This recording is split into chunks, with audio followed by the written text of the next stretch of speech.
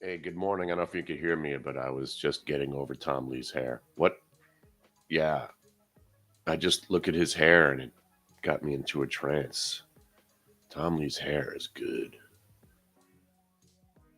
I just want to run through it and talk about being long.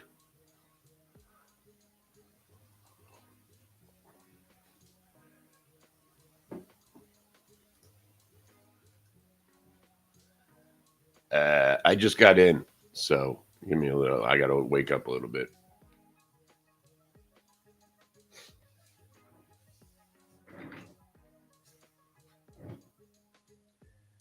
Let's go see what the boys are doing. Lithuania making new all-time highs. Not interested. Not interested at all. No. Prague making new 16-year highs. Not interested. Nope. Is Kenny here? I am. I don't think we have Kenny on today, or is Kenny taking an extended holiday leave? New Zealand, new multi-year highs, by the way. New Zealand. Clearly, Brussels pushing up against new all-time highs as well. Let's go to Kenny for a quick hit on what's moving this morning, what we're trading, and then we'll go to Mr. Mike Zaccardi. What a day! What a day! Back in the morning show. Wow. Let's bring him on. Bring on Kenny. Oh, we're getting right into it, are we?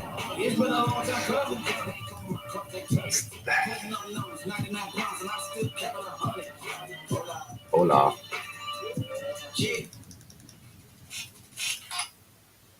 Kenny Glick in the house. How was the lasagna, my friend? That was a long time ago. What's going on? I've been to 2 back-to-back fish shows, so I'm still feeling the groove right now. How many fish shows have you been to? Not as many dead shows, but I went to back-to-back. I haven't gone to back-to-back concerts in a while. I usually skip a night. Me and my boy went to back-to-back fish shows. We just got back. Just got back a little while ago. Where? MSG. Oh, nice. Yeah, good times. They put on a great show. If you've never been to Fish Show, the best thing about Fish, you don't have to know one song. These guys are so tight as musicians. They just rip it for like 3.5 hours. It is just a party. And did they play the same set both days? No, different set every show. They never play the same set. That's what attracts everybody to go see Fish shows more than once. Wow. Yeah, 50 years of playing the Dead, they never played the same set twice. So it's just they're always varieties and always different. There's combination songs that they do play historically, but no, always a different set. So much fun. Good times. Good insight there. Mr. Kenny Glick, so here we are. It is December the 30th of 2024. Yeah. And, we've had, we're in low liquidity markets. Rest in peace, Mr. Jimmy Carter. Looks like we're going to have a market closing on January the 9th. That's what it looks like. So it's a week from Thursday. Oh, wow. They actually closed the market. Incredible. They do every time a president passes, they do that. Yeah, I read that. I didn't remember that. That's nice. Well, it doesn't happen that often. So who's the last one? Bush? I guess, yeah. Big Daddy Bush. Yeah, it was I remember it was right after the New Year's. This time they're extending it a little bit more. But nevertheless, so this time of the year, like how are you thinking about things? Are you taking advantage of the low liquidity? Are you doing less because of the low liquidity? Like, are you looking for more opportunities? Are you trying to be more patient? How do you think about this time? Well, I tell you, I thought Thursday was going to be boring. It was one of the best trading days of the year. Friday was a little bewildering, I guess, because we don't really see that kind of selling. But we kind of sat around, teaching people what to look for, how to pick some bottoms. We were talking to Andy Dufresne most of the day. Me and Solid just did more or less an 8-hour symposium about trading. So again, the idea was when there's not much to do, you got to take a step back. It's always okay. As a day trader, some people forget that. It is a raging casino, and you kind of want, if you're sitting here, you want to put some action on. Sometimes you just got to have somebody to swat your hand away from the buttons. And Friday was kind of like a lazy day, but we found opportunities. So same kind of thing today. I'm kind of shocked at the market being down this much. We don't see it too much. Not since 2018, I think, we had a little bloodbath Christmas holiday season. So I'm coming in, look, I'll show you some charts. We're right back to where we were. Um, on the Qs, I'm going right to the Qs because those are my faves. I don't know if the charts are up. Let me just see if I got them up for you. Bang bang. Hang on a second. Boof. So yeah, we're coming like full circle. We're right back down to these levels from just a couple of days ago. So if this gives way, we got, maybe we do get a little bit more selling at the open. But if we get down at 512.50 on the Qs, I'm gonna look to put up a stand. But really the correlation, my friends, if you guys gonna be sitting around trading today, just watch the UVXY. It's the biggest tell there is. So now that we're trending up again, if we're above 22, you're not gonna want to buy today.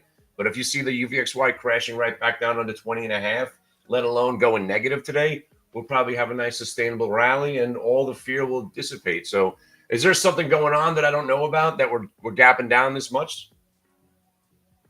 The usual Federal Reserve, tariffs, the Trump, China, Israel. I mean, Oh, same stuff. So yeah, so the nothing. usual. So there's nothing to worry about, right? Yeah. War in the Middle East, like if that's something that never happens. Yeah. Well, you know what it is? I'm actually going to look at some of the quantum stocks that did run out of steam on Friday. They are really been trading independently from the overall market. It's kind of like the Qs were weak.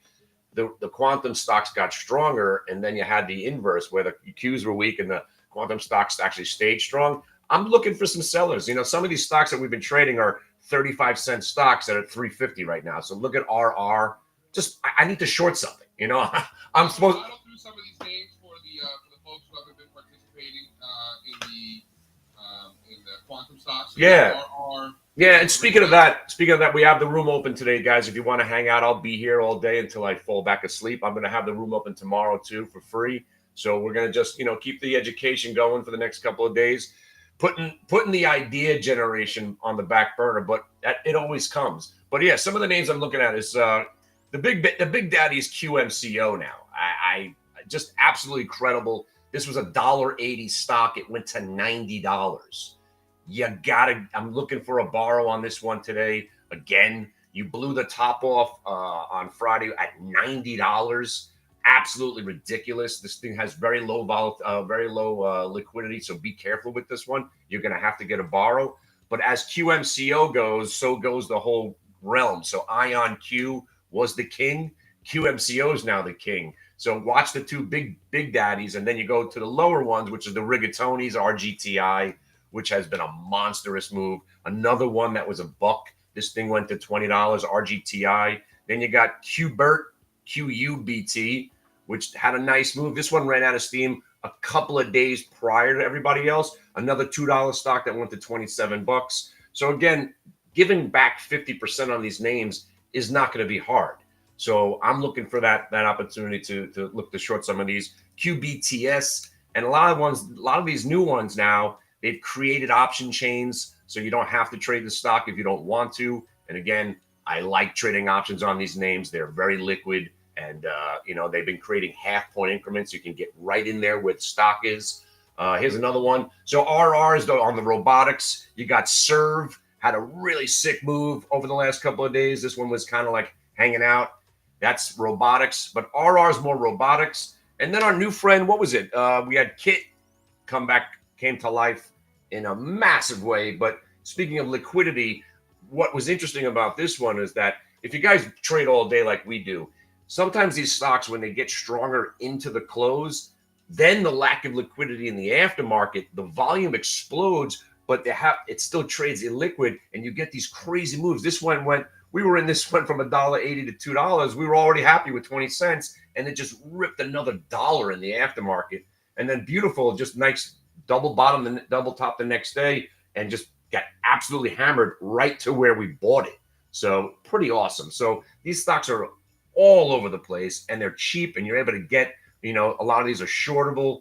So a lot of fun still out there. That's the list right there. But I'm going to stick with the Qs because, Bloodbath opens. Usually you'll get some more selling at the open, and then we look for a buy. So I'm still mildly bullish on the day. It's strange to hear me keep saying that, but we're going to have some discussions about what we expect next year. But I think it's all about the banks. So we're going to be right into earnings season on June 14th, and what month is it? January 14th, and we'll be just staying independent to each stock. So But today, I'm looking to buy. You know, like I said, big red open. I find it. I'm fascinated that you don't give a shit that it's December 30th. No. I think that's great. I was really curious to see what you would be thinking if, like, you're kind of changing your strategy, maybe pulling back a little bit. You don't give a damn at all. No.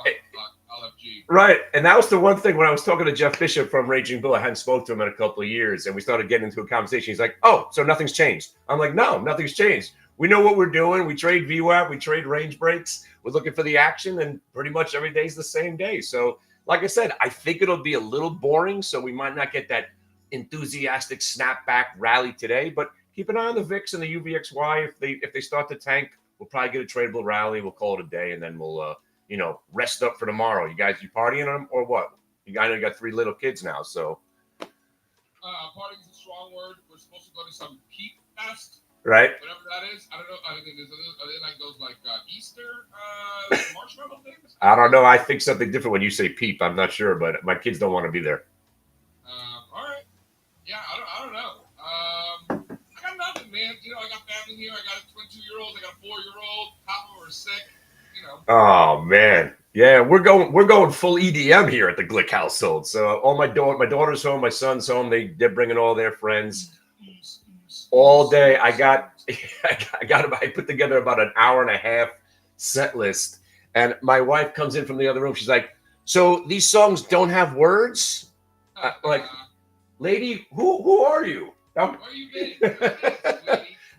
So she'll be in the other room probably just hanging with her friends, but we're going to be going crazy on the dance floor at the Glick house. Hey, if you're in Marlboro, stop by. Open house, baby. Let's go. All the tequila and house music you could take. Tell folks once again, if you guys want to drop the link. I know that Mr. Kenny Glick is hosting everybody these days. So anybody who wants to see the magic in real time throughout the day, is there a link? Do they email Spencer? What is the protocol here? Yeah, drop the link. I think if you drop the link in the room, it'll get you free access to the website for the next 48 hours. And then if you're nice, we'll even let you in another day. But just drop the link or email. Yeah, get Spencer to do some work here this morning. So if you guys don't have access to the room, just use that link. I will drop the link in chat in a moment. All right, my friends. See, Kenny. John Facenda of Technical Analysis here, Mr. Spencer Israel. All right, boys and girls, you guys have fun. I'll be in the room, so get your steroids. We'll probably be here all day like we always are. Love it. All right, guys. Happy New Year if I don't see you, and be safe. Later, bro. And stuff. All right. So what did you think about that? Shiza, are you surprised that he doesn't care what day of the year it is? No. I was a little surprised. Huh? Trying to figure out my lighting again. I will say about Kenny that my dad has been dropping into the room and he's giving away the free room access and really enjoying himself. Look at that, Mr. Straza. Mr. Straza. Stocks and shorting the UVXY with Mr. Kenny Glick. Just reiterating how much cooler your dad is. Yeah, he's having a great time in Kenny's room. As Straza takes a bite of his bacon. Saw that? Unbelievable, Straza. You really can't even wait. Like, you're that much of a fat kid that you can't even. I didn't mean 9 to. o'clock and he's eating like he hasn't eaten in a month. I gotta move it away from me. It was like, what do you call that? I didn't mean to. It just happened. I just grabbed the bacon. Oh yeah, I have no control over my bodily functions. The bacon is there, it just goes into my mouth. You gotta eat it before it gets cold. Who wants cold bacon? Anyway, I went on the recommendation of the one Spencer Israel. I stopped at a Pit Beef situation in Baltimore. Yeah. Driving around. What was it called, Spencer? Chaps? Chaps. That's the famous spot. Yep, Chaps. That picture. We'll show up for reset. Yeah, Steve, how was it? How was it? It was excellent. I wasn't blown away, best barbecue ever, but it was super cool about how it was featured in The Wire season 2. I didn't know that. Was it? It was just a super cool joint. I got the sandwich, the pit beef, dude, so much meat in there. It's absolutely insane. I was driving. I almost fell asleep while I was driving home after eating that sandwich. Rose had the ribs. It was awesome. That was a great recommendation. Thank you, Spencer. You're welcome. All right, Mike Zicardi. We got Mike in the house. Mr. Straza. Mr. Straza to you. Holy shit, my voice is deep. Yes. No joke, I just got back at like 2:30 in the morning. That was a long ride home. Hey, there's a stock that's back, and it's all about solid. It's solid on. Solidian or solid on. It has the word solid in it. Let's buy it. But look, there's a VWAP break if it gets over that price again. I remember this stock. So what's up? You guys ready to hang all day?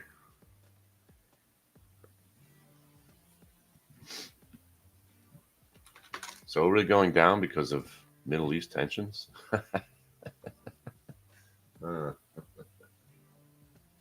Middle East tensions. This is actually shaping up to be a pretty bad month.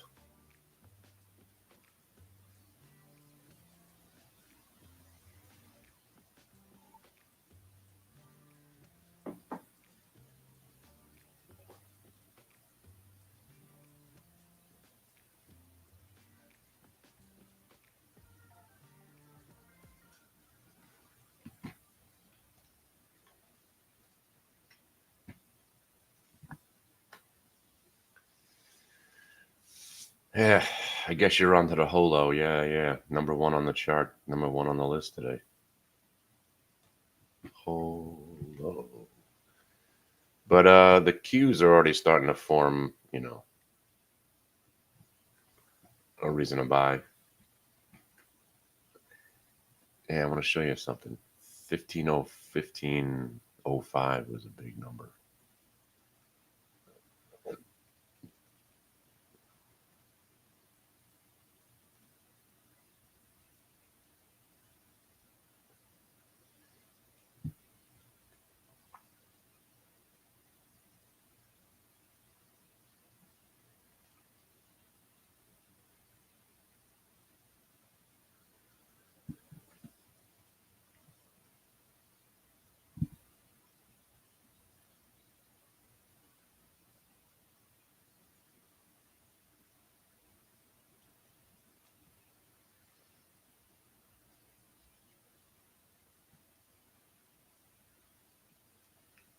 $15.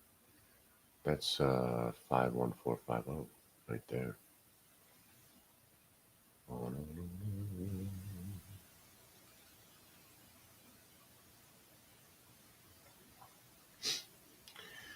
Well, anyway, the reason we're down is irrelevant, but the idea is that we probably won't be staying down.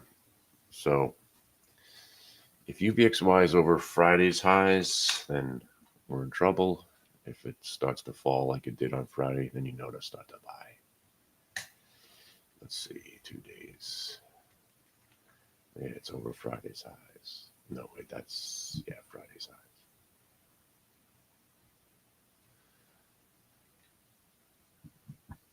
So if you could get shorts on any of those stocks I was talking about, I want to short them all now.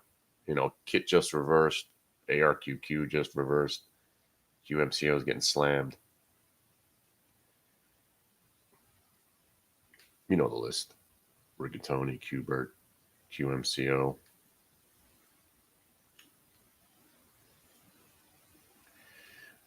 That, my friend, is a 2-day VWAP. So I have my chart set where as many days as I grab, it tells you I'm a fan of the 1 minute, 1 day. So right here, red lines are basically just prices from the last couple of weeks where we've made some pivots just to keep an eye on those. But the real main thing here is the blue line where we broke down from, where we just tried to rally to. When UVXY starts to fall, the Qs will break this level, get back over the blue. And if we do trend, we generally go from blue back to the orange.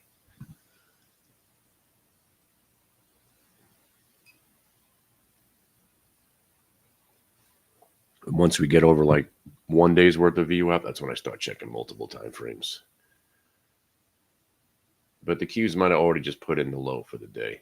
But I'm not buying anything yet. I like to see if there's a. Sometimes when we're gap down like this, they want to bloodbath it right at the open. The good days with between 9:30 and 9:45, they get all the sellers out of the way in the first 15 minutes. We catch a little V bottom, then it forms a base, kind of like what it's doing right here. You got a little new low, came right back, and now you're forming this upper range. If you can get out of here, that starts the rally. I'm anticipating it to break because there's some weak levels here. If you go back to 10 days or go back to 15 days on an hourly, you can see it better.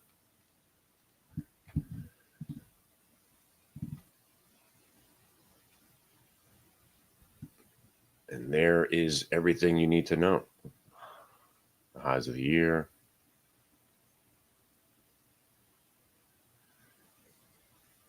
The Fed move. The next day's gap down. Here's where we started buying around 510.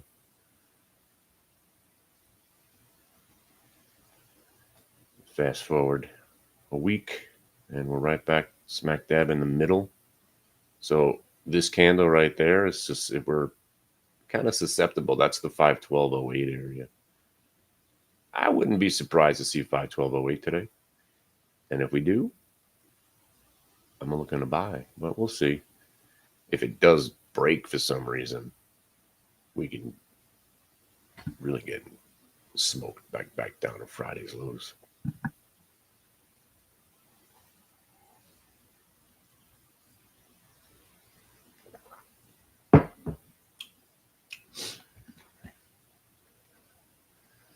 But here's another one. Some of the weird ones this morning. Ints. You guys obviously know Holo already. Octomom.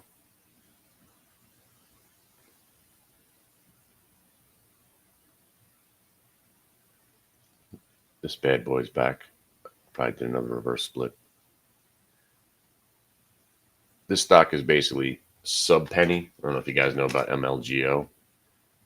I don't know. They just spring it to life every couple of weeks or a couple of months. Yeah. Funny looking chart because it's all split adjusted. I think they actually had another split in there recently.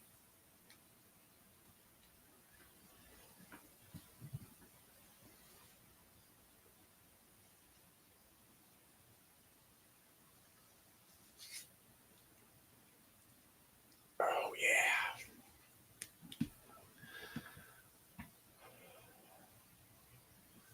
So a lot of the stocks I was talking about, they're all giving way right now. PRZO. Here's UMAC. There's the kit.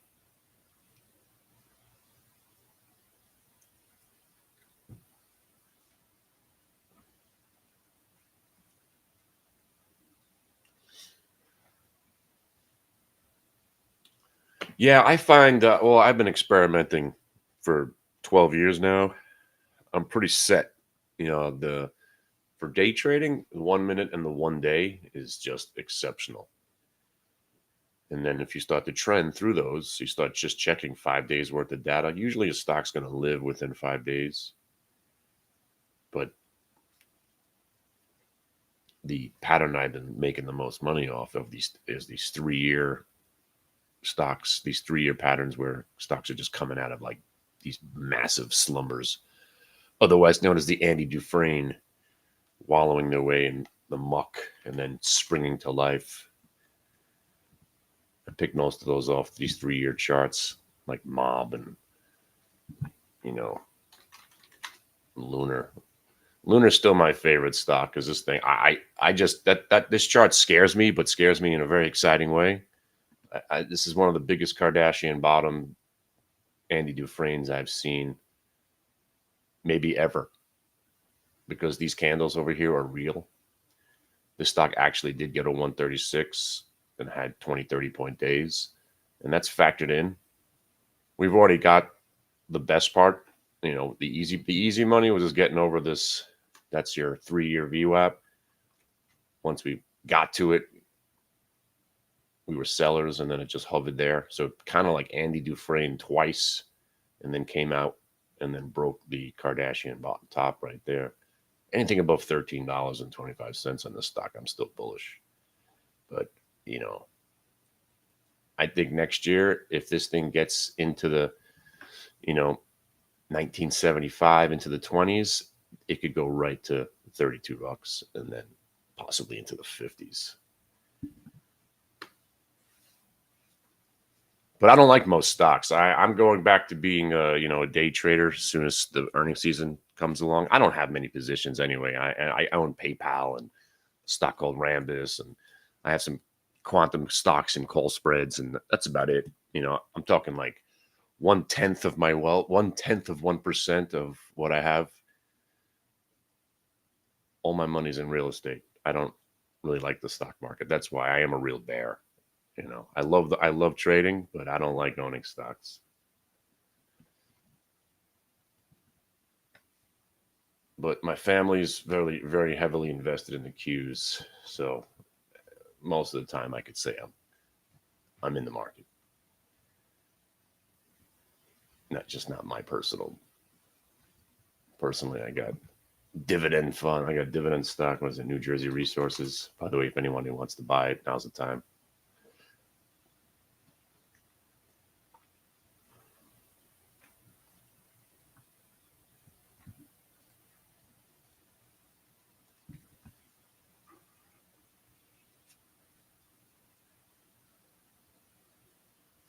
What's up, Basher?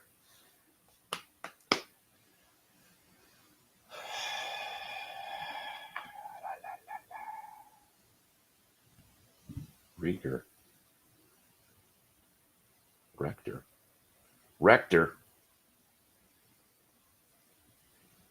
Oh my God, FFIE. It's like some of the forgotten dog shit names are moving today. Oh my God, Supercom. No. Supercom's back. Stop it. Oh no.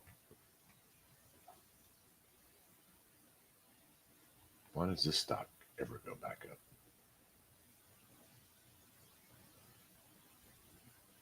Uh-huh.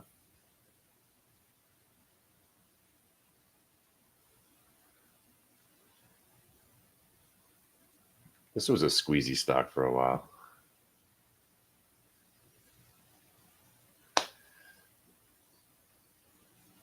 I don't know. I'm going to watch the Qs.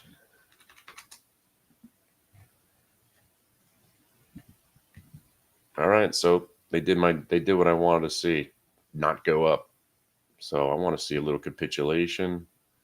If we break the 514.38, go to 512, come back above 514.38, and that usually the trigger.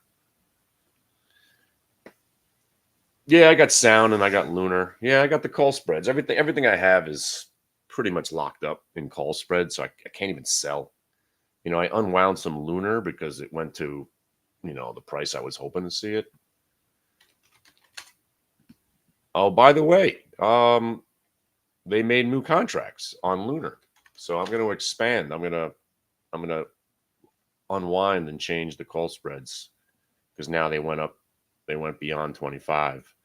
They've got 30s, and you know they went to 38, just like sound. I'm going to readjust those soon.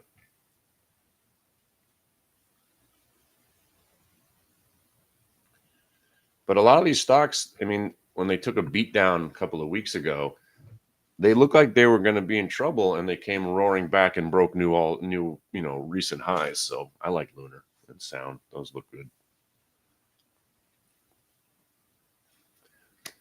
But as a real bear, as soon as something starts to go against me, I dump them because I don't really like owning stocks. But when I do own, I usually trade them. You know, so if I own, I don't really trade Rambus because it's kind of illiquid, but you know, PayPal, the quantum stocks. So my problem my whole career would be when I did own stocks and I would sell them and they would go up, I would never buy them back. So I was like, you know what? Instead of me selling them, let me just short them in another account when they're weak. and then I'll just own the stock in another account. That's why I'm actively shorting rigatoni and qubits, sort of like protecting my investment, even though it's not significant. I think I got, what do I got, 10 calls and maybe some of these. That's about it. I'm looking forward to the hearing what these companies actually have. At the end of these companies ain't going to make any money. Earnings season is going to be great. I can't wait. Especially if the market's a little bit volatile going into earnings season, then the gaps are susceptible. When they gap the banks up, we look to short them.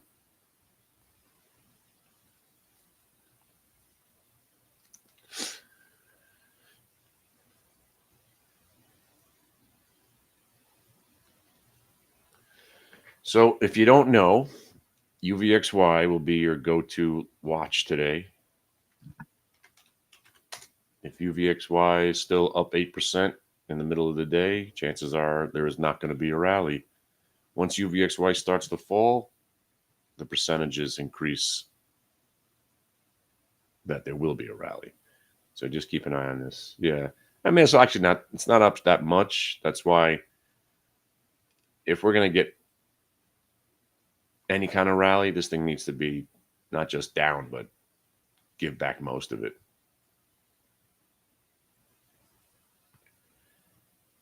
That's why I'll be slowly sipping coffee at the open and wait to see how this all plays out. I'm not even thinking about trading the first 15 minutes today. I just want to see how the options open up, and hopefully the market tanks at the open and we get a chance to buy the dip. But you're seeing already Lunar, right? There you go. It's already showing you a reason to buy. So this is the faux show, bro.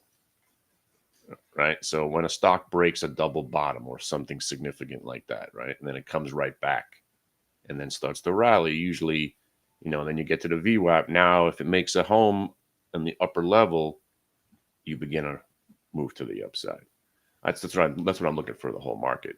Break the new low, come back, stage a comeback, consolidate, and then we'll find a nice tradable moment. Today's what's today? Monday?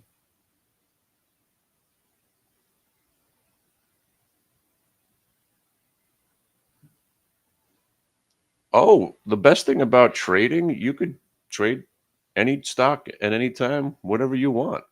See, the illusion of, somebody finding ideas that are going to work better than others.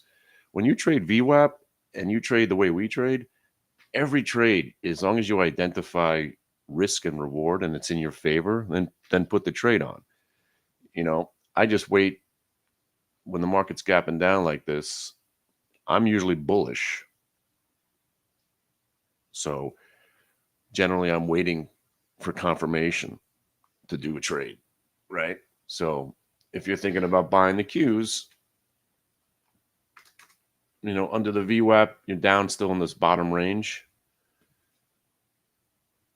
If it starts to rally without me, so be it. But I want to see what happens at the open before jumping in. We got 10 seconds. I'll be right back.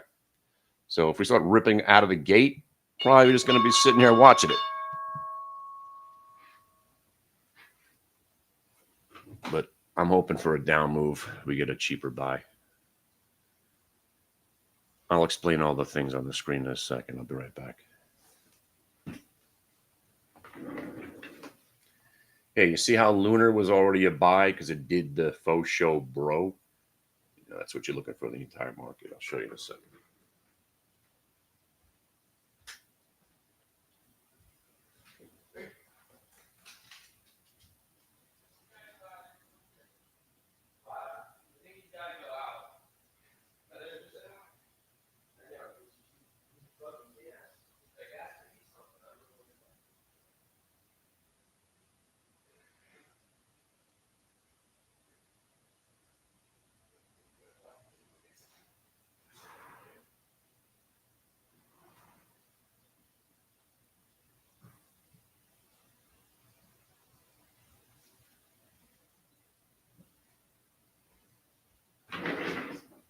All right. Look at me. I'm a genius, right? All right. So more importantly, what you're seeing on the screen, right, is stocks. The Qs are on the main screen, right? They are going down. But see the bottom tickers? Those are all the stocks that we trade mostly. And they're all doing the thing that you want to see. They're gap down. They broke new lows and they came back. So my friends who bought Lunar already know that this stock rocks. And every time it's red, the buyers show up, right? So when are the buyers going to show up? When's that confirmation of buying? Blue line breaks. So as I was just explaining to my new friend here, when they break a low and then they come right back, then they break VWAP, 9 times out of 10, you're going higher. So as a day trader, your day's over already, right? You just came to work for 1 minute and 58 seconds and you said, all right, I'm going to see what this Lunar is going to do. Trade it every day. Oh, look, Lunar. It's red this morning with the rest of the market. Oh, look, it broke the low of the day and it came back and now it's breaking VWAP. What do? Buy it. You buy 1,000 shares at 1785. Next thing you know, it goes to 1850, and that's what we call a day's pay. And now you could shut the computer off and go prepare to dance your ass off with your daughter and her friends. And you see how it's going to the orange line, blue line to orange line, because the market's rigged. So right now, if Lunar was the trade that you chose to go with, you already made a day's pay. That's your blue line to orange line. So that's the faux show, bro. 1 minute to the multi-day VWAP trade, and it works really well, especially on stocks that are being accumulated like the stocks that I own, all these quantum names and all that stuff. So again, as a day trader, no one's getting rich as a day trader. You're just trying to make a day's pay. And, there it is. Blue line to orange line on Lunar. If you did it, congratulations. Have a nice day. My name's Kenny Glick, and VWAP is the way. So, I mean, it's usually not that easy, my friend, but when it is that easy, isn't it fantastic? And now you sell and you put a stop at, like, let's say the prior candle, and you say, all right, take care. I'm out. Incredible, right? Good choice. All right, so now look at what the Qs are doing. The Qs are doing what I thought they would do. And by the way, if you did buy the Lunar, blue line or orange line, you're a winner. And then you put your stop right at prior low candles. So I would have been stopped out of this position already, and I'd be done. Too bad I didn't hit the button. So now it would be out. And now if it breaks back below the VWAP, the shorters say, hey, the longs had their moment. Now let's short the shit out of this thing, and maybe it rolls back over like SOUN right now. Look at this. So what you're seeing here, right on this one chart, is what I call the rigging of the market, blue line to orange line. So when the market does rally or stock does rally, gets through today's VWAP, it tends to gravitate to prior day VWAP because that's how it's built. That's how the market's rigged now. So you know where to be buying and you know where to be selling. And there's not too much. There is more to know about trading other than where to buy, where to sell. And like I said, it's not always this amazingly easy. Sometimes you get some chop in between, but so far so good. But more importantly, the Qs, like I said, do not buy them. We are in a realm where you don't want to be. A market that's going down in December is scary to everybody. It's confusing. Even the algorithms don't know what's going on.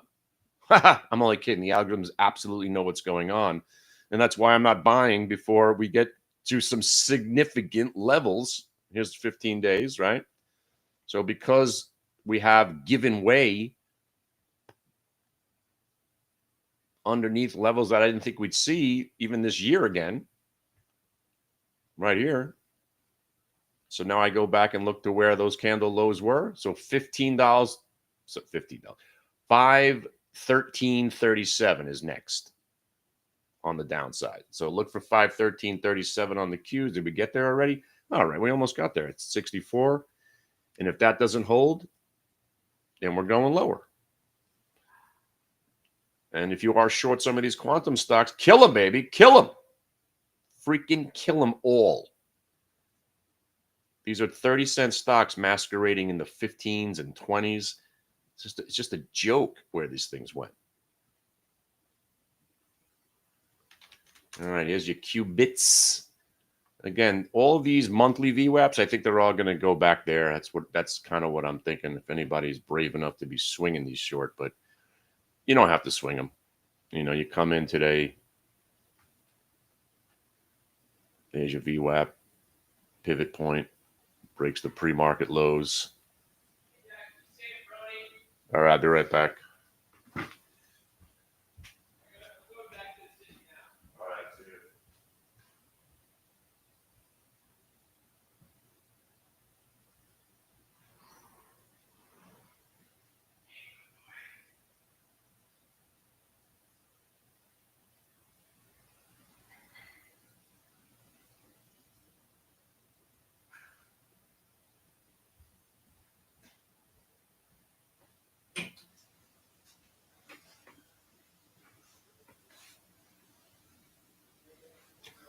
No, it wasn't pre-market.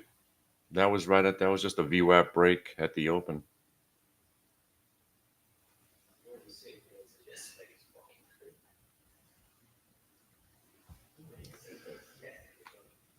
So, like I said, look for a bloodbath at the open. UVXY is above 22 now. And now we were 30 cents away from where I thought we would find some buyers. I'm not saying that's the low of the day, but you're seeing some buyers showing up. UVXY still above 22. But more importantly, if anybody's shorting the quantum stocks, remember, be careful.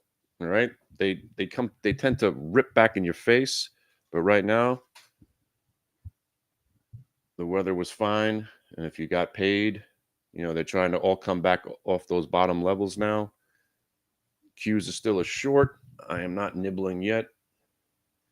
So if you are just joining us, let me tell you what's going on right here. This right ticker that's screaming red, that's my scanner that's just scanning my favorite, let's call them 1,500 stocks, right? Gives me an overall breadth of the market. Also tells you if there's a sell program and a buy program going on. The speed of the ticker itself. You see where the money's coming in right now? You see which stocks are green? Those are all QQQ stocks. Look how the Qs are turning. Now you see how the buying is starting to come in. Look how quickly UVXY starts to fall and the buyers are showing up.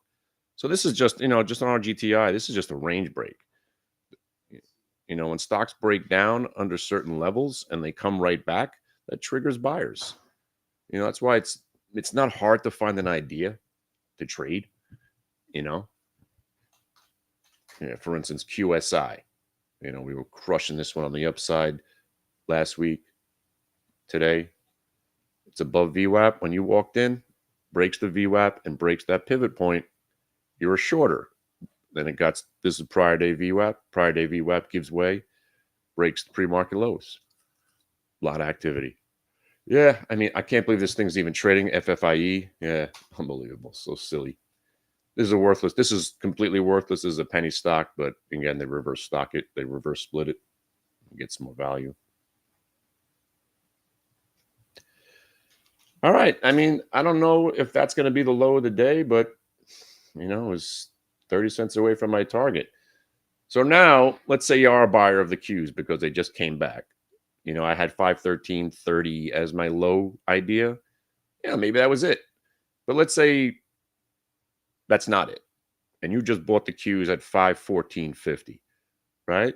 The idea is you're going to retrace back to the VWAP and maybe rally. But if you're wrong, you just have the low of the day to be worried about. Every trade, as long as you could identify what you're doing, where's my risk, what's my reward? The reward, if the Qs make a turn right here and make a run for the blue line, which is the VWAP, that's another $1 to the upside. But if you break here, usually go ripping into pre-market highs. All that for $1 entry. Again, I'm personally not buying right now because I like seeing double bottoms. So far, we only hit it once. I want to see it hit again. See if the buyers are truly down there. But you see, Nvidia's getting some buying already. Here goes Amazon. Here's your friend Rubrik from last week. So what's down here? These are the quantum stocks. These are some of the recent names that we've been trading, just to keep an eye on them.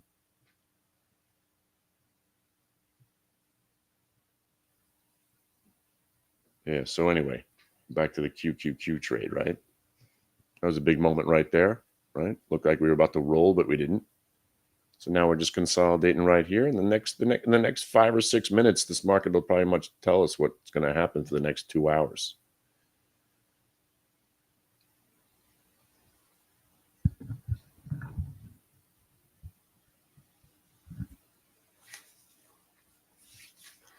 Just want to make it perfectly clear. I am not buying. So, here we go. Let's see if we get that test. I think if it breaks, we got the 512.08 underneath there.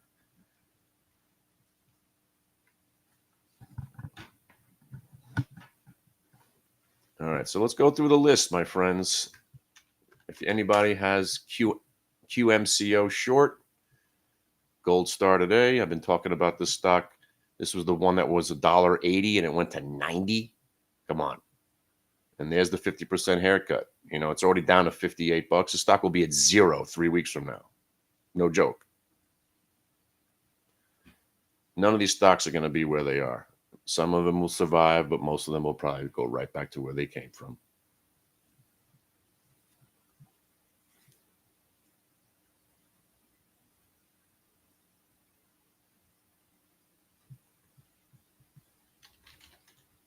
Here's your holo.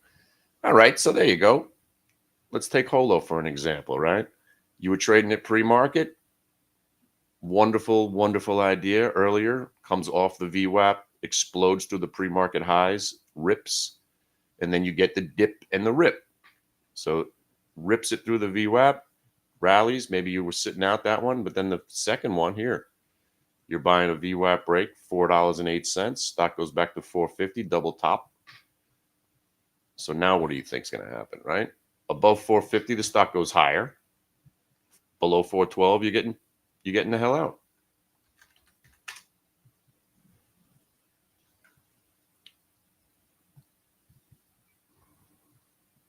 And if you're thinking about buying it, so let's say you want to buy it, right? If you're buying it right here, let's say you're buying it right here because it's above VWAP, it looks like it's going to break, right? You don't know. But what you do know is that your risk is completely defined. Buy it and find out, as we have on a t-shirt, right? So if you're buying, let's say 425, now that you just tested VWAP right before your very eyes, let's say you got 1,000 shares, you throw 400 stop at 410.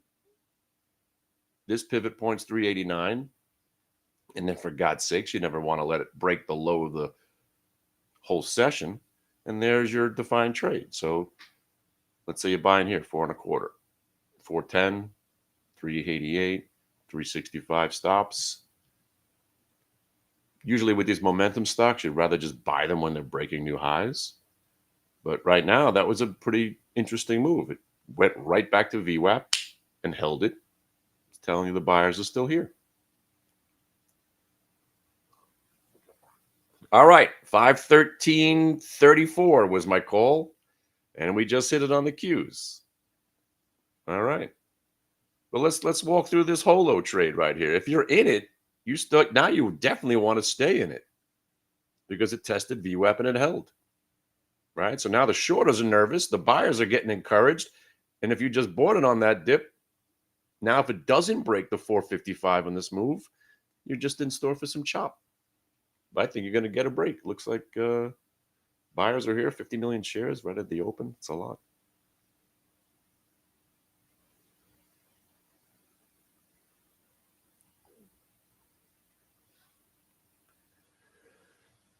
All right, first thing you should be impressed about is that I told you where the Qs were going. I told you not to buy the open, and we got to where we were going to go, right? Boom.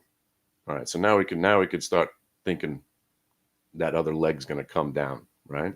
But more importantly, holo, if you're in it, right? If let's say you bought some at 520, and it rips right back to 540. As a day trader, you take something off the table on a $4 stock going up 20 cents. And then you put a stop on what you got left and you hope for the best. As long as it doesn't violate your price, you stay in it.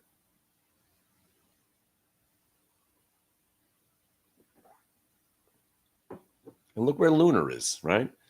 That was a great trade on Lunar. And now it's over. That's how quickly it happens.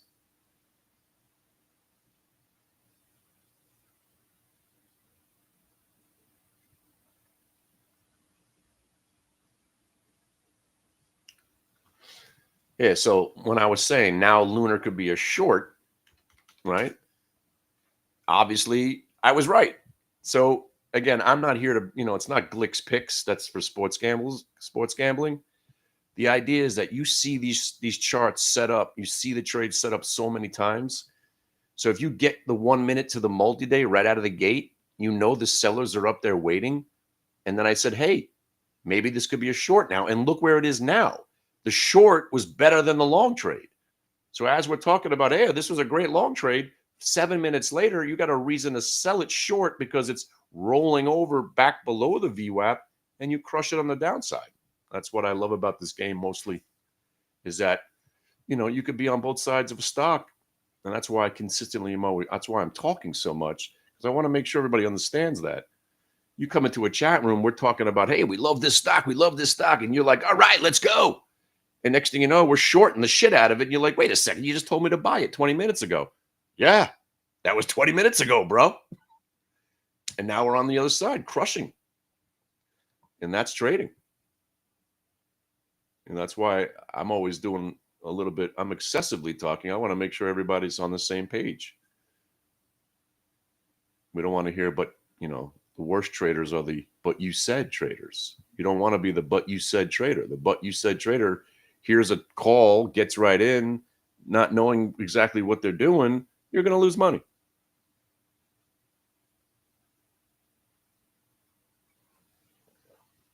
Because look how beautiful this trade was. I mean, it was a long trade for a day, for a day maker, and then the short was pretty awesome as well.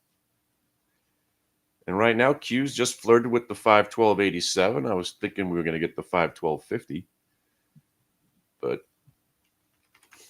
still stalking. UVXY above 22, not really excited about buying. But go back and check on some of these qubits, right? The shorts are still on. QUBT, QMCO. So your job is to more or less keep scrolling through the charts, go through the stocks that you like to trade. And then when they start to set up the charts, the patterns start to form underneath the VWAP, especially if you're looking to buy something. A lot of people heard VWAP, you don't want to be long stocks underneath the VWAP. Sure you do. You just don't want to be long while they're breaking below it. It's a big difference. For instance, if you're long something here, like Lunar, right? And it breaks back below the VWAP, you don't want to be buying it. I mean, you don't want to be in it anymore. But down here below the VWAP, as it's starting to find some love, yeah, you're thinking about buying it, because that's how you define your risk. And now let's say the VWAP comes down to this area where it kind of failed before. You get a range break and a VWAP break, and that's usually a better trade setup.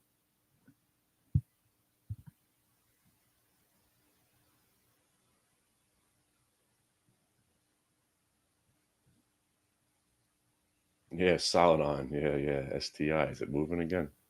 That's solid stock.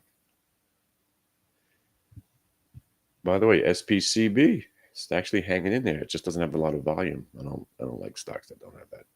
I only have 300,000.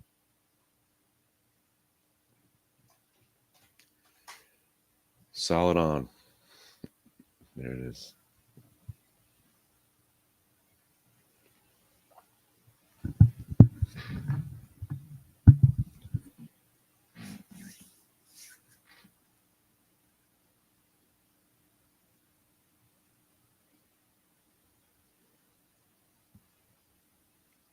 So if anybody's short still, right, like those quantum stocks, I'm sure you've taken something off the table, right? Speaking of Lunar, right? Next thing you know, it does start to bounce. I mean, most of these stocks are still good. I think some of them just have a lot of room to fall. Lunar's in a different realm than the quantum realm.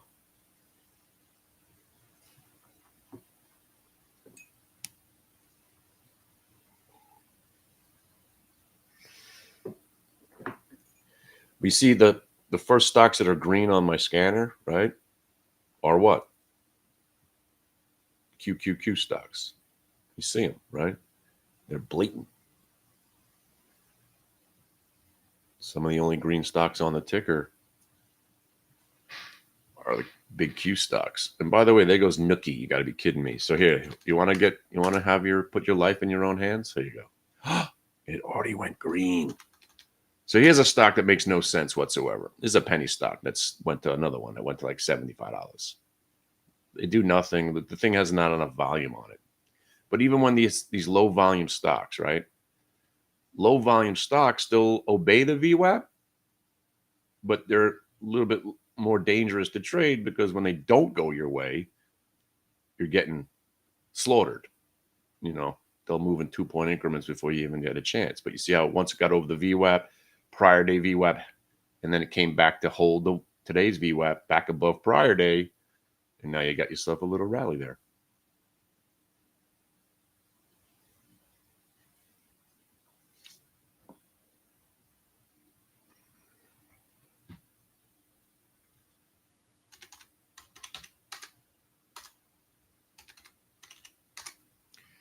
Now, that's something I could get behind. There you go.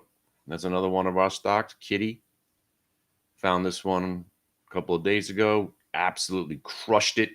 I mean, we got this thing. I was selling in the threes. And now I crushed it all the way back down to where we bought it. That's what I like. So, hang on a second. Here's 2 days worth. So again, just like the lunar trade, you position yourself by going through the list of stocks that I give every morning. And then if you see a capitulation and then a comeback and then you break VWAP, buy it. Dip and rip, or the check mark.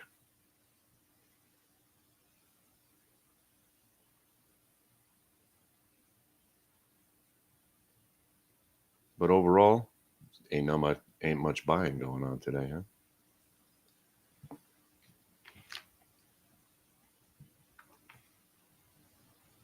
Yeah, let me put Kid up there for you for a second.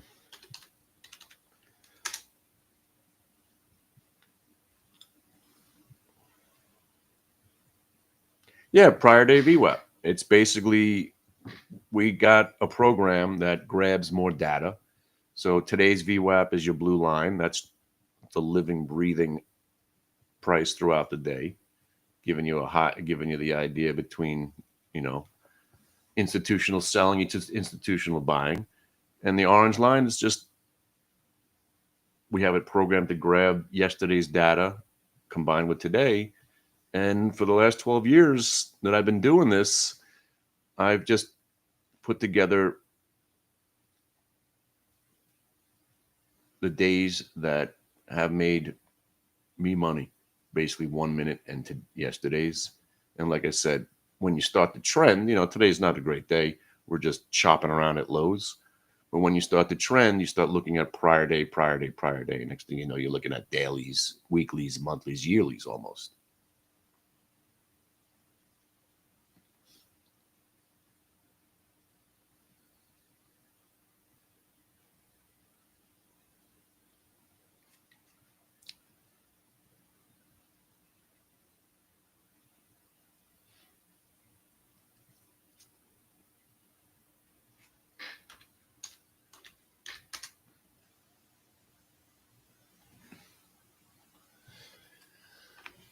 All right, let's go back to the notorious SOUN, right? Why? Because this stock tends to bounce. All right, so now that it got smoked, right, through the VWAP, pre-market lows, consolidation broke down, right? So now you finally got a little capitulation and you got some ranges, right? So now I could start buying this right here with limited risk. I'm in. Oop, I'm not in. I tried to buy it. I didn't get any.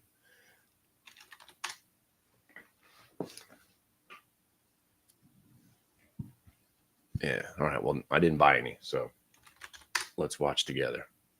So I just tried to buy it at 2140. Why? Because as soon as I pulled up the chart, I see it just had a little capitulation starting to break. So you see how it just broke above that little double 2140? I went to buy 8,000 shares and I didn't get any. And now if I would have got it, I'd be up a couple $100 already. But you see, just keep an eye on the scanner. It's the big guys that are starting to see some love. Those are the QQQ big ones. NVIDIA's already green. So then you go check on the SOX, SOXL. By the way, I haven't really done any trades yet. I'm not feeling it. I'm still stalking the Qs for a long. And sometimes it takes 3 or 4 hours for the market to really just wash everybody out. It took 4 bottoms.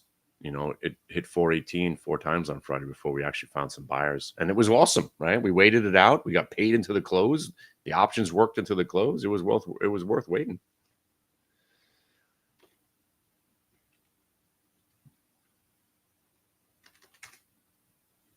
Nice. There you go, right? Just going through charts, right? Capitulation on RR. I was looking to short it. Couldn't short it. Capitulation. Consolidation under the VWAP. Breaks the VWAP. Buy it. That would have been sweet. And now look where you're finding some sellers, right? Blue line to orange line. You find some sellers, but you don't sell at all because once you get over the orange line, usually it starts to trend even more so. And now you're looking for it to recapture pre-market highs. Nice trade. Nice. And again, $2 stock going up 30 cents. That's day trading, baby.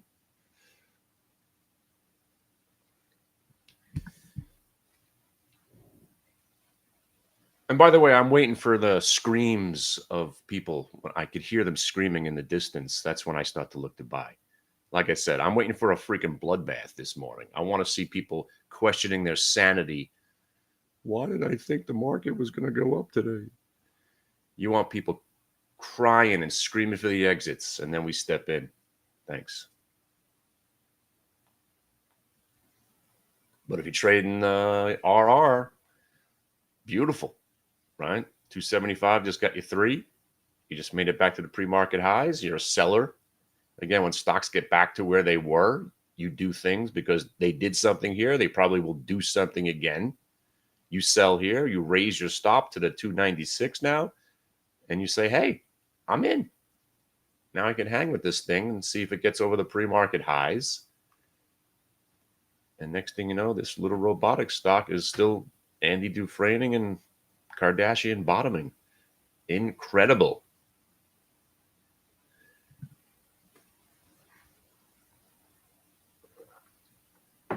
Oh yeah, man. We trade options Thursdays and Fridays. Usually I'm looking at QQQ options. I don't actually trade the Qs. When I do trade the Qs, I usually trade a couple hundred shares, but I usually buy QQQ options because they're dailies. I love it. You get so I'm looking at probably 515s later, assuming we do get the bounce. Right now it doesn't feel like it. That's kind of what I was anticipating. Nothing is more scary than a sell-off when you don't expect it. I'm telling you. That's why I'm looking. That's why I didn't want to buy the open. Normally I buy the open on gap downs because we usually see buyers show up right at the open. This is why I didn't do it today. Because when things are different, you got to act differently. UVXY is massively green. At the end of December, something's broken, because we usually go up today. This is notoriously a bullish day. Tomorrow's notoriously bullish. Slow, but bullish. So you see UVXY up 250, you better be thinking, I'm staying short, and I'm definitely not buying right now, right? So we're headed down to those levels. So there's the 512.08, right? Talked about this level. Here we are. Now, when this gives way, come on. Now we're going 510.62. So now we're in this candle, but we're going to contend with the low here. So now we're in here, this monstrous day. So we're in this big candle. There's no reason for it to go searching for a prior low in between, which is 510.62. So what I do is I look for candles that we touched because the market just likes going back to the same exact prices. And you see it, there's really nothing in between here and here. 511.40, Eric says, and he must know because he's pretty hip.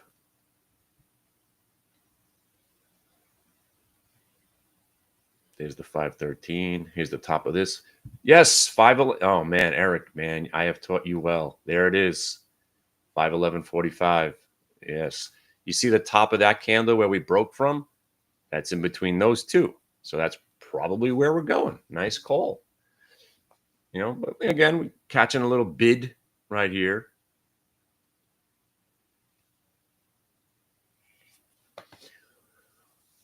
Yeah, I know a little bit about everything. I was an options principal. That was my first passion. I love options. Learned everything about them. There wasn't much to know back in the day. They were illiquid and dead. And that might have been just the, by the way, off by 40 cents. That was close. Now, is that the low of the day? Probably not. But talk about getting close. Again, even when the market's getting smacked, it's really hard to stay short because these rips in your face, if you're using, you know, relatively tight stops, they're getting you every time.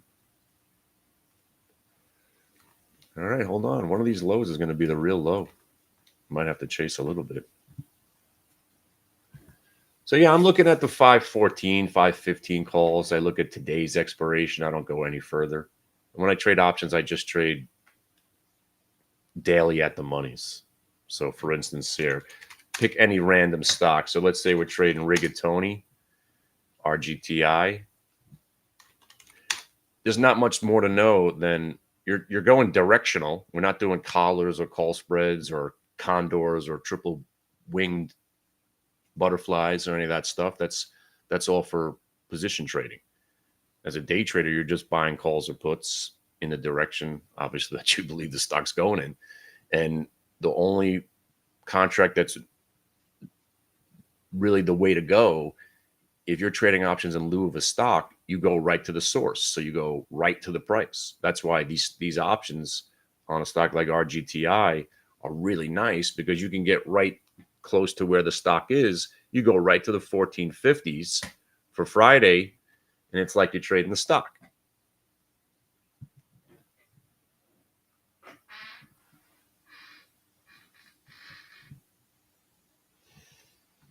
All right, so you see RCAT going green. If RCAT's going green, you start looking at PRZO. You start looking at UMAC, right? Because these are all the drone stocks. They all kind of move together. RCAT's a drone.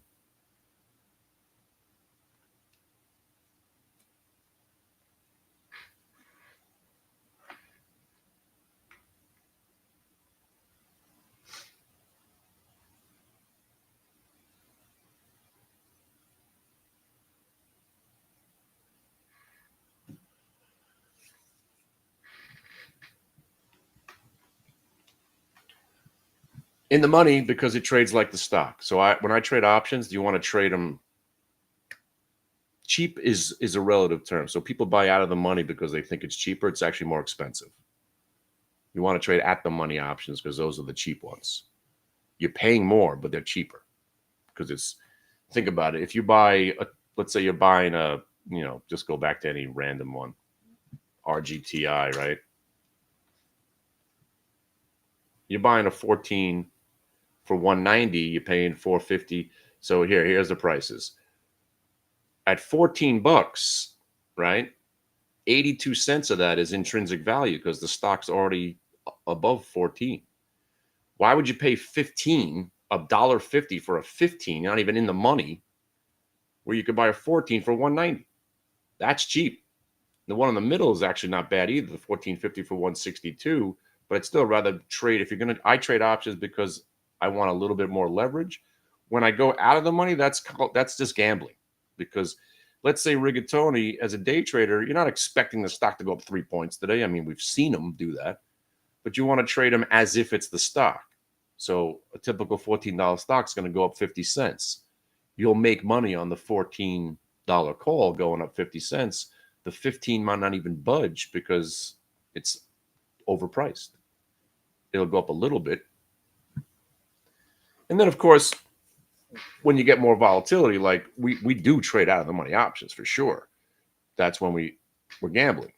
But if you're just going to trade the stock, for instance, when earnings season comes along and JP Morgan's gapped up, I immediately buy puts on it at the open out of the money, hoping it collapses. I play the fades. But the main trade is I go at the money, and then I'll sprinkle in some lotto plays. Those are the ones out of the money.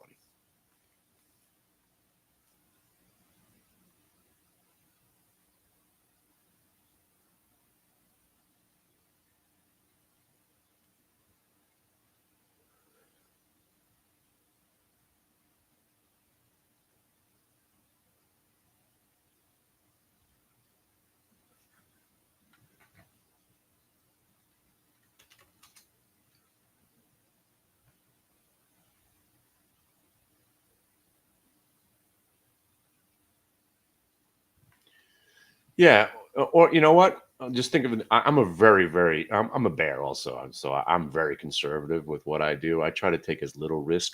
I trade where it's almost impossible to make money. I trade with. I try where there's very minimum risk for medium to large rewards. So I could be wrong all day and survive because I'm taking very small risks, very tight stops. And I'm really, really good at just saying, you know what, this isn't working. I'm out because I know there's going to be another trade. So like today, I haven't done anything yet because I'm not feeling it, right? I'm still waiting for the cues to give me a reason to buy. UVXY is telling me to take it easy. Lunar pop and drop. I should have played that. Missed it. These quantum stocks really never gave us a great entry on the shorts. And here we are, in this little RR. I'm never worried about trading. I don't have the fear of missing out. That's one thing. It takes a long time to get over. The fear of missing out, FOMO will get you every time.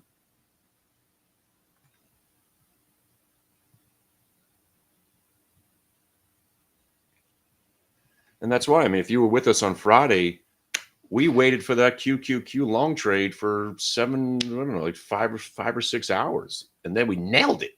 The 520s were, I think Solid got them for 20 cents or whatever it was. They wound up going $1.20 into the close. It was a 6-bagger.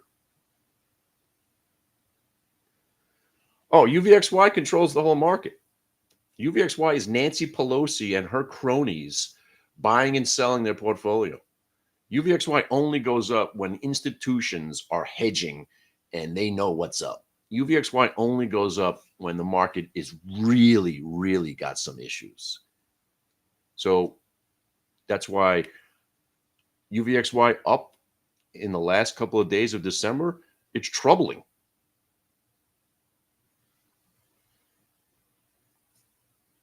Not for us, because I'm looking at it as, again, I'm just waiting to buy something today. It's not like I'm getting crushed on anything right now. And inevitably, wait till you see how much fun it is when UVXY really comes to life, when there's real volatility in the market and everybody's freaking out. And UVXY went to $30 2 weeks ago.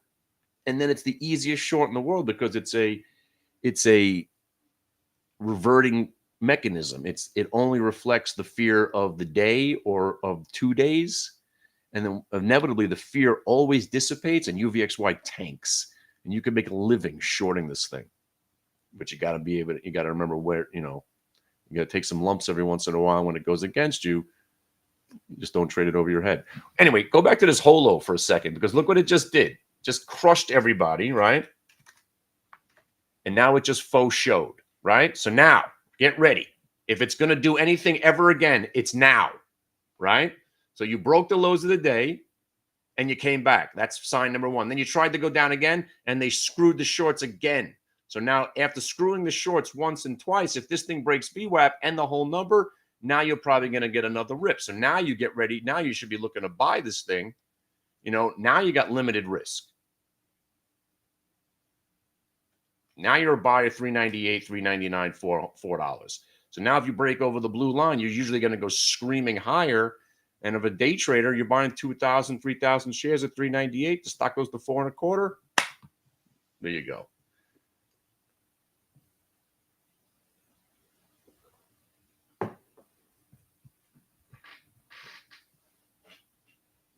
Let's see if you guys can get paid on this thing.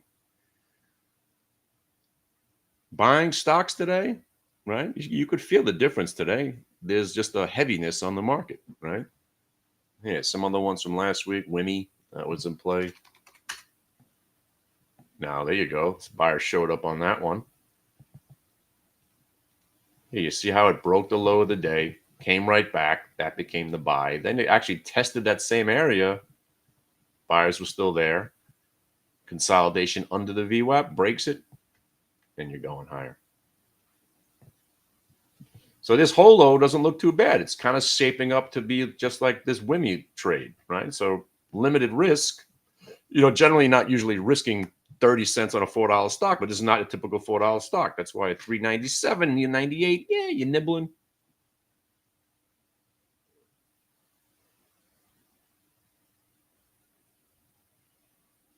And you see how the trades just find you, right? See that? Now, if you bought at 398, a couple of thousand shares, there you go. Now you got $250. Like I said, nobody's getting rich as a day trader. If you do 3 trades a day where you made 250 and you did 750 a day, you're doing 750 a day. I mean, let alone 750 again, that's some people's dream. I got my kid and my nephew now trading. I just want my nephew to make $100. Some low risk trades, some small volume. You make $100, you can make 200. If you can make 200 consistently, then next thing you know, you're making 300, and then that ain't bad. At $300 a day, you're making like 80 grand a year. And remember, you're only working an hour or two a day.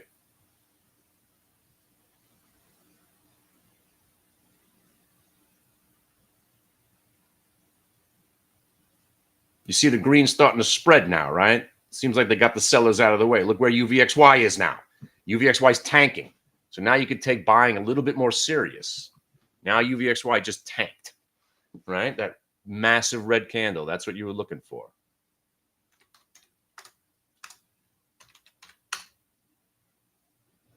So now, usually, that triggers some buying on the overall market. Usually it's S&P first, Q second.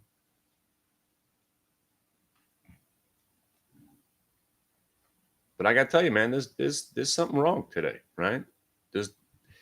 This doesn't seem to be a lot of shorting going on. This is what I get the sense is kind of like what they call a buyer strike. Seems like everyone's just doing what I'm doing. They're just chilling, right? The buyers are just chilling right now. They're not very enthusiastic about buying this dip. Oh, that's a great question. Here, let me answer that one with a bullhorn. Hold on.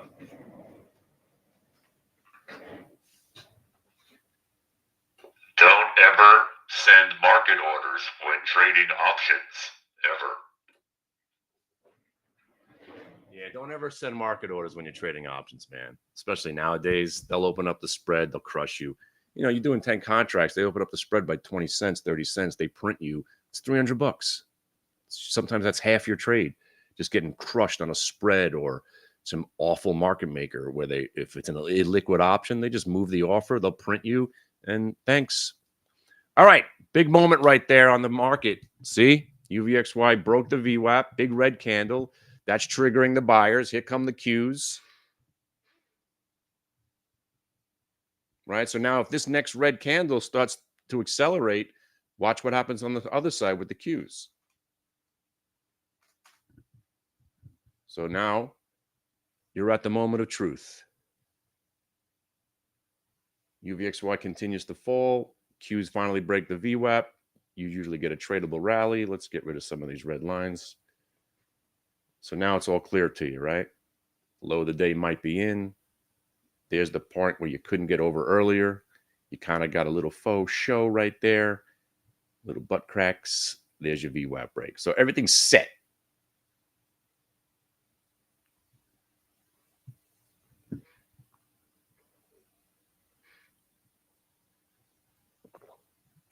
You buy stops on options?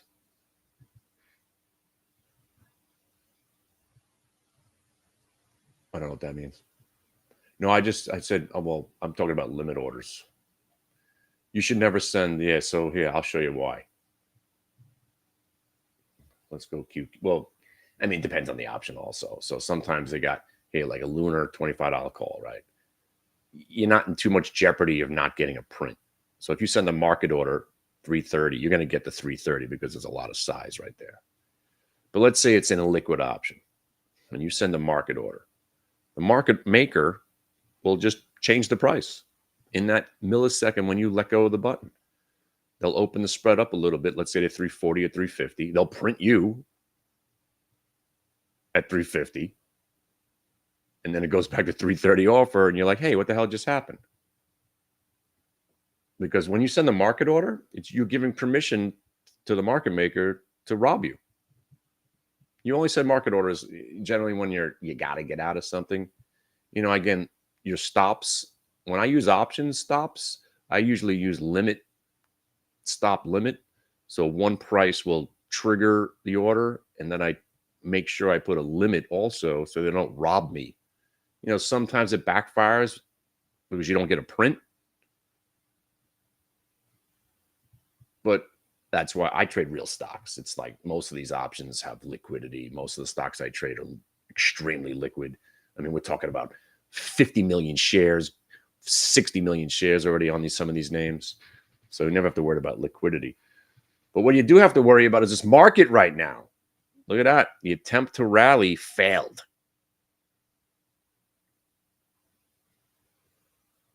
So that's good. Not if you're long already, but it's good for me because I'm just sitting here stalking. You stay under the VWAP for another hour or two, that makes the break even better. So consolidation under the VWAP, that's a real bad moment there for the market. Failed. UVXY started to fall, and the market still cannot get anything going. So ugly, ugly day.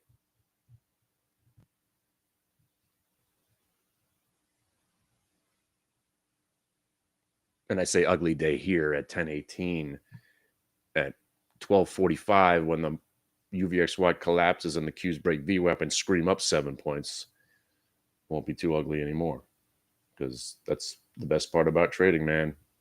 As much as we know what we're doing, you never know what the hell's going to happen. And again, I've been doing this so long. That's why I wasn't buying the open today. Just having this like I said earlier, it's a lot of redundancy. You'll notice I say a lot of stuff a lot of time because it's usually the same stuff over and over again. It's redundant. When the UVXY is strong at the end of December, you got to be afraid, because you just don't see it.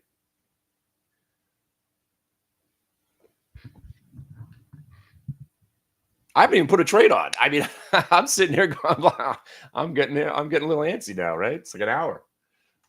Here you go.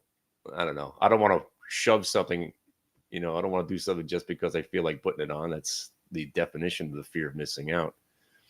Here's some other names there. Whiskey was come back to life. But let's stick with the rigatoni, right?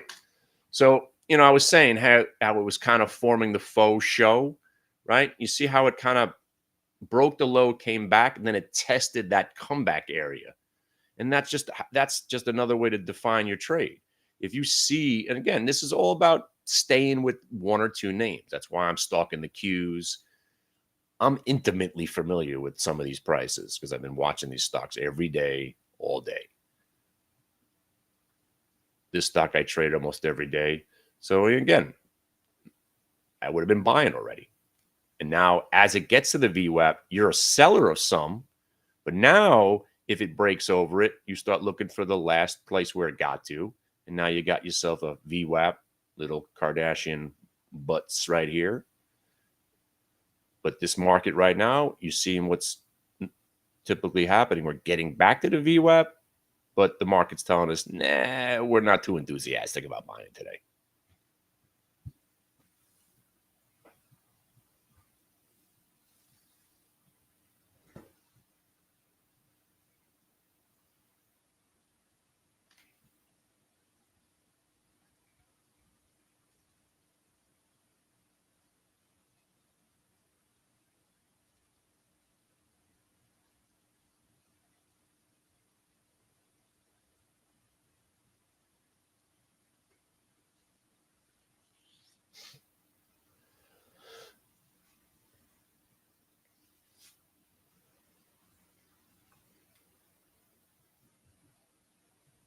So what are you guys looking at? I'll show you how you could do this on. I could do this on any stock. You know, as long as there's volume. You know, when you have lack of volume, that's when the market could just do, you know, shenanigans goes on. You want stocks with liquidity.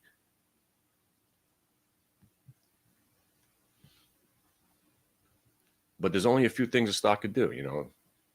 It sets up the pattern. You wait for it to start breaking some levels, identify your risk. And there you go. So the shorters are in a bad way now on the rigatoni, just like this. That's why, as much as I wanted to short these stocks, because they tanked immediately, I'd rather be looking for buys. So if rigatoni's doing this, now you go look at qubits. All right, qubits right here. Buy it, right? Let's just buy it. You're in. All right, you're in. Good luck. Right, so you saw what rigatoni just did. So now if you're buying some qubits, what are you doing? You bought some at 887, right? All right, now you're in. Nothing you could do about it. Let's see if we can do something here. You got rejected at the VWAP, but let's see if it pulls a rigatoni. As long as it doesn't break down, you hang in there. Right, so the breakdown price is this candle right there. So that's the 869. So there's your 20 cents of risk. And then the pivot point down there, I probably wouldn't even let it go down there. You know, let's see if this one could get above the VWAP, make a run for the 909. But there's really nobody buying stock right now. I mean, you can feel it. I can feel it.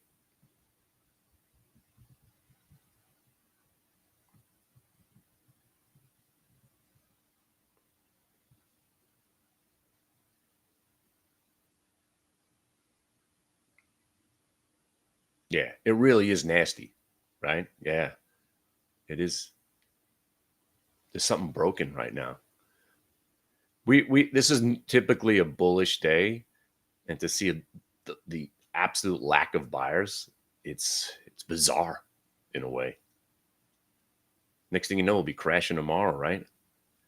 I mean, I don't think the market sold off on the 31st of December. I remember one time because I was getting a delivery of, like, the food guy showed up, and I'm like, holy shit.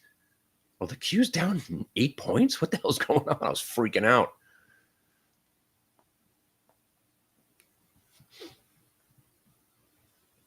Yeah, not much going on. Just a overall albatross around the neck of the market today.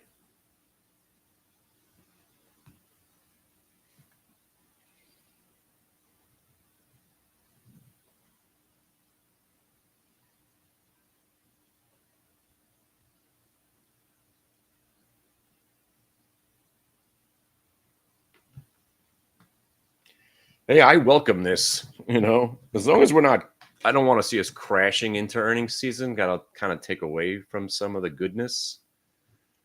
But if we're volatile going into earnings season, then the gaps will be susceptible to selling if they try to sucker everybody in, because the bank stocks have ripped right into this earnings season.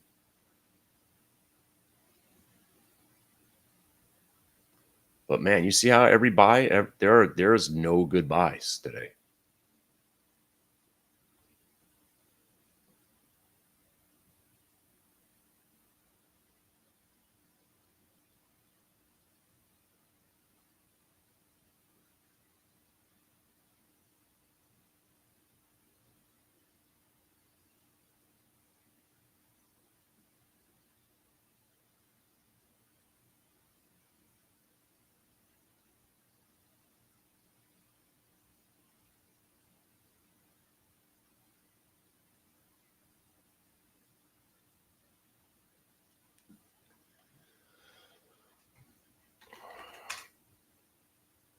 All right, you still, I mean, it's just a battle. You know, even when you get into VWAP, you're either failing or just jiggling along.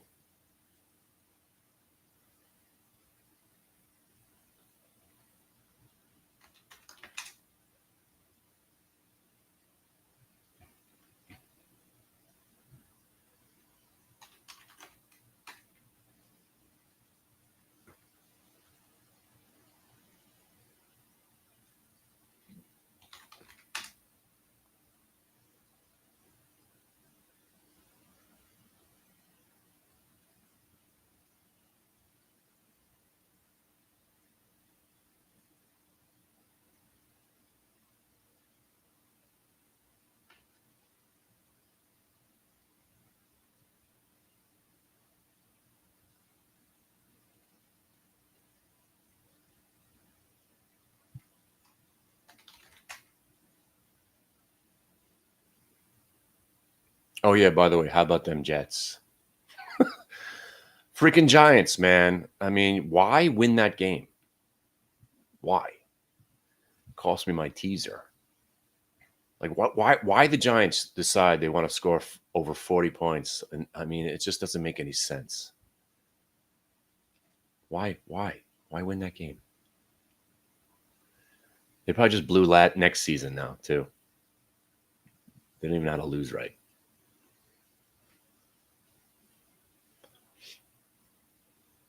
Damn, this day is freaking ugly, bro.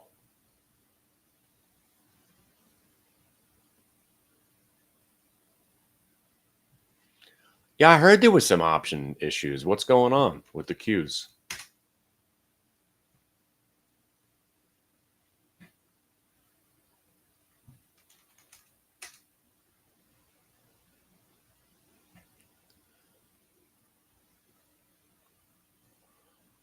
Oh, I don't know. I got one thing on my mind right now, and that's Georgia.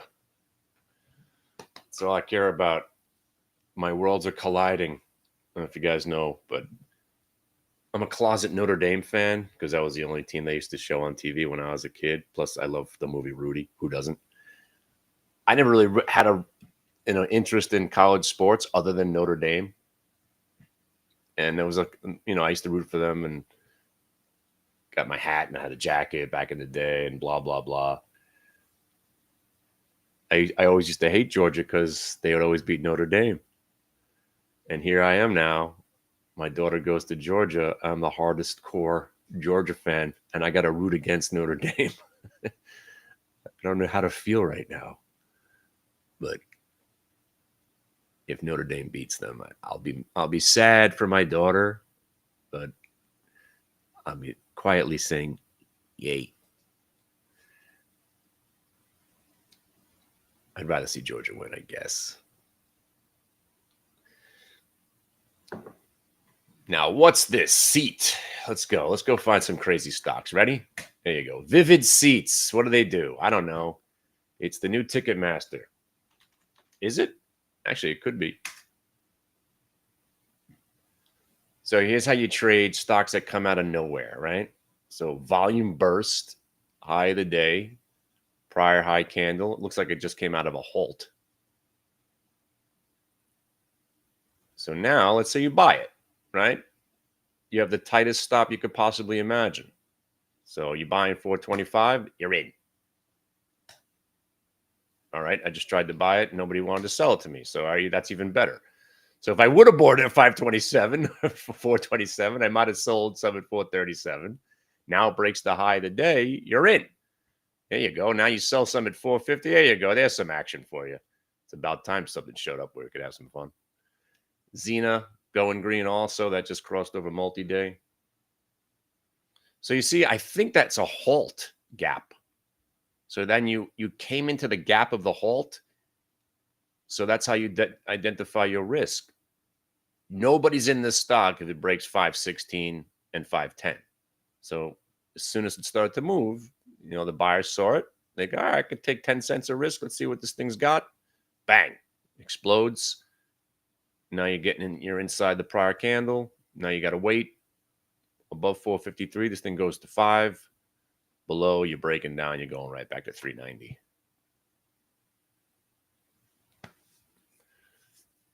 But I'm proud to say I'm quietly on the sidelines today. I chose, I'm a little hungover, but, bearishness at the end of the year, and I'm a bear. It freaks me out. I came in looking to buy today. But more importantly, let's say you just bought this thing, whatever it is, seat, right? Vivid Seats. Who the hell knows what it is? Who cares, right? You're in. So above 453, start looking at you start looking at a couple of days worth. Where's this stock been? Ooh, right? Ooh. So now you like the 1 year VWAP. Your 1 year VWAP, right? The stock kind of broke down from 470. The 1 year VWAP's right there at 491. So you got to think this thing's got a shot to get to the 491 area. And then you go back to where we are today. So now you're thinking 491. And you're going to sell Now the bottom of the candle is the VWAP. That's a hard stop now. So anybody that's long this stock right now, you're not going to be long if it breaks back below the 415. So the low candle print is the VWAP. Now that's a hard stop, as we call it, where we dump the whole thing if it breaks. Usually we scatter stops. It's never good to sell your entire position at one price ever, even when it's going against you. But in this case, because that low print is the VWAP, it's a different story.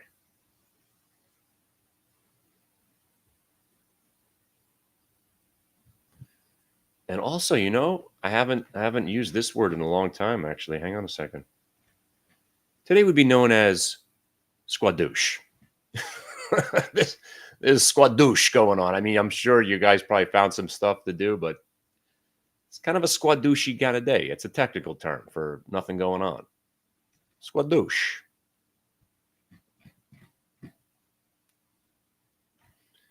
Everybody needed a day off, right? Prepare for tomorrow.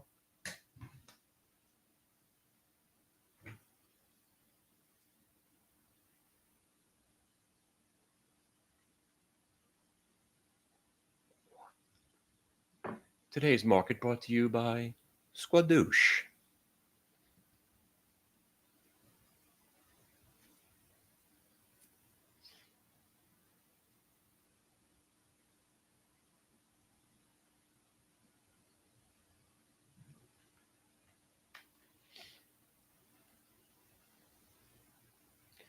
So here, for instance, if you're still long this stock, right, you should still be long. And that's how you become a good trader. You only trade when you have to. So if you bought this stock, maybe you sold some into that pop, and now you're just waiting to see if it breaks the 415. Now you could, you know, I know it's only a couple extra pennies, but the bottom of that candle is still really important because that'll breaking the gap candle. And then the VWAP. So right now you're still in this name, waiting to see what happens next. Squadouche, yeah.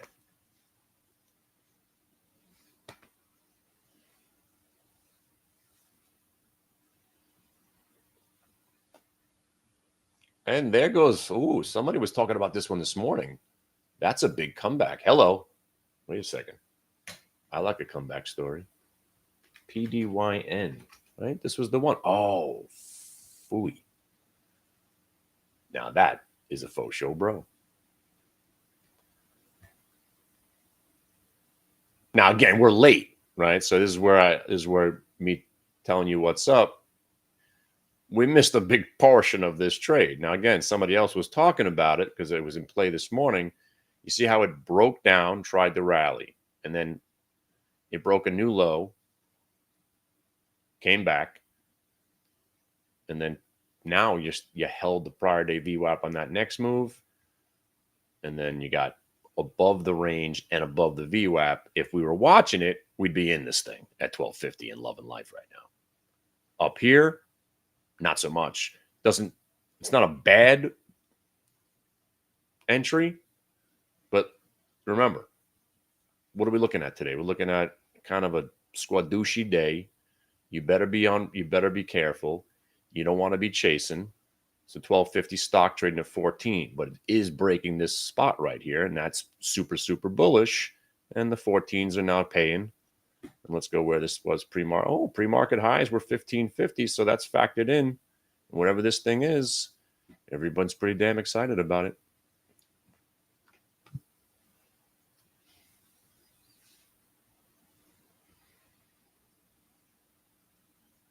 And listen, if my job today was to keep you out of some trades, it's a good job today because really not much happening. And this thing just sprang to life. So if you were watching this one, somebody mentioned this one earlier this morning. Very nice. So, and this is just pure momentum, right? You broke the high of the day and the whole number. People just buy that. And there's big size on the offer. Those are usually buyers.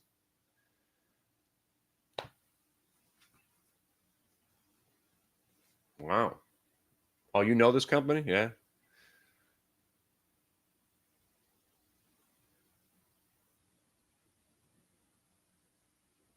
They make games.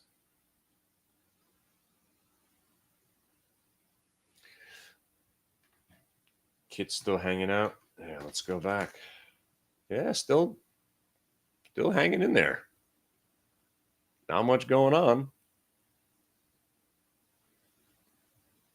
But you know what?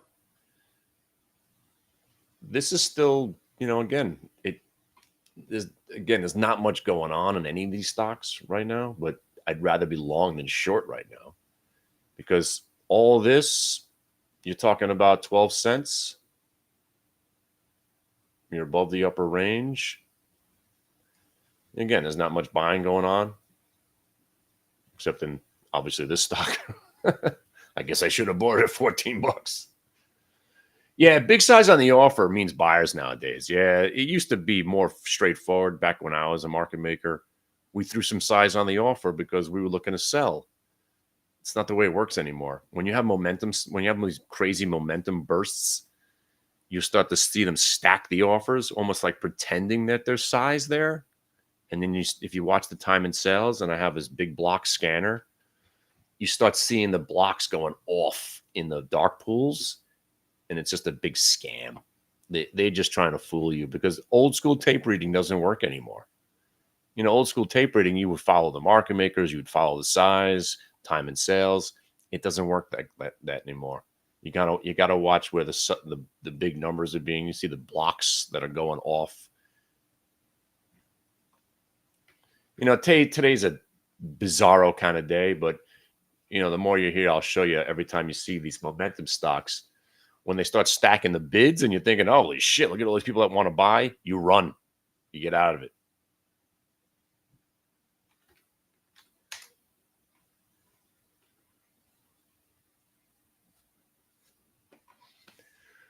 But today's the kind of day where you could get chopped up and you won't feel good about anything you do right now. I mean, it's just it's a tough little day here.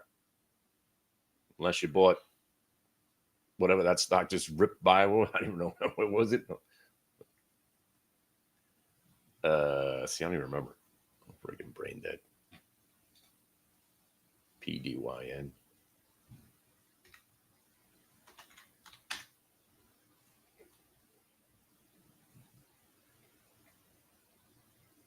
Oh yeah, there's the one thing I've noticed that from staring at screens is like the market really just tries to hurt as many people as it can. We're hip to all the nonsense at this point. That's why trading price is the only thing that pays. And I think the Qs are finally a buy. Oh. All right. You just pivoted for the last time. You just got over the hump. You got over the VWAP, over the ass crack, and now you're, I don't know if anybody bought the Qs already, but I don't really anticipate much follow through to the upside because we haven't seen it. But now at least you've crossed over for the first time of the day. Now, hopefully you finally get paid on some Qs here. Let's go. Now, if we don't make at least $1 on this trade, I'm going to throw a brick right through my screen. How about that? Come on.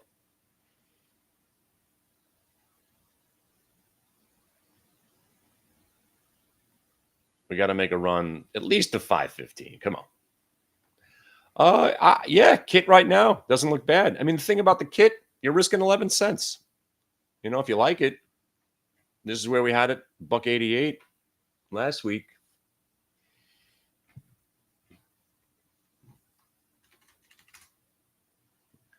Like I said, I'd rather be long than short now.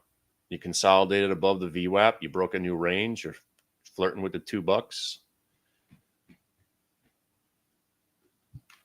But right now, it's the Qs, baby. Let's go. Give me that dollar. Nothing? Thought we had it. See? Freaking squad douche. Seriously, when's the last time you seen a VWAP break on the Qs at 1040 without a nice follow through, right? It's a nasty kind of day today. But if you just bought the Qs, that's mildly disappointing.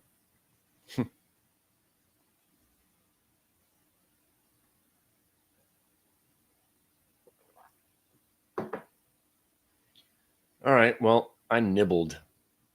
So I give it to the breakout right there. So, again, standard Q trade, you're risking $1. You see where it kind of broke out from that spot? But what we just witnessed, that's very disappointing. These 3 minutes. Usually we break, we rally, we pull back, we hold, and then we turn. So now let's see. And by the way, the drone stocks are moving.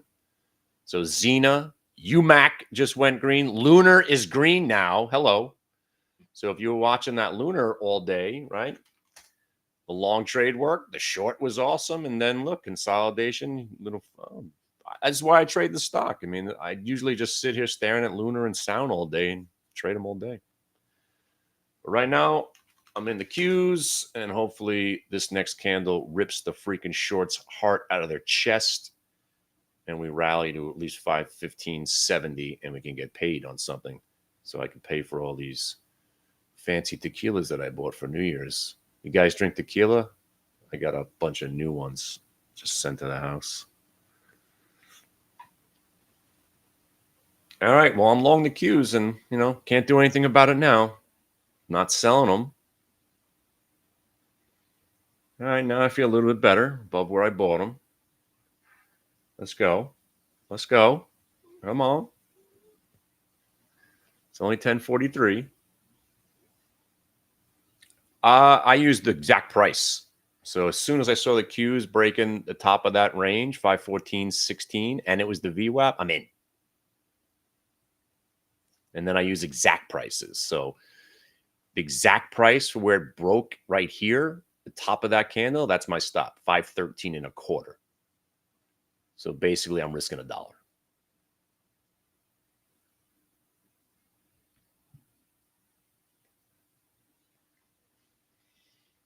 And if we don't follow through, this might be my one and done for the day, but I'm feeling pretty good about myself now. And that turn, should we put the music on?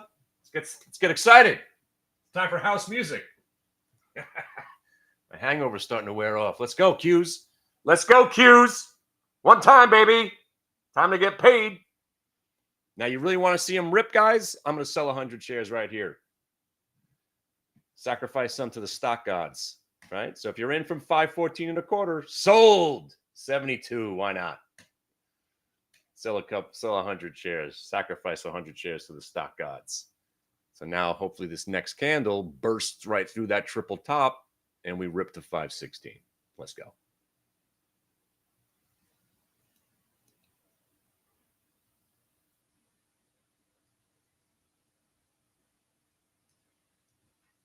And then when it gets really exciting, we usually save this for later, but I don't know, maybe we'll put one on right now.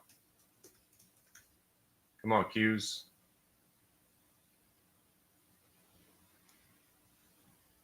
And we could just chop above VWAP for 20 minutes and then, then lift off. I'll save the music for later. But, hey, Joe Reaper, your ASP is working. Hey, look at QUBT. Oh, wait a second. Look at the Qs now. Uh-oh.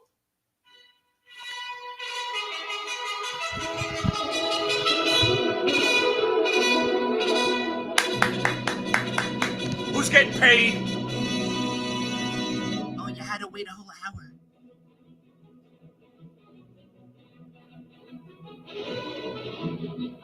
Thank you. I'll be here all week.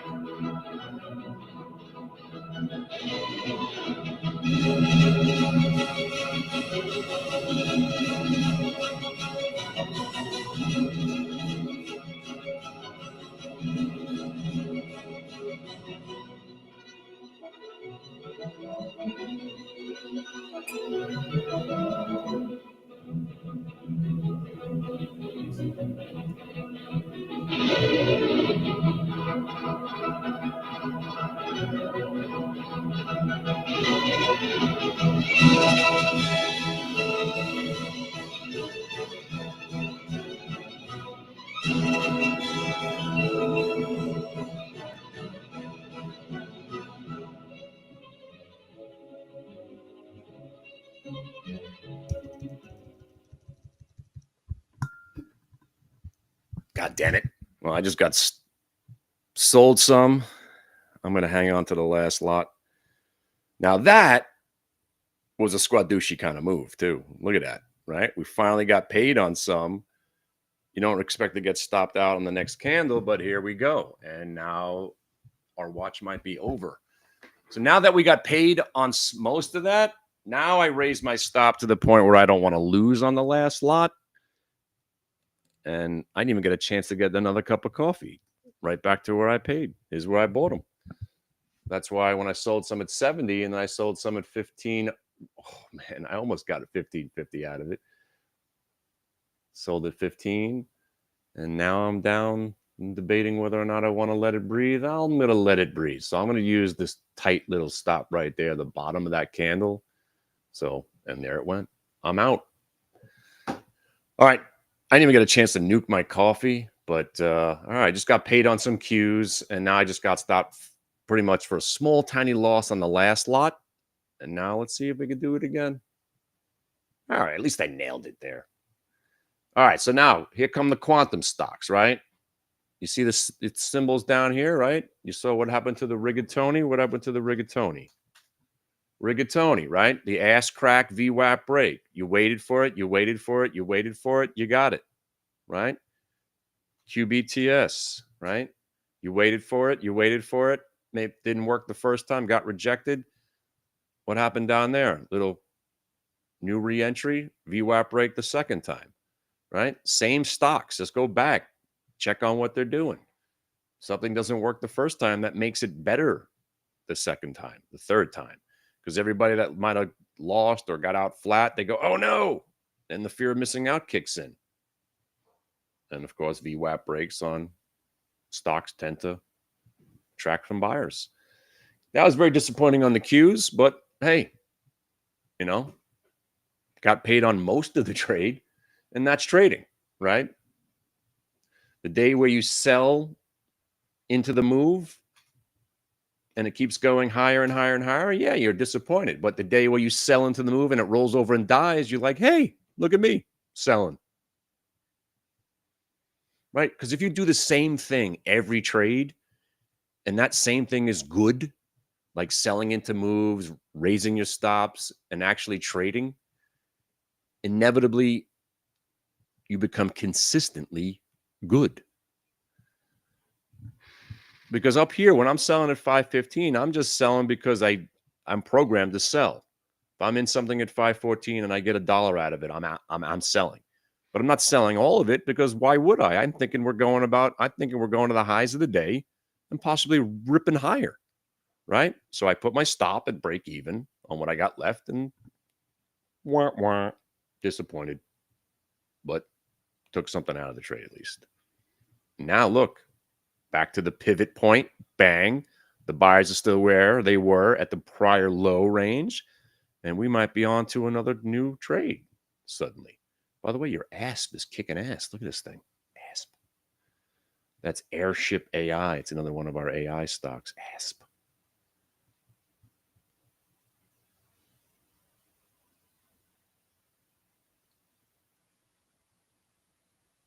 See, I prematurely used the theme, the Lone Ranger song.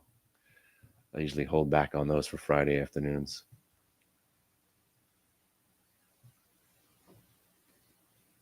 But you see how if you stuck with just watching one or two names, you wouldn't have missed the lunar trade or that last rigatoni. You know, that's why I try to only focus on 7 to 10 names a day. It's very easy to go check. Here. Remember Z-Space? Remember Z-Space? You guys want to get nuts? You guys want to do something real stupid? Z-Space. This was an IPO from a couple of weeks ago. Is there any volume on this thing? Nah, it's 20,000 shares. This is the kind of dumb stock that rips 3 points out of nowhere on no volume. Yeah, be careful with this crap.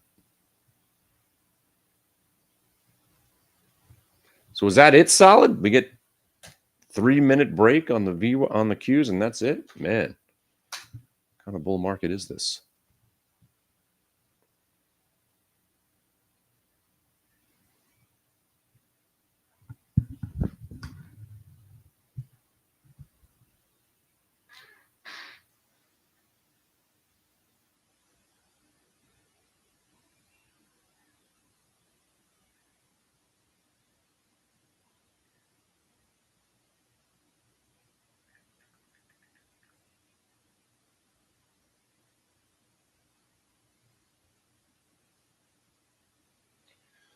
All right.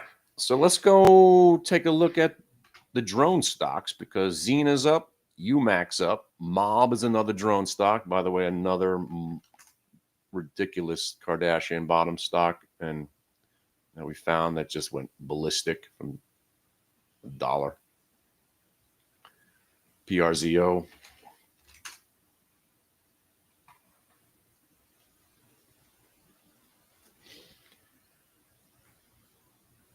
I got to tell you something. Now, selling the Qs, I feel like I'm a genius, right? Usually, usually you're a loser when you sell the Qs because they keep going higher. But that's trading, man. You just take what you get, take what you can get, and if it rolls, you get out. And now I got the chance to maybe do it again. Because take a look at where UVXY is now. Dollar off the highs, still up. You never want to get aggressively bullish with UVXY up. It's a warning. There goes your pony again. Just not much going on today. All right, I'll be right back. I'm going to get my coffee out of the microwave.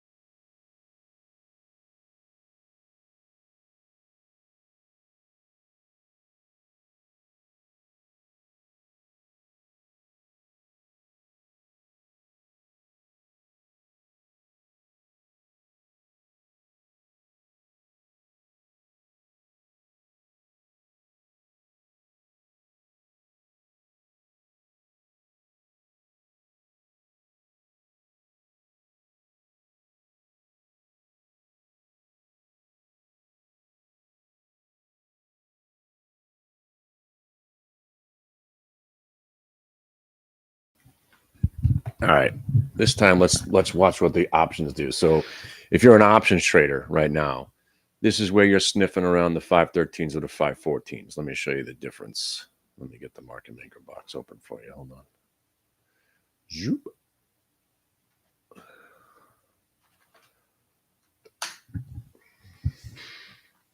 So you'd be looking 513s today, $2.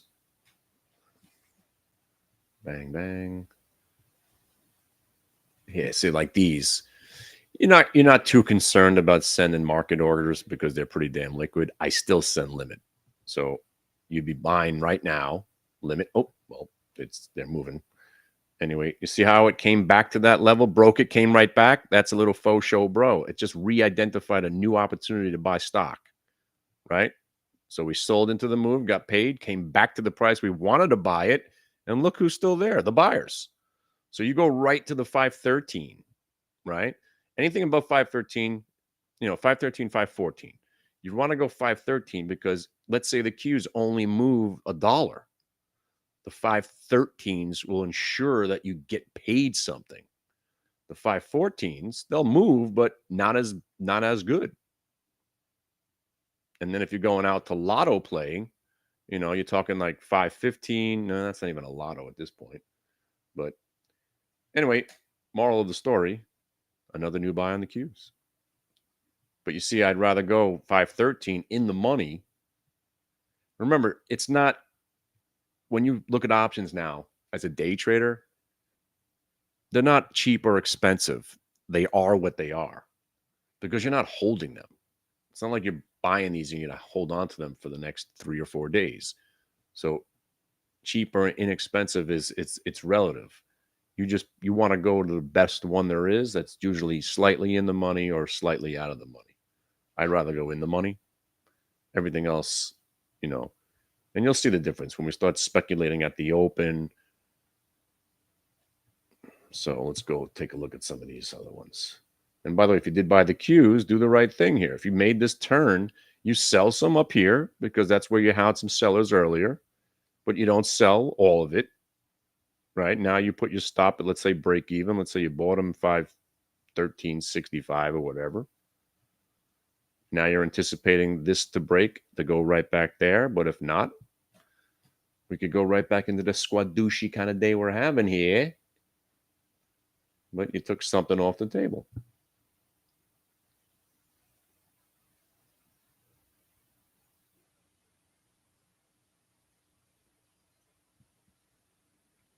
RCAT, not a bad choice. QUBT going green. That's always good. Rigatonis are probably coming along for the ride now. Right? Qubits.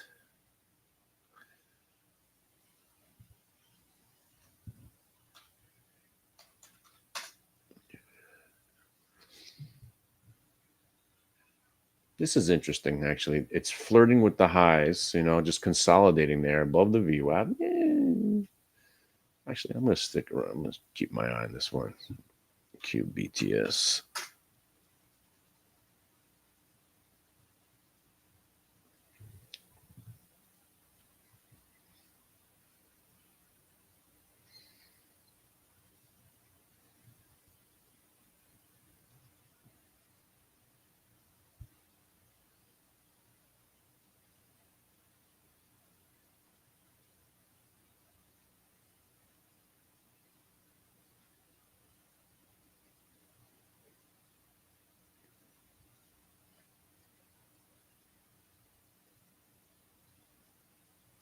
Big size on the offer. Buy it. QBTS. I'm in. 911, 912, 913, 914 showing some size now. 915's being bought. There you go. 15s are being bought. See if we get to that pre-market pivot up there at 925. Would be nice. Here you go. All right. Let's go. Let's go. Let's go. 918. Come on. You get 925. That'll be a game changer. See if we can finally get some follow through on some of these names. Come on. Come on. Qs are still looking pretty damn good there. I don't know if anybody bought them again. And these qubit stocks, man, there's no follow through. See, this is different. I mean, a week and a half ago, this thing breaks the high of the day, it goes up $1. So it's a lot different. Ugh, this is choppy bullshit.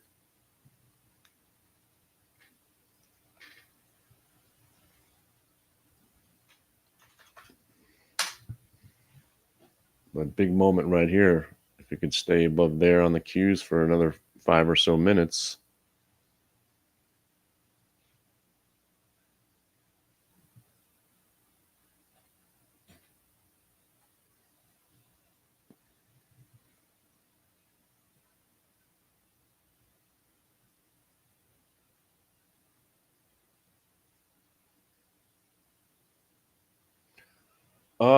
This one you're looking at is called Lightspeed. It's like the grandfather of day trading platforms. I don't even know if they take new clients anymore, but I'm going to bring a guy in. My friends from Brooklyn, they own a company called Trade Zero. Pretty good software, especially for shorting. They have their internal locate platform, which is great. When stocks are hard to borrow, they find it better than anybody in the business. And they built these scanners, and the reason I like Lightspeed is that they have all the old school scanners that are all embedded. They give you a lot of free stuff. A lot of free stuff, like unusual volume scanner, that type of thing. You find all these weird $2 stocks on there. Blockchain, dark pool scanner. I know people that actually charge for this. This is just looking for 10,000 share blocks or big option contract. And then, I like seeing when I'm in long a stock, and when I start seeing those big offers and then you see them being gobbled up, that's bullish.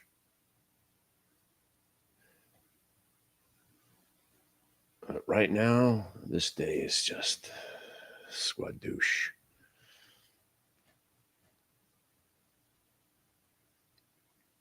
This is the kind of day you walk away, you do one or two good trades, and you just got to quit. I mean, you can't push today. I'll give this qubits a little bit of breathing room. I actually might buy more if it doesn't. Yeah, I'll buy more here. Why not? So I know I'm dumping it at 8. What was that? 894. Well, you're risking a dime. 894, 891.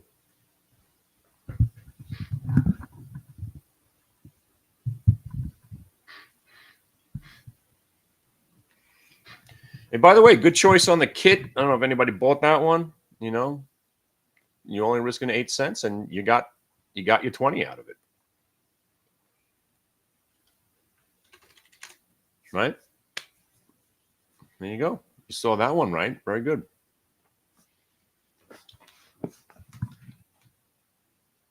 PRZO. Let's go. Very nice. Yeah. You're above the turn. And now you're got a new battle right here. Wouldn't do much unless it breaks under the 248, really, right around, that candle, these 3 candles right there. A lot of, again, today's not the best day for anything. I mean, you're not following through on either side. You had the one sell-off, a little short covering, and we're just meandering around. And it's important to survive days like today. I mean, these choppy nothing days get you in trouble because you're looking for one good trade. And I used to just, be like, all right, I want to use one good trade. Let me load up on something. Don't do that. Because on days like today, you're supposed to take your size down. Don't try to load up on one trade because there's not much going on here. The risk is actually greater in this chop to lose money. So right now I got some qubits. If it follows through, great. Right now, again, this is what separates the good trader from the bad trader. This 10-cent chop will drive a lot of people nuts, and they just dump it because they get annoyed or frustrated. There's nothing to be frustrated. Either you're selling it at 891 for a small loss, or you got to hold on right now because it's telling you that it looks like it wants to go higher. Above the VWAP, you're consolidating. So now if it consolidates and breaks down, you sell it. But other than that, now we got to stay in there until it tells us what to do.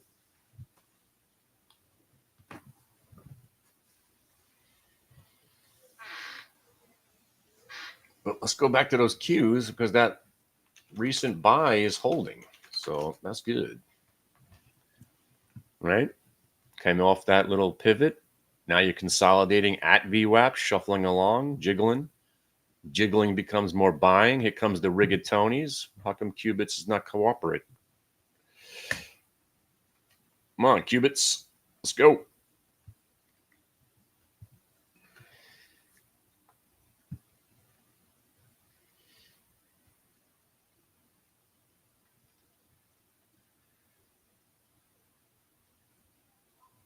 Take a look at where UVXY is now, folks. Down at 21. So there's more hope for a rally to sustain itself. It's trying to say.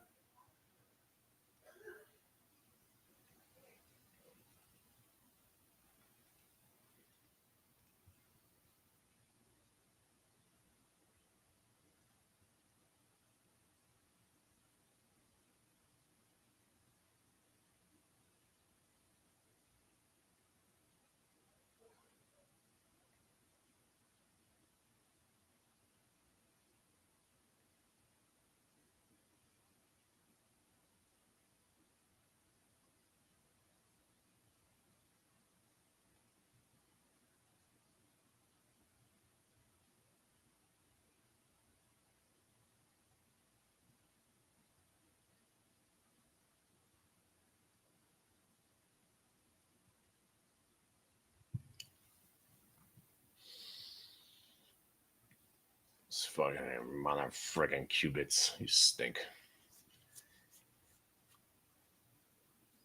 All right, if you're long the Q, stick with it right now. This is a good, qubits broke 9. Piece of garbage.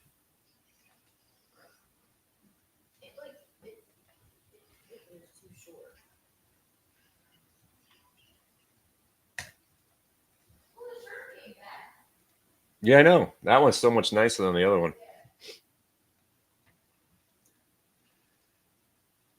All right, I bought more qubits because I know I'm dumping the whole thing at 891, so I just bought more at 898. And now, if it makes any type of move, at least I can make something on this.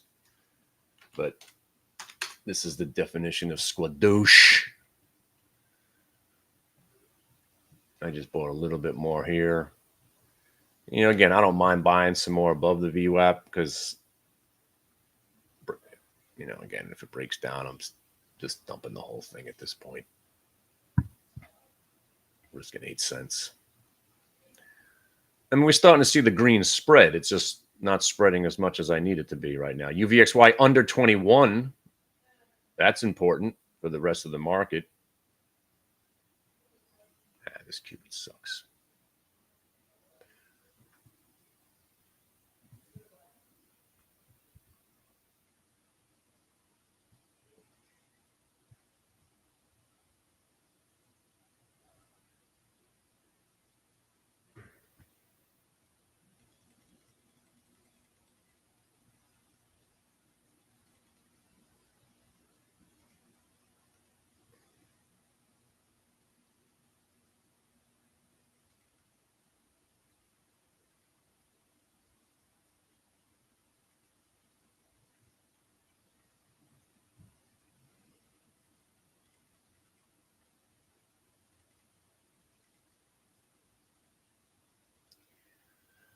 All right, if you got the Qs and the qubits, at least the Qs are working. This qubits just, you know, we might be sitting here for the next 3 freaking years waiting for this thing to move, but still in it as long as it stays above the blue.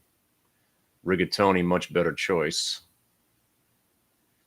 But if you got into the Qs again, see, the second move is better than the first because here you got a better entry on the little dip. Faux show. And now maybe we get some follow through this time. Maybe this time you get to the 1550.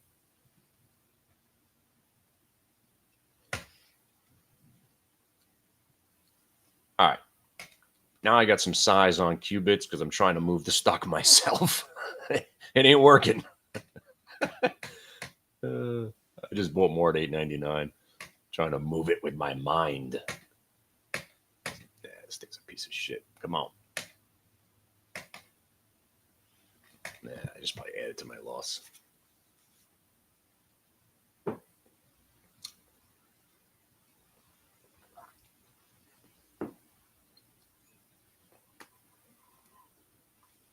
All right, Qs. So anyway, Kit, see how that turned? See how that one question turned into a good trade? So that's how trading is done. Hey, you check on the stock that you like. It's doing the thing that you like to see. Back above the VWAP, you're a buyer, right? Remember you were talking about buying it 189, 190, blue line to orange line. Now you sell it. And now I got some size on qubits. So if I could get to $9.12, I'm actually going to start selling some at $9.12. Qubits finally following through here. Finally following through. So now I'm going to put some offers out.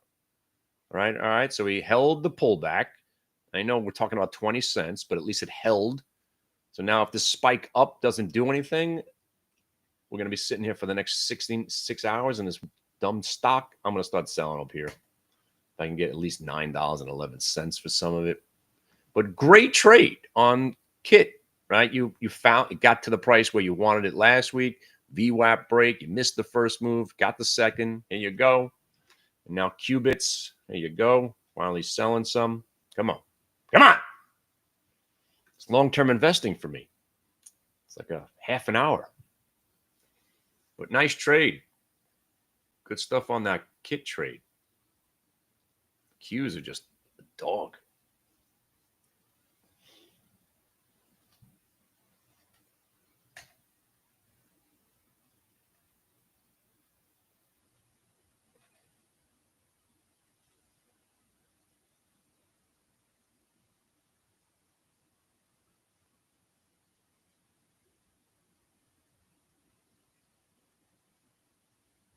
But UVXY only being up 86 cents now bodes well for later today. And it does give me some confidence that this Q will hold the rally here.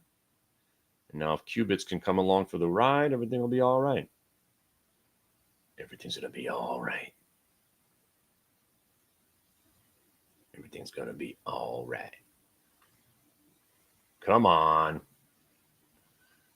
Don't make me put the music on again.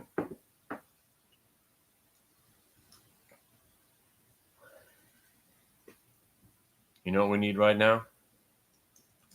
By the way, see that sell up there on the kit? That's not a coincidence because it went to the same exact price. It got to the prior day VWAP, and then it got to the price that we had from last week, and the sellers were still waiting for you.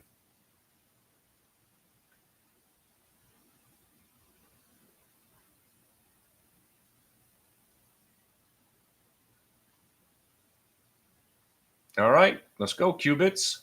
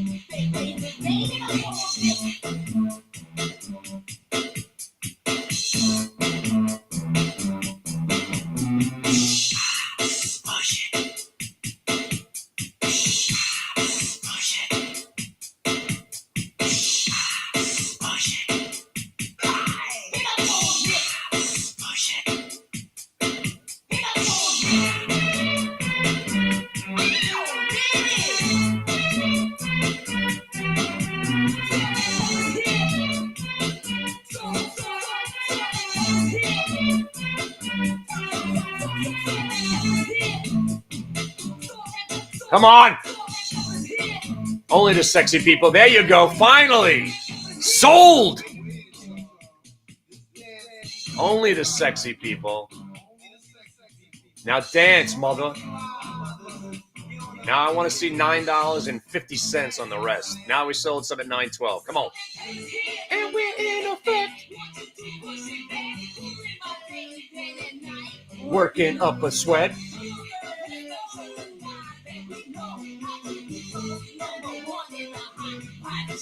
Now push it.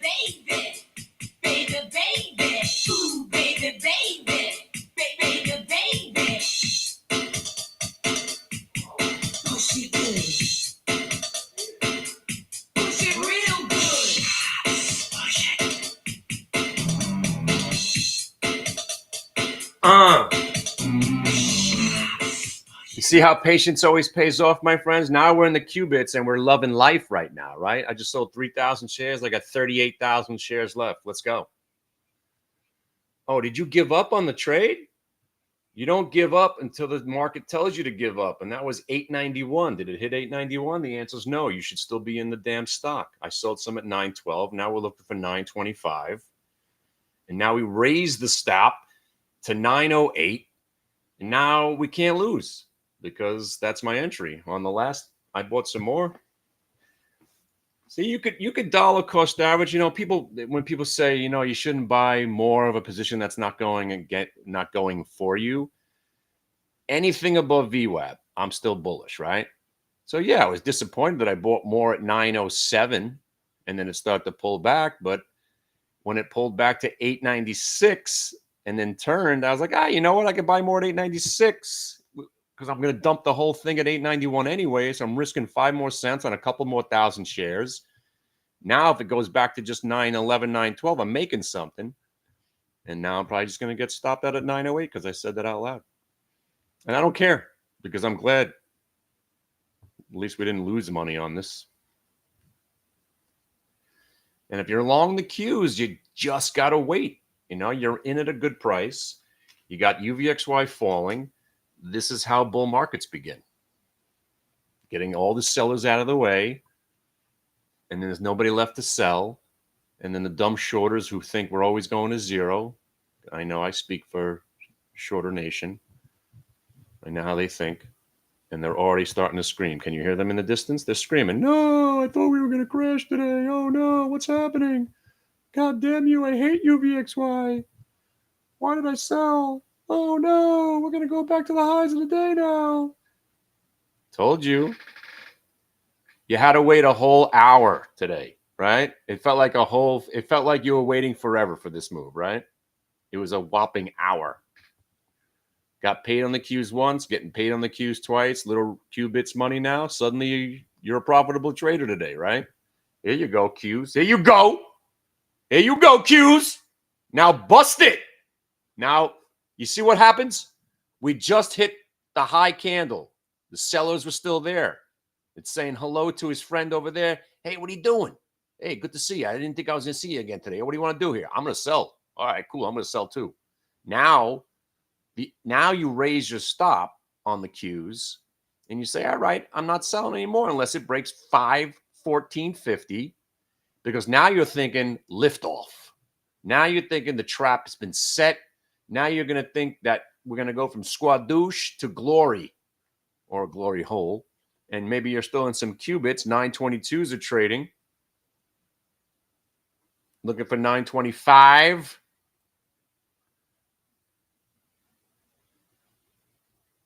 So now you got to start factoring in the idea that we might be looking at 519.44 if we can just get the hell out of this range on the Qs. Or we're just going to squadouche for the whole rest of the day. But you see this spot right there? That's a triple bottom break. That's where we're probably going to go back to. And that's the other dollar. So that's 516.50. You break through 516.50, all the shorts are going to be screaming for their mothers. Remember when UVXY was at 22.50? Look where it is now, Holmes. You see how it's all tied together? UVXY starts to fall. That one red candle where we triggered, it took it just a little bit longer. You like the glory hole. Exit 58, Garden State Parkway. What? You see how patience pays off, right? Patience and price, man. Took me 30 years to figure out how just to shut up and sit and wait for the position to work for me, right? Like Q's long. I told you I wasn't shorting anything today. Come on. I'm the bear here, right? I missed the short opportunity. That's why I look for bounces. It just took an extra 45 minutes today.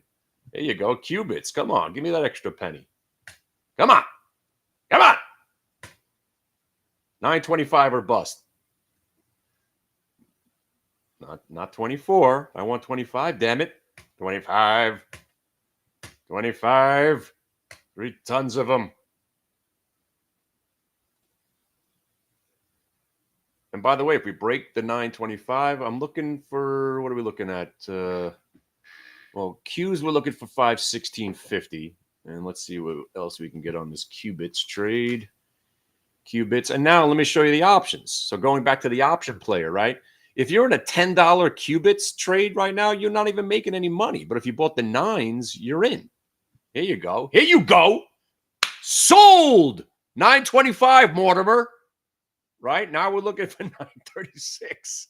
Oh, man. I didn't think that a glory hole, man. And sometimes I'm not sure if you guys are paying attention when I'm talking. Let's go. Rigatoni. I should have bought them both. All right, so let me just show you the Qubits, right? Here's your options on Qubits. So if you went, let's say, let's go 850. Let's go 9. So here's the 9. You see how the 9 trades right with the VWAP, right? Because it's trading with the stock. So there's the VWAP break, 78 cents. You got a 78-cent option that goes to $1. Percentage-wise, you're doing all right. right? So, but if you buy the 10, you went out a little bit too far. Yeah, I guess you still made money here, but you paid 50 and you're up a dime.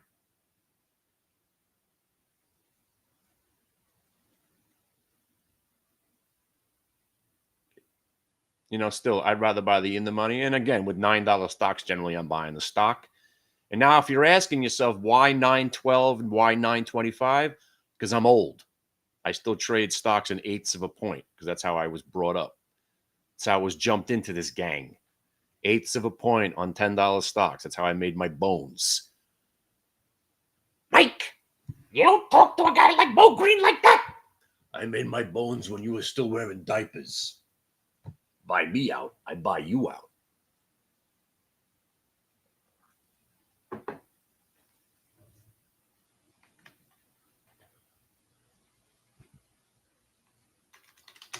Fredo, you're my brother and I love you.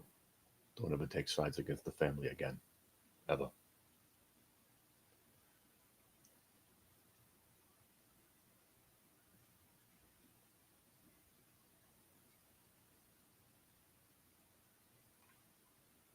All right. So that Q move right there, mildly disappointing again. Again, we're in a freaking battle here. And again, I'm not holding on to this qubits anymore unless it stays above 912 now. So 912 is an eighth. So if you don't know eighths of points, 12.5 cents. Stocks tend to they still work around those prices quite often. The quarters and the halves are more important. Halves and whole numbers. But when you're trading in between, I still look at these stocks at eighths of a point.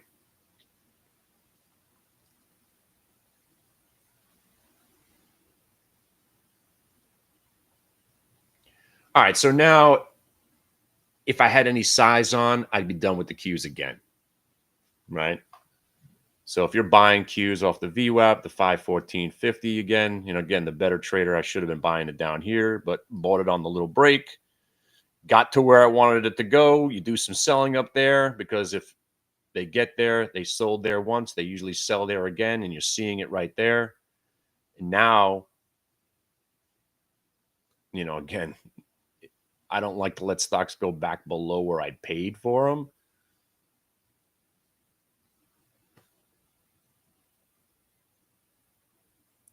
And this is a great day for the way that I typically trade. I sell into the first bursts and then I raise my stops, and that's how I trail.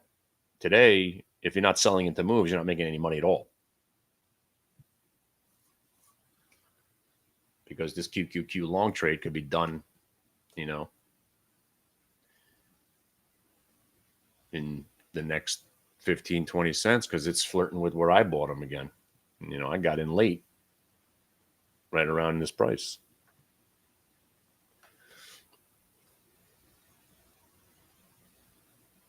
But you see the qubits, right? Sold.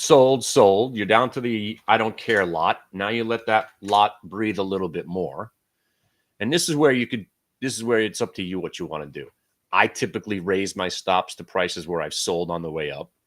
Or let's say you had 4,000 shares and you've done well with the trade. Now you want to hold the last 1,000 shares and let it breathe to VWAP. Be my guest.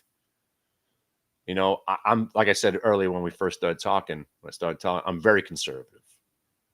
I see the money, I take the money, I raise my stops. Now I can't lose. That's how I trade. But when you become a little bit better at this and you have, again, you got some house money now you can let it breathe a little bit. You know what I'm saying?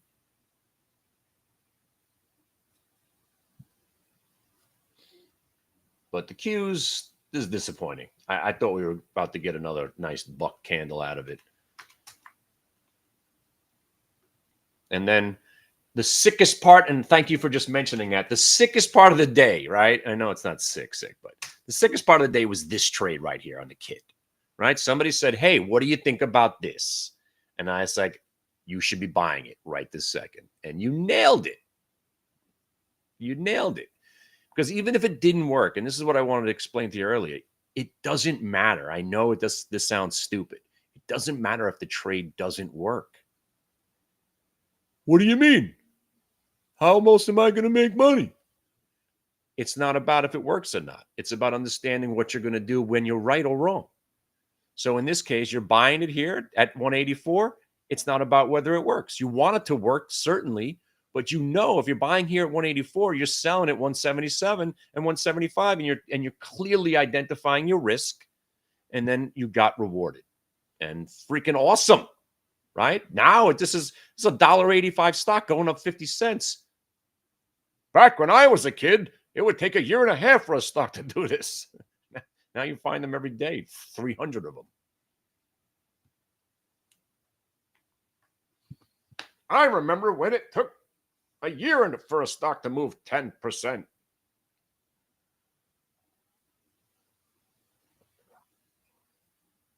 Do you know the market's gone up 100% in the last 2 years? Think about that. That's freaking ridiculous.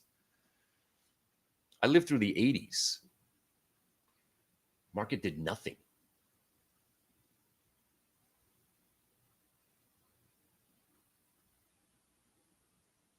I remember when the Dow was, was it 9,000? Yeah. I remember Dow 9,000. Yeah, I still have my business week. Remember when the NASDAQ was breaking 1,000 for the first time?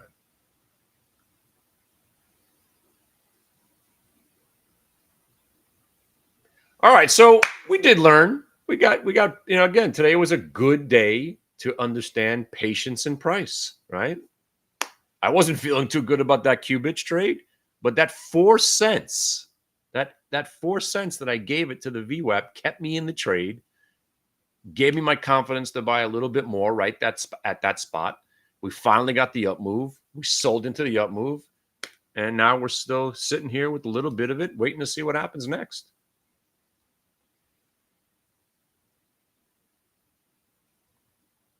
And if you're in the queues, same thing. I mean, that was a nice, that was a test of our strength right there, right? And we held. Duh, winning. Remember that Christmas? Remember Charlie Sheen Christmas? Man, those are some crazy times. You'll get 4% and love it. Remember you couldn't even get 4%? Yeah. Couldn't even get 4%. Now you're getting that in the bank, finally.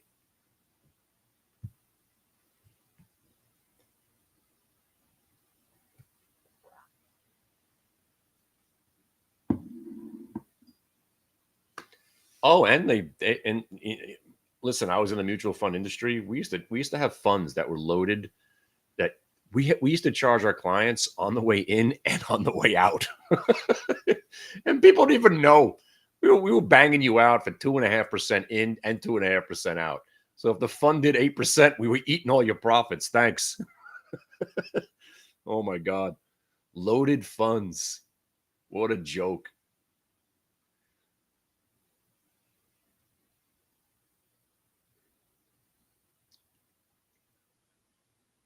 It's one of the first things I ever learned from my dad. No load. No load fund.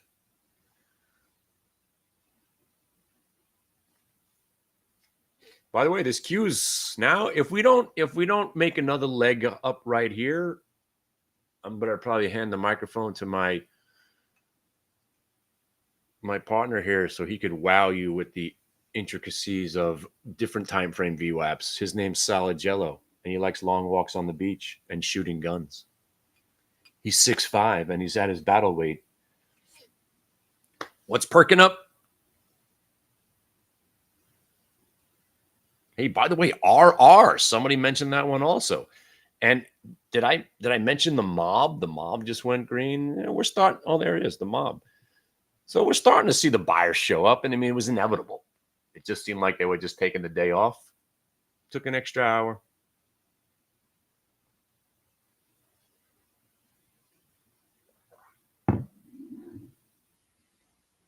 Oh, this is the shadiest business there is, man. I have seen every aspect of it. And, that's why all the cliches about Wall Street are real.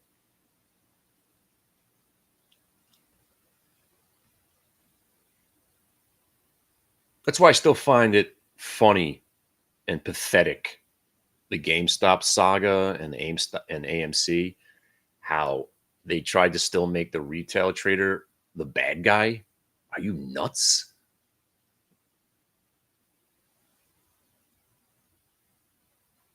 The one time that the small guys sort of outsmarted the big guy, and all they did was make the small guy seem like he was doing something criminal. Just like me, when day trading got started, I had to defend the nation. I was on TV 3 different times, having to defend that we're, again, looking back, they were just calling us degenerate gamblers. 30 years later, yeah, it's kind of what we are, but we're doing it with the same. We have an edge. We have more of an edge as a day trader than somebody that's going to tell me, again, I could probably more accurately tell you where a stock's going to be 2 hours from now than where it's going to be 2 months from now. I have no idea. How much stuff can happen in 2 months? For all we know, the company could go out of business 2 months from now. You don't know. But what I do know is that I could be in the queues right this second with limited risk and all the reward waiting for me, which is what I'm doing right now. Come on. Come on.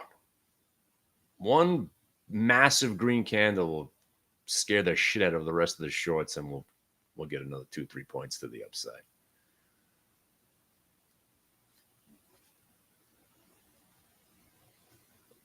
But while we're sitting here, right? Tell me somebody shorted UVXY. Remember when I said, all right, there's the capitulation candle. We should be good to go. And they tried to fool us once. But shame on me. Fool me, gonna get fooled again. What? There's an old Texas saying, I think they say it in Tennessee. Fool me once. Shame on me. Well, fool me won't get fooled again. I miss that guy.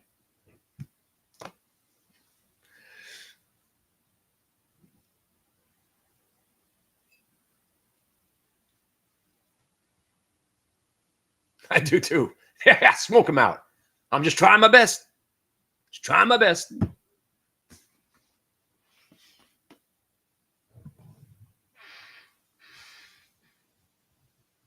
Smoke him out. And by the way, UVXY, I'm going to tell you this. And again, if you just know, if you're meeting me for the first time ever, I'm going to tell you this, and I'm going to whisper it. The UVXY is guaranteed to go down. Shh. See what happens as soon as any stability happens, the UVXY starts to go down. And then that triggers the algorithms to start buying stocks because it's all rigged. You see it? And you could short UVXY almost on a daily basis and make a living just by shorting UVXY.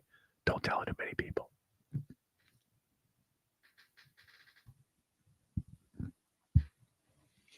And here comes the rally that we've all been waiting for, right? No, George Bush, you don't remember? He wanted to use the saying, and as soon as he started saying it, he realized that he didn't know the saying. Oh, you've never seen that video? That was the best part about him. He was kind of stupid, and he was awesome. And if you're not long the queues right now, I'm going to come to your houses and beat you with a stick. Come on, people. UVXY tanking, right? We were counting on QQQ 516 at least, right? All right. We made it. The one pullback. Now you see it clearly, right? Uptrend intact. Still want to sell here. Sold to you. 516.01, right? Sold to you. Just don't sell at all. Now you raise your stop to the VWAP. Yeah, you know what? Nah, I'm not. I'm going to raise it to the pivot point. So now 514.78 is my stop. War on terror. Smoke them out. Won't get fooled again. Oh man, there was a great website. They would make a cartoon out of everything Bush would say, and it was just awesome. It was called "Too Stupid to Be President." I don't know if it's still out there, but it was awesome. This is when the internet was fun and just playful. Now it's just a cesspool of hate and awfulness like never before. Too stupid to be president. Let's see if it's still out there.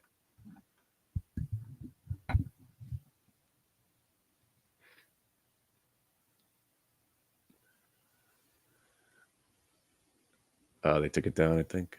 Too stupid to be president.com, wasn't it?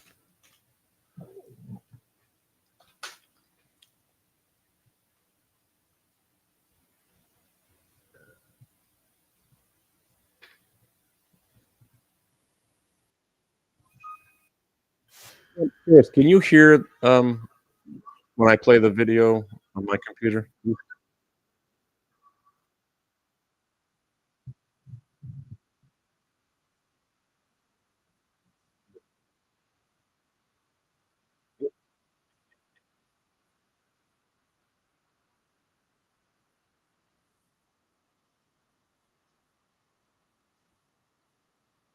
What?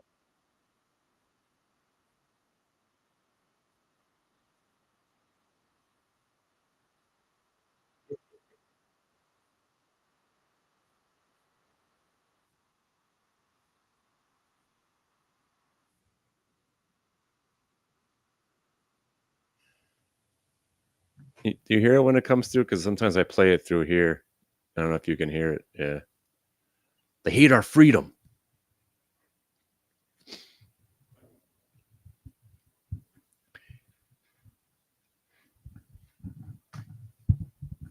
There's an old Texas. Oh, if you're not long the queues by now, come on, people. Right? You had one job.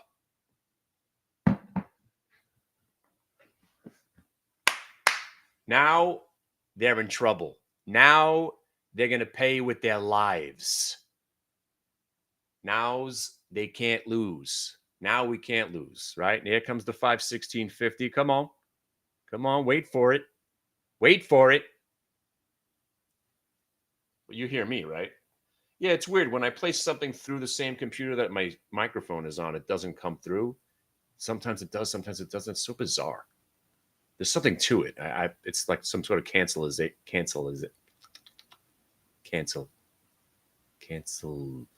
Yeah, it cancels each other out. Come on, Q's. Come on, Q's.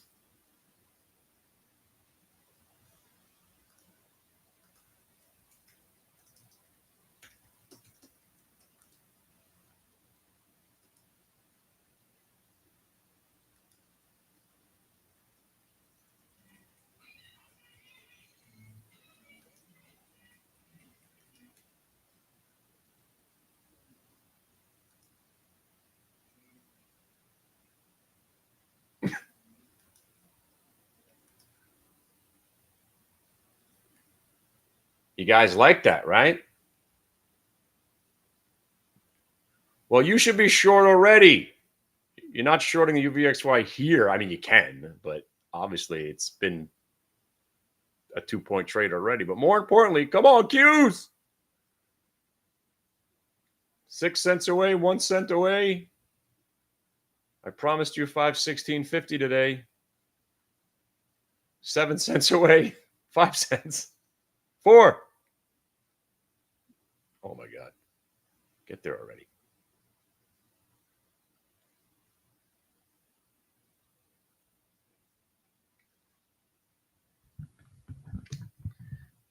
All right, let's stick with the George Bush theme. So far, it's working. We're trying to figure out how best to make the world a peaceful place.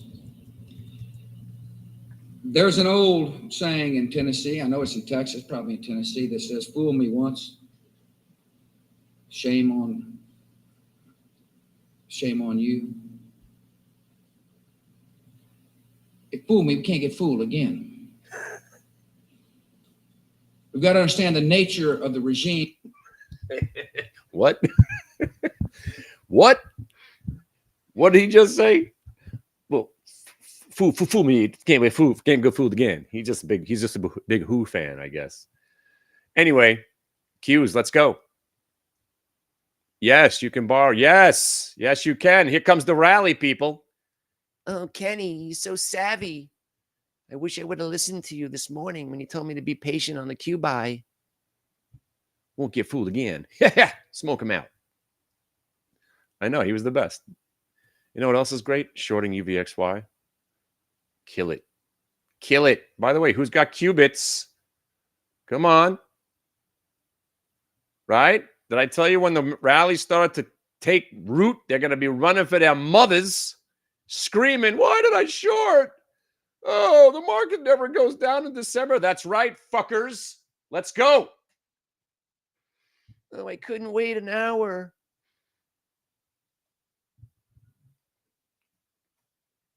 By the way, we almost nailed the lows of the day. Weren't we talking about 512.08 at one point? Remember that? And then Eric over here said 511.45. So if you divide those two prices, and what do you get? You get 511.83. We were both right. But more importantly, the second Q trade, right? The first one, we made something mildly disappointed, but when it didn't break down and turned, there you go. There's your reason. And I chased it because I was like, oh, should I buy it? Should I buy it? Should I buy it? All right, I guess I got to buy it at VWAP. I should have been buying right there at the turn at the half, 513.50. I wound up buying at 514 and 18 cents. Still not bad. You see how important UVXY is now? See how it all comes together? We went from squadouche to having a pretty good day now, right? You got some options on the Qs, right? Which ones did you buy? Did you go with the 514s? Come on. Anybody got qubits still? Come on. High day. There you go, qubits. Come on. Now we got to get 950 out of this thing already. Come on. This thing's a turd. Move already. Let's go. There you go. Yeah, new highs on qubits. Now they can't be stopped. I'm the most bullish bear you'll ever meet, right? Because I know how these people are victimized in the bull market. I'm a victim. I've been victimized by bull markets my whole life. I'm always so skeptical. But now I've learned my lesson. So anyway, let's go back here. So 5, let's go near term, 14. And so you would have been buying today's options, right? And on the turn, you're going 513 or 514. So let's say you went with 514s this time. See how they're an exact replica of what the stock is doing. I mean, the closer you are to the money, the more it is. So here, if I, instead of me buying the Qs, if you're buying 175, you got up to 3 1/4 already. That's nice. That's a $1,700 trade turning to $3,300. Very nice. And then here's your 515s. You know, just one more out of the money. I mean, still not a bad trade. You're in from $1.36. Yeah, you still did all right. But you don't want to go too far away. So let's say you bought a 517. Percentage-wise, yeah, you did all right, but these will quickly disintegrate because they're so far out of the money. I mean, not tremendously out of the money. We're talking about a $500 product here. But if you're trading daily options, you want to go at the money to ensure yourself that's going to go. So if the Qs only moved like, let's say, 50 cents, at least, like I said, if you're in the 513, you're making something opposed to what'll happen to you on the 517 or the 518s or too far away. Right. Brutal. Love that word. And right now, the way I trade, now that I have locked into the Q profit, now I can raise the stop. So let's get rid of all these lines because we achieved our goal, right? The end game, normally on a day where we bottom out and get over the VWAP and we start to rally, more often than not, we get to the multiple we get to the prior day VWAP. Yeah, it looks like, we're trending higher. I'm feeling it. UVXY is about to go red. But you want to stay in the business for 30 years? Raise your stops. Lock in a profit, raise your stops. You'll never go broke taking a profit. So you selling into the move, right? And now I usually put my stops at prices where I've sold or specific pivot points. So let's say that last pullback, as we're about to flirt with it again, I go bottom of that candle, 515. That's a little bit too tight.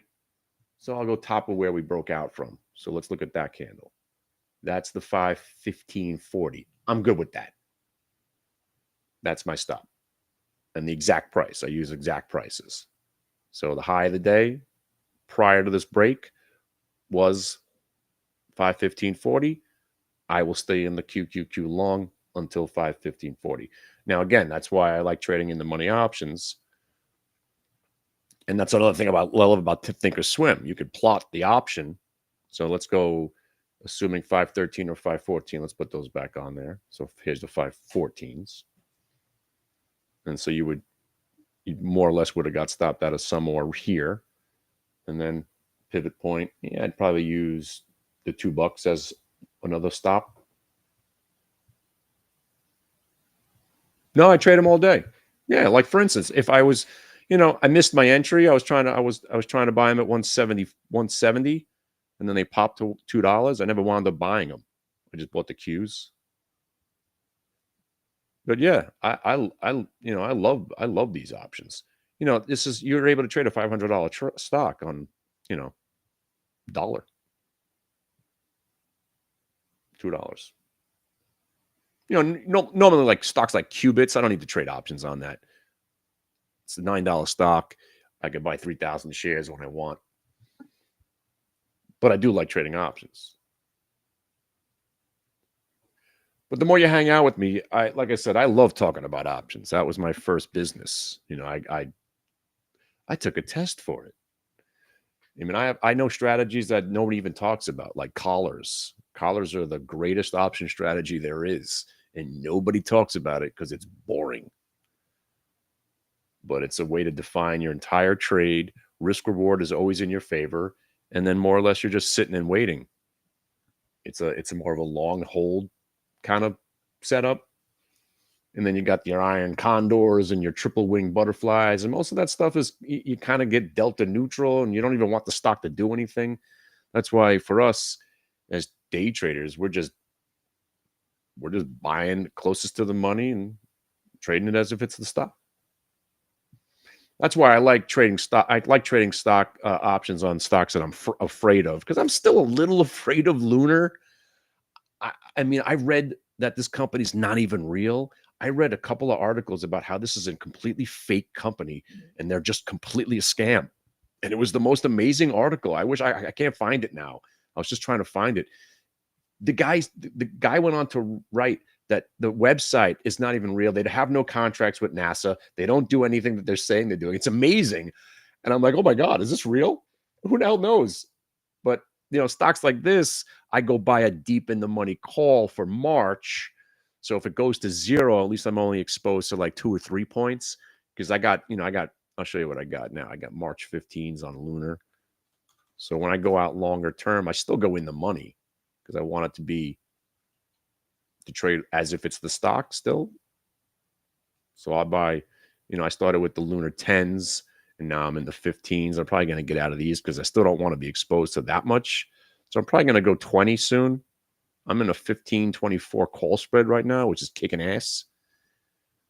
I haven't unwound the whole thing, but now that they created more strike prices on Lunar, by the way. They created up to 38. I think the stock's going to rip. But you can't sell anything here, so yeah, I'm going to show you. They created new chains. There were no options above 24 up until last week. So when they create new option chains, that creates new interest in the stock. I really do think the stock is going to $50. But in case it goes to 0, which is always the case, right? I'd rather be in some long dated in the money calls You know, for instance, if I own 2,000 shares at even $18 stock, it goes to zero. I'm out 36 grand. I own 20 contracts at $3. It goes to zero. I'm only out 6 grand.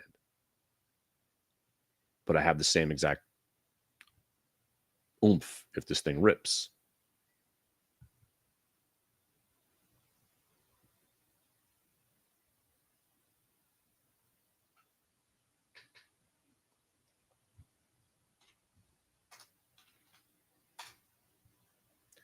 And by the way, you're all still along the queues, right? Nothing's changed, right? Nothing's changed. You've sold some, and now I'm strapped in. I'm waiting to see if we get 519.29 out of this. So basically, it's an if-then statement, which is what all trading is. If Qs break 514.40, I'm out. So if that price, then sell. Or I do have an offer out at 517.50 because that's a big price, what we're about to approach. 515 get you 517.50, 517.50 get you 520, and hopefully by a couple hours we grind our way up to this price. Feels right.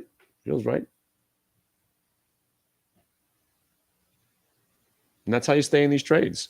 You sell enough of it, you sell 60-70% of what you got, you're locked into a profit, raise your stop, and now you hope for more. That's all you can do.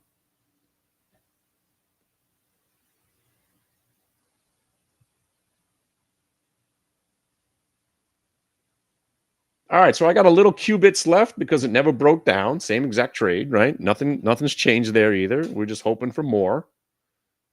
Almost got us, right? How crazy is that, right? It came down to the 1 penny, right? My stop is 908.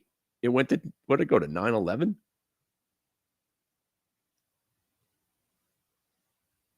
I'm still in from that. I figured they had got me. I didn't even realize. Look at this. I figured that pull work was going to get me. I mean, I don't got much, but right now it's just now you're just in the milking stage. Hopefully this thing keeps going. UVXY breaks under 20. We should have liftoff on the Qs. Palantir is always a great choice, right? Stocks being accumulated. Holy shit! How you like that? Faux show VWAP, bro. 1 minute to the multi-day. Beautiful. And this thing hasn't even reversed yet. So that's a 1 minute multi-day break. Very nice. That looks like you got some more to go. Is my old friend Very, who's coming back to life. $4 now on the Very, who's still in this piece of shit. Gave it to you guys at $1.80 a couple days ago.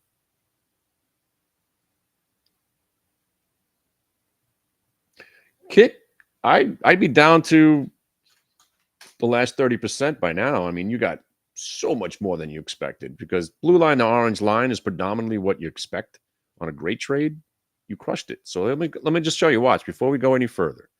So you got the 1 to the 1 day. So when you do achieve that, right, you got some sellers, but didn't break down. Next thing you know, you're back above the 1.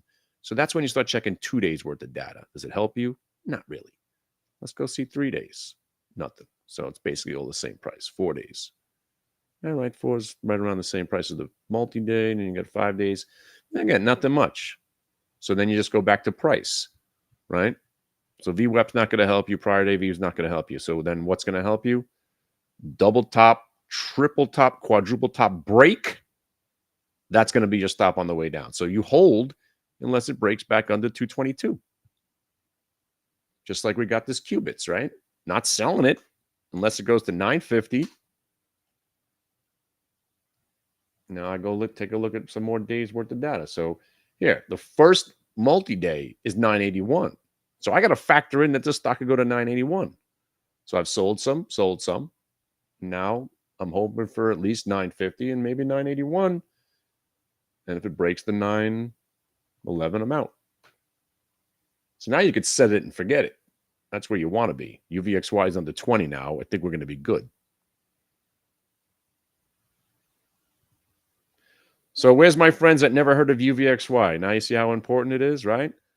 From that one candle that said we have some hope, to the rollover, to the breaking of the lows, to your QQQ long, into some quantum stocks, the days just evolve. And what Solid and I try to do is to make sure you're equipped with the skill set to make money in any environment. Today, you had to be a little bit more patient. But as the bear here, when the market's opening up red, I'm not shorting. It's already happened. So I anticipated there was going to be some more selling. Nailed it. Got to the price that I thought would hold. It did. The upside was just a matter of time. And we got some. I wish I would have bought the kit and the UMAC. Look where UMAC's doing now. This started as with a, this all started with the little VWAP shuffle. There's the faux show, bro. Faux show, bro. Fake out, shake out, back above the VWAP, back above the multi-day. Remember when it was flirting with just the multi-day? And I was like, hey, this could be a reversal. Then you get the reversal. And this is the trade. The faux show, bro, 1 minute multi-day VWAP reversal. This is my book right here. This trade. And when you see this pattern on earnings and stocks that are in play, it works a lot. And it works on earnings reports every time, which is ridiculous for me to say. And on that note, I'm going to just let my buddy Solid take over now if he's around, because I'm still in the same positions. I'm not doing anything else here. Staying with the Qs, looking for 517.50 and then 519. Still got the qubits and Q's new highs. UVXY red, right? You didn't think it was possible today, right? Patience, my friends. Patience. Trust me. I'm a bear trapped in a bull market. I could sniff it out every day. I know exactly when the shorts are going to be on the wrong side because I've been on the wrong side of this market quite often. So now you got the 517 on the Qs. What's going to happen there? You'll see some selling, right? Bang, right on Q. Big number, 517. Almost got a triple top now. Will that be the high of the day? Doubtful, but maybe it is. So you sell maybe some 517s. You could raise your stop. I'm sticking with my plan. 515.40 or bust or hold. Right. And now if you're in the qubits, come on. They just bought the size on the offer. You see it? Some guy was flashing 80,000 shares. They bought it all from him. We're good. 943. Now, if you're a real devout VWAP, you should sell some here at 943 because that's my lucky number. Just for shits and giggles, 943. Rigatoni new highs. Qubits new highs. You see how it all factors in? It's all coming together now. 517.06 now on the Qs. Come on. All right. I'm going to I still got qubits, and now I just sold 100 shares at 943. And you know what? Now I could raise it up. You know what? Maybe we do raise the stop on qubits a little bit. And let's go double top. Let's go 920. 920, and now is you can't lose. All right? Right? Didn't feel good there for a second, right? But we held the hard part. And here's one more saying before I go eat my English muffin and some oatmeal. If you hold the pain, make the gain. You held the pain, make the gain. You're not selling it now. You held the hard part. Let's go. Now we're going 950, 981. We're going to crush these fucking shorts in there. We're going to kill them all. Look where the Qs are. Ooh. Ooh. Market was down on December 30th. Panic. Panic is good. They're panicking down here. You can feel them. Sell, sell. By the way, I watched Trading Places for the 300,000th time this weekend. I almost watched it twice in the same day. It's on every day. It's so funny. It was the Dukes. It was the Dukes. Yeah. Every line from that movie is just fucking funny. All right. Who's not long the Qs by now? Mr. Valentine set the price. Come on. 950 on qubits with size on the offer. We're going. Rigatoni, new highs. Qubits, new highs. Qs, new highs. UVXY getting crushed. There you go. 517.43. 517.50. Oh! Who's the best? Sold to you. 517.50 right there. Kenny, you might be the greatest trader ever. It went to 517.50 to the penny. I know, because the market's rigged. Look how it went to 517.50, people. Once we got through the 515, that's because I'm an options principal. Back in the day, there were no 516 calls. You had 515s and 517.50. And that's how the market's still programmed to this day. That's why half numbers and whole numbers and VWAP is all you need to trade. And me and Solid Jello and the Hit the Bid chat room, and you'll be set for all eternity.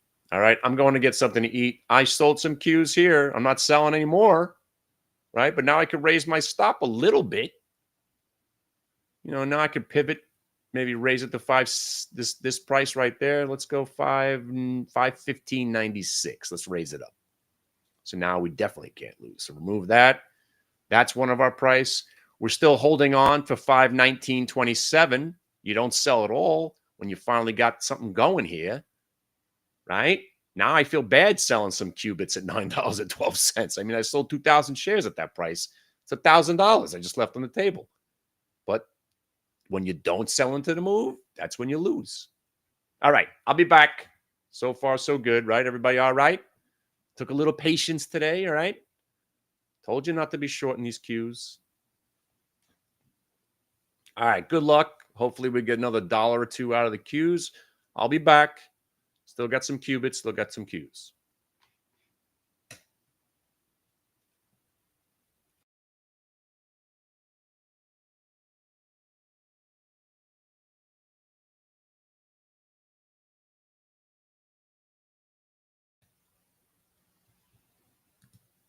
Trying to figure out how best to make the world a peaceful place. There's an old saying in Tennessee, I know it's in Texas, probably in Tennessee, that says, fool me once, shame on you. If fool me, we can't get fooled again.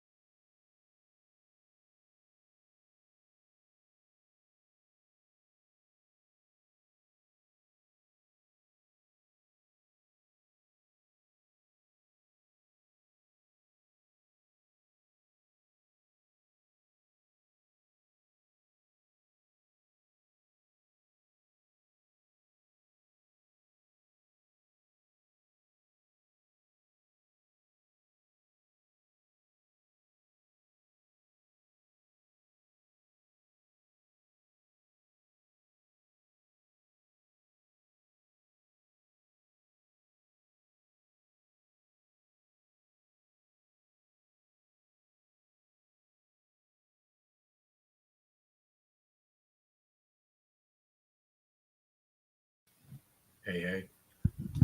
Yeah, so the best is as soon as he starts saying it, right, he realizes that he's in trouble.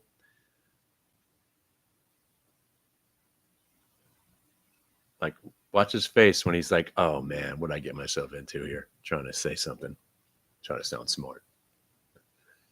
Hang on, let's see if I can get the audio to sync up.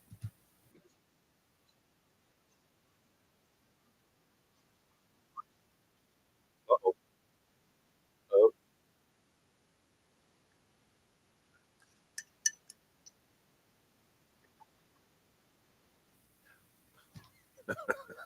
It's the best. Uh-oh, what did I get myself into?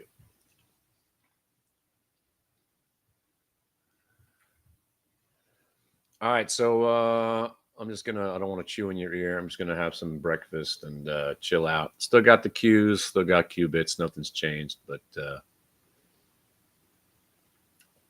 it took an extra 45 minutes for the market to give us a decent tradable rally. So it's worth the wait.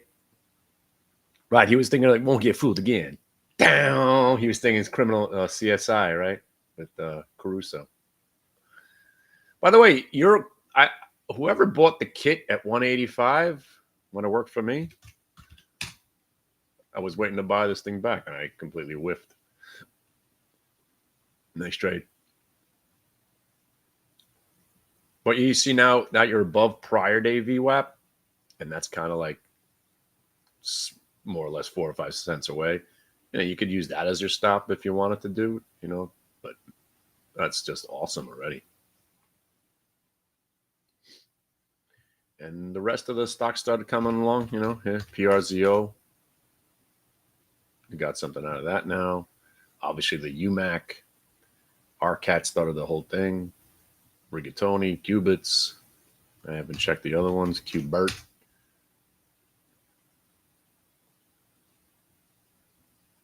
Lunar's about to go green again.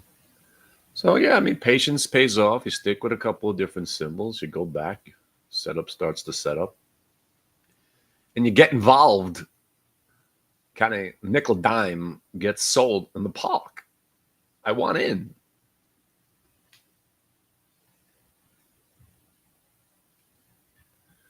All right. I'll be back.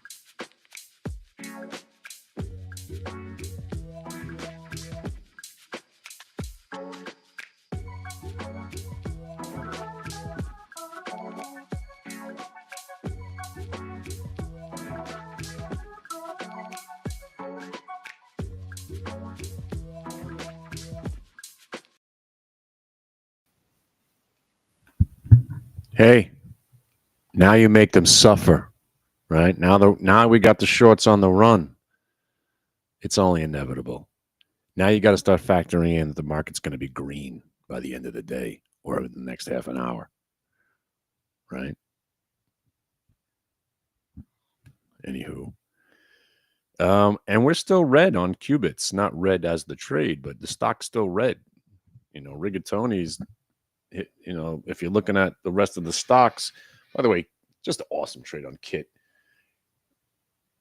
So Rigatoni has already gone green, right? You got your 1 minute multi-day VWAP reversal on Rigatoni. Qbert has gone green. So shouldn't we get some greenage on Qbits? I'm thinking, yeah. So look, 980, we're still red. So next target's 980. Then we're going green, 991. If we get over 991, then let's start looking at 2 days worth of VWAP. Ooh, we're at the 2 already. That's weird. Yeah. All right. I guess because the stock got hammered a couple of days ago. All right. So basically it's the 1 that we're looking to get to. But now if you are still in the stock, you want to raise your stop a little bit. Now you can because you broke new highs. The high candle from earlier, which is 935.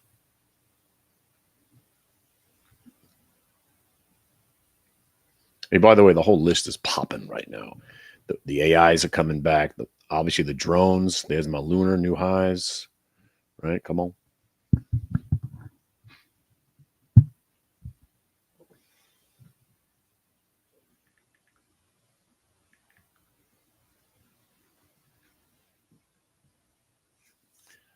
So QSI, that's a big dramatic comeback. QMCO, that's that nasty one that went from $2 to $90 to $50 today. They're all Ion Q. They're all above VWAP now.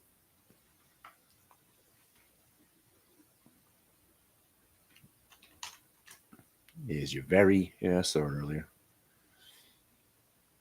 PRZO's green now, Zena's green, UMAX green, Mob's green, Lunar's green.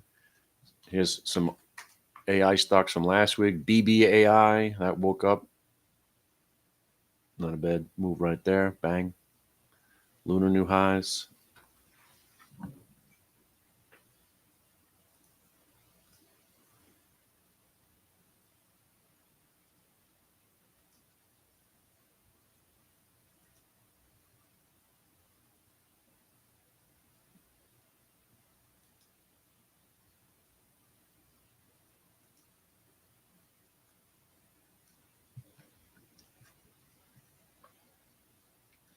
So now, 3 hours later, let's assume that you put on some lotto plays.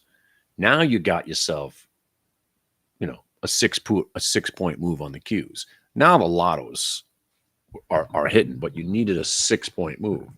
I'd still rather see you buying in the money, 512, 513s. But now if you sprinkled in the idea that, hey, this market's down, we're probably going to rally, blah, blah, blah.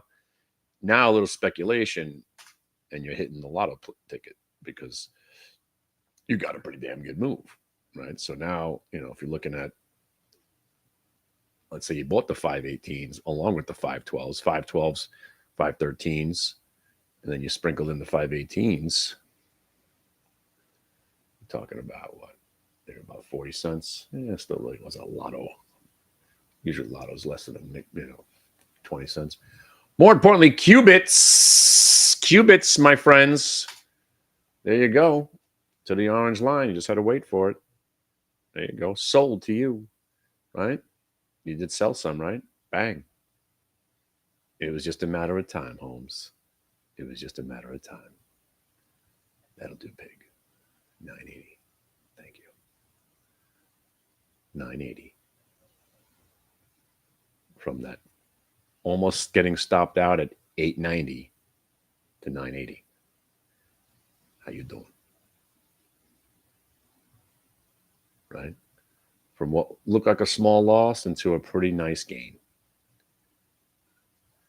All right. And now my watch is over.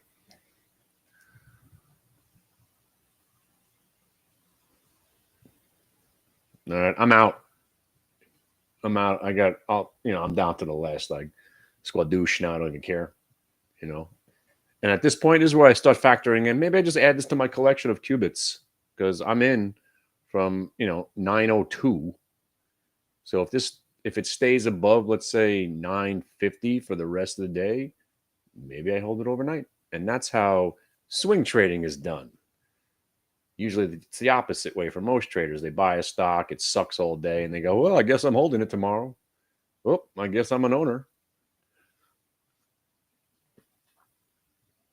But now, see how it starts to feed on itself? Now the shorts are screaming. You could hear them, right? You hear them crying in the distance, right? What have I done? Not again. Oh no. And back in the 90s when I ran my own desk, there'd be this like sigh go, oh, or you'd hear, fuck. Usually that was around 145 to 215 when people were getting screwed by the counter trend move in the middle of the day. But you could always tell when the shorts were getting screwed. Be a bunch of heavy sighs and a lot of cursing and slamming the desks. And now it's just inevitable. I mean, they're all going to die. We got this. I mean, now I feel bad selling some. So kind of typical. Inevitably, you're always going to regret everything you do as a trader because when you sell and it goes up, you made a mistake. If you didn't sell and it goes down, you made a mistake. You always seem to be making more mistakes than normal. You got to learn how to just be content. And man, how about this second move on the Qs, right? Nailed the first one. And then we got stopped out. Second one, much better. Because all the people that got out there, like me, bought back. And then the algorithms kick in. Price begets more price. The shorts get spooked. And you get another leg up. I would think inevitably we're getting this 519.22 today. But at this point, we won. You don't blow the trade. That's why I'm always talking. And then, like when people say, oh, I don't want to buy now, I'm risking all this. You ain't risking. You're not going to let the Qs go back to 514 without you getting out of them. Right. So if you finally decide to buy the Qs, let's say, all right, God damn it, I'm buying them right at 517. All right, cool. You still should sell some at 518. And then you lower and you raise your stop to that half number because that was pretty damn significant, right? Hit the half, got rejected. Hit the half, almost got rejected again. Hit the half, had some trouble. You know where your stop should be? At the half, right? So if you're in the queue still, 517.49, and then the bottom of the range again at 517. Those are your last two stops. Let's say you got a couple of hundred or two contracts, whatever, 200 contracts. You still want to stay in it because it looks like we're going to be good. But you just raise your stop. Now you definitely can't lose. And if you bought some, 512, 513 options, this is how doubles and triples are made. And if you bought some out of the money calls as a little spec play, you got yourself a 5-bagger probably. I mean, I wasn't even thinking 520s, but yeah, I mean, still, it's not that great. 26 cents got you 50 cents, but you needed an 8-point move. I still rather see you buy the 513s. Yeah, that's what I'm talking about. These are the ones that I didn't buy. What am I talking about? This is when I was sitting there. I was sitting there on the bid trying to buy them at 170. Didn't get done. I didn't want to pay up 30 cents, and now they're 540. My order's still out there looking to buy 10 contracts at 170. I guess I should cancel that.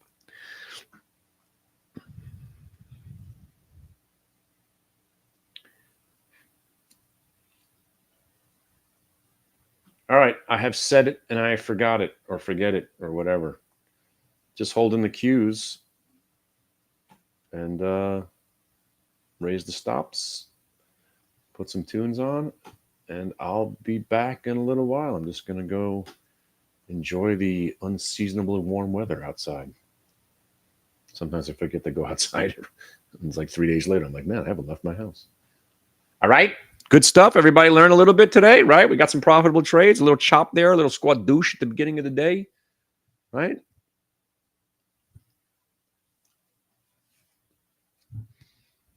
Again, you'll never meet a more bullish bear ever. Because I know you're usually a victim when you're a bear. Now I'm on the other side. I victimize my old brethren because I know exactly what they're doing at every minute. And they're all just so greedy.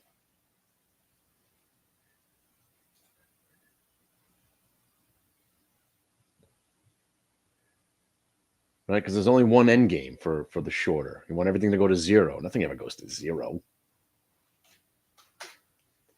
More often than not, you make turns and you get squeezed. All right. How long am I going to say? Let's see. And by the way, if you haven't got a free present for me, I'm going to the mailbox on Thursday. So give me the closing price of the cues. I think Ronaldo won. I know Bazzi. I got to get some oils out to the Colonel. So give me the closing price, 4 p.m. close for a $10 iTunes gift card, or maybe a different prize, depending on how I feel later. I still got some CBD oils anybody wants. And I never gave away the iPad. So if anybody has a kid that you don't want to buy them something new, I got my kids' old iPads. I just spruced them all up. I wiped them clean. They all work. They're old school ones, but they do work. I'd be happy to send it to you. Yeah, Squad Douche turned out pretty well. I mean, but that's the whole point. You just got to be patient. You know? All right, I'll catch you in a little while. If Solid's around, he'll jump on. And you'll see he is a shining example of how everybody in here could be a VWAP trader and learn how to trade this way and be successful. I brought it to him, it was presented to us by Zach Hurwitz, who was a disciple of Brian Shannon, and we just ran with it. I just started experimenting with what trades work the best. Obviously, it's still earnings that still work the best, but our stocks that we trade are so active that they tend to, work pretty damn well. G Money's back. What up? All right. Anyway, a little regret. Now, selling some at 515.50 wasn't the best idea, but hey, felt right at the time. Want a tie. All right, Latris on the Menjay. I'll be back. I don't know. What time is it? 12:42? I should be back by 2 o'clock at least. If something dramatic happens, I'll just jump back on the mic. All right, so if you're out there, I'm going to put some tunes on so you just know that there is something going on. And if Solid comes, he'll just shut the music and he'll show you how awesome he is for a little while. All right, be safe out there, friends. Don't blow a good day because now it's been pretty good. All right.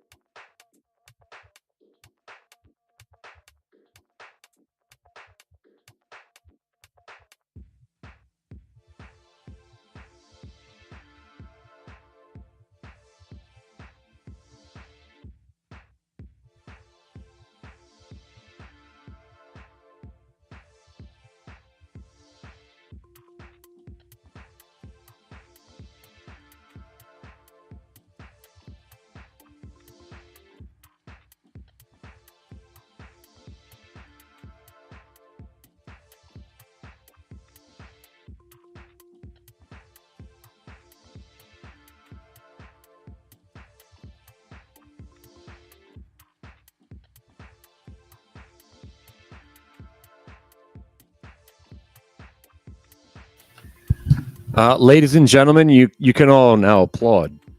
You could say, my God, I can't believe that happened.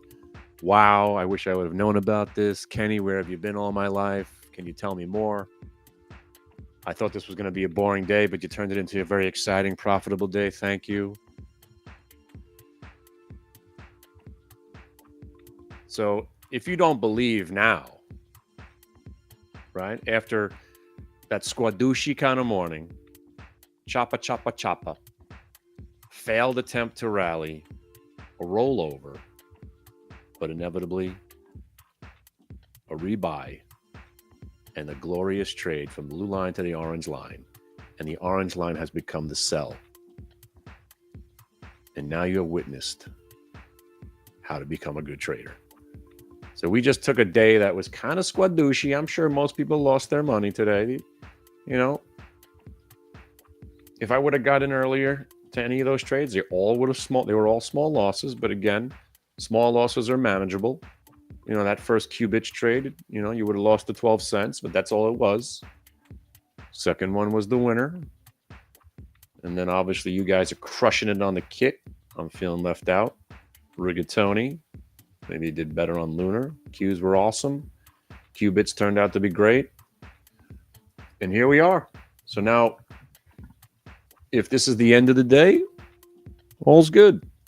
So here's where now if my man Charlotte shows up, which he does a lot of private sessions and he does airtime a lot of times. Some days they're just, you know, we'll go 2 or 3 days without hearing from him because he's busy. But, you know, when I'm done doing my spiel, getting familiar to teaching you my ways, usually in the middle of the day, he uses a lot of different time frames. He's invented time frames, hourlies, different types of things to look at, more automated. And it's just a nice addition to the VWAP philosophy.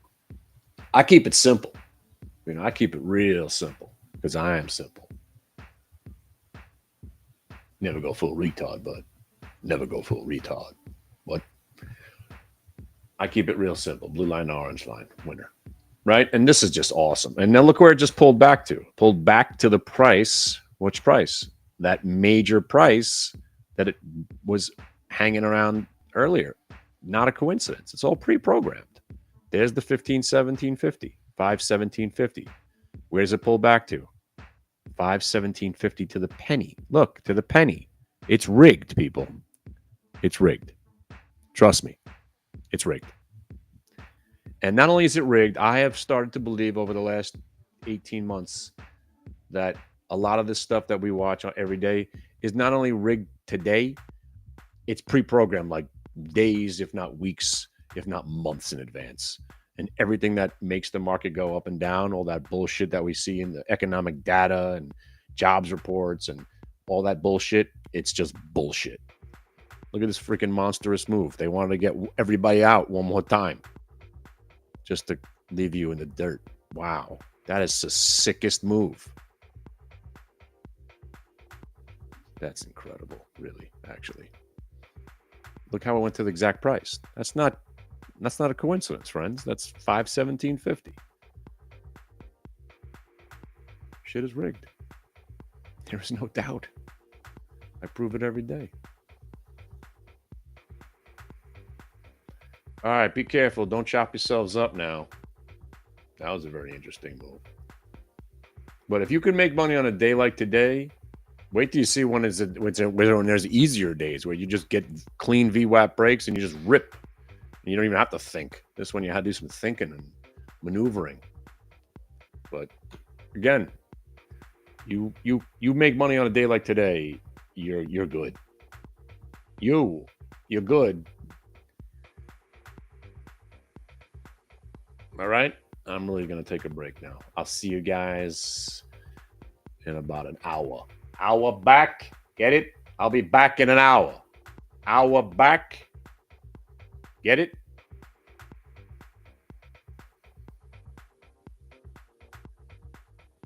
You guys all right with the minimal AI house music? These are all AI generated songs. It's weird. It's not like real music. It's like music almost. How about some sounds of nature?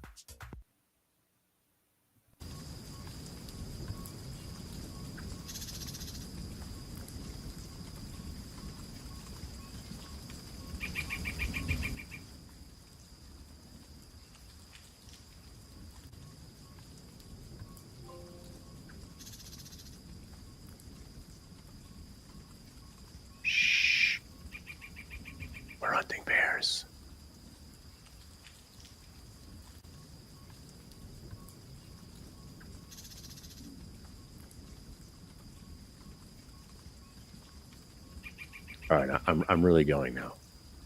Takes a lot for me to pull myself away from the desk. See you in a little while. Enjoy this hour of nature sounds. And at 2:15, we'll have some VWAP ASMR. VWAP. Trading. VWAP.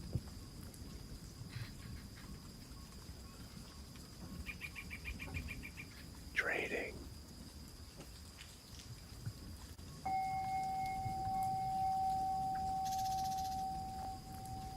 Trading. VWAP.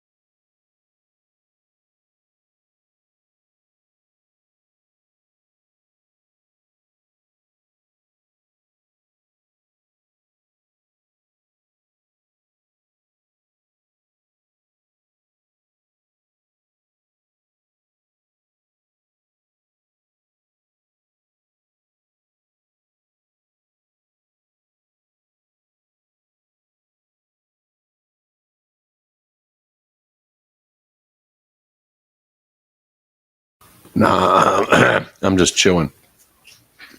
I was gonna say, well, like I said, the easy answer is to hold. It's not like we did anything since we hit the VWAP. By the way, I mean, this is one of those days where it's just like blue line, orange line, and then basically haven't done anything since. You know. But let's say you want to hold overnight, and tomorrow's probably going to be the same kind of day. You can sell 3 contracts right now. You can sell tomorrow's 520s. Well, let's call it 521s better. 521s. You sell 3 contracts right now. That's $1.61 less that you have to worry about if you're debating whether or not to hold it overnight. Or they just rip into the close and you don't have to worry about any of that. But yeah, still no reason to sell. But now, I mean, the closest reason to sell is right here, that last pullback.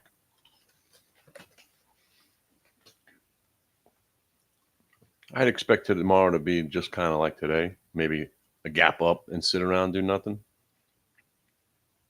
But if we sell off, we have another big sell off, you're looking at tomorrow could be flirting with today's lows, and that ain't good.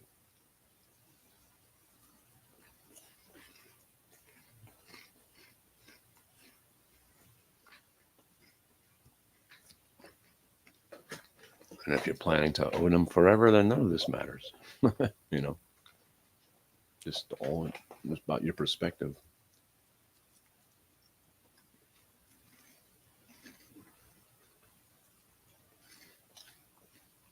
But as a hedge, you could sell some calls against it, and just to cushion the blow if it does go against you more, if you want to hold.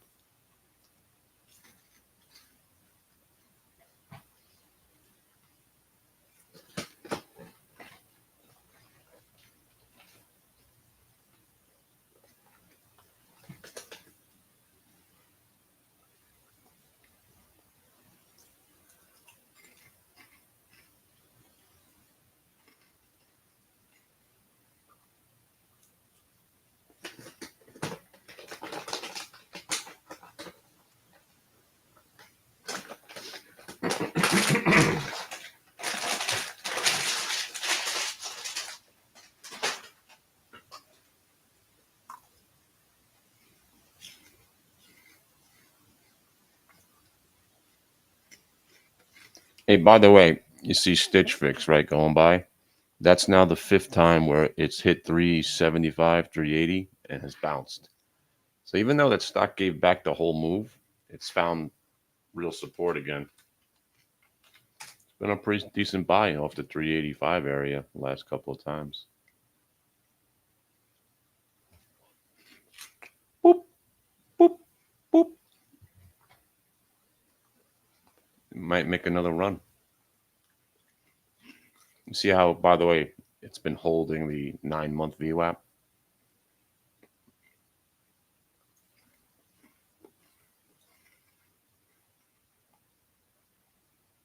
Hey, can you hear me now?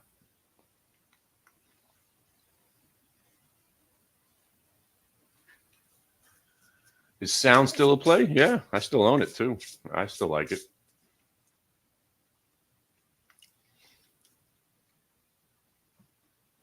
I mean, actually, that one I gotta maybe think about redoing the call spread too. Yeah, it's more than a yearly high. I think it's like an 18-month high.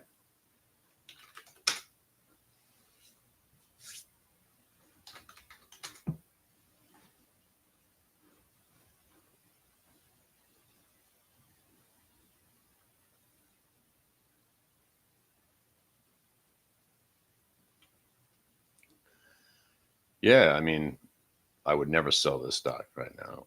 I'm talking about Lunar. It's too close to, if it could break 1975 again and close above it, and then we're in. Look up at $21, and then it really can get crazy. You get into these bigger candles. That's why I think the stock you get to $31.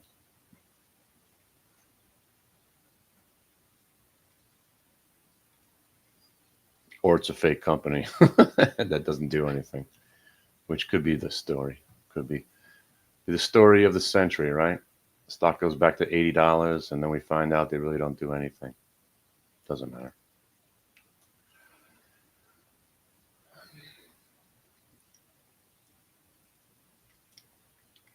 You know what I want to start tracking? CNBC runs like commercials all day for stocks. It's like the biggest scam in the world. But, some of those stocks, they're so thinly traded that these commercials wake it up and they actually do move. Like LEAE, whatever that was, LAES or something like that. I just saw a commercial for Edible, Edible.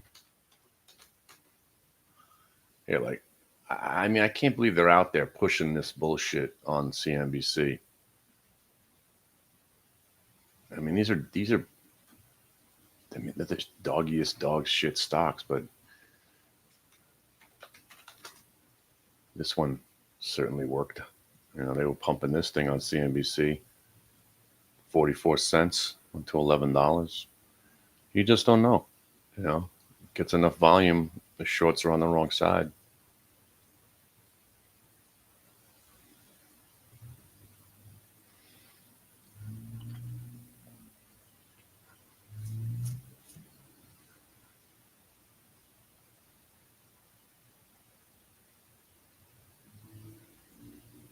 Stitch Fix looks like that's a good stock to watch the next couple of days. Could have the January effect too. You guys know about the January effect? Tax loss selling and that kind of stuff. A lot of these dog shit stocks, they'll dump them right tomorrow. Take the loss, buy them back next week.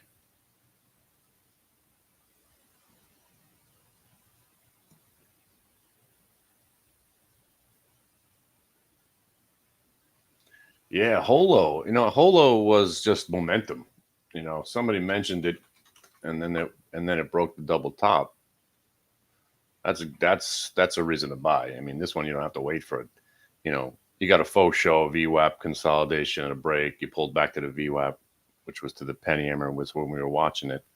But then when you get a double top break, that's when momentum in these piece of shit stocks kick in. That's why momentum is what it's all about. You get VWAP confirmation, sure, but then when you break in new highs, that's when shit kicks in. A lot of people have scanners that just look for new high breaks, and they just buy new high break, especially with momentum stocks. Usually it's these $5 stocks. I don't know what this one is. I never heard of it. Oh my God. Look at that freaking chart. I mean, look, come on. What is this stock? Had 13 reverse splits? I mean, this is possibly the dumbest looking chart I've seen next to that mob chart. This is even crazier. Look at that. This thing has been a pump and dump. And man, does it get dumped. Holy shit. What in the hell is this piece of garbage? I love it. That is the dumbest looking chart I think I've ever seen.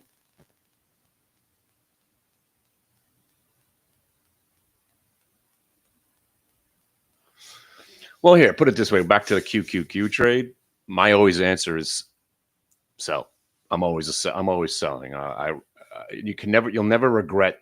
I mean, you'll regret it, but in the end, if you're nervous, if you don't want to be in something, if you're not confident, one of the first lessons I ever learned was, if you're in a position and you think you should be selling, ask yourself, would you be buying more right that moment? And if the answer is no, then sell it. If you're not confident enough to buy more of what you're in at that time, then you don't want to be in it. So you answer your own question.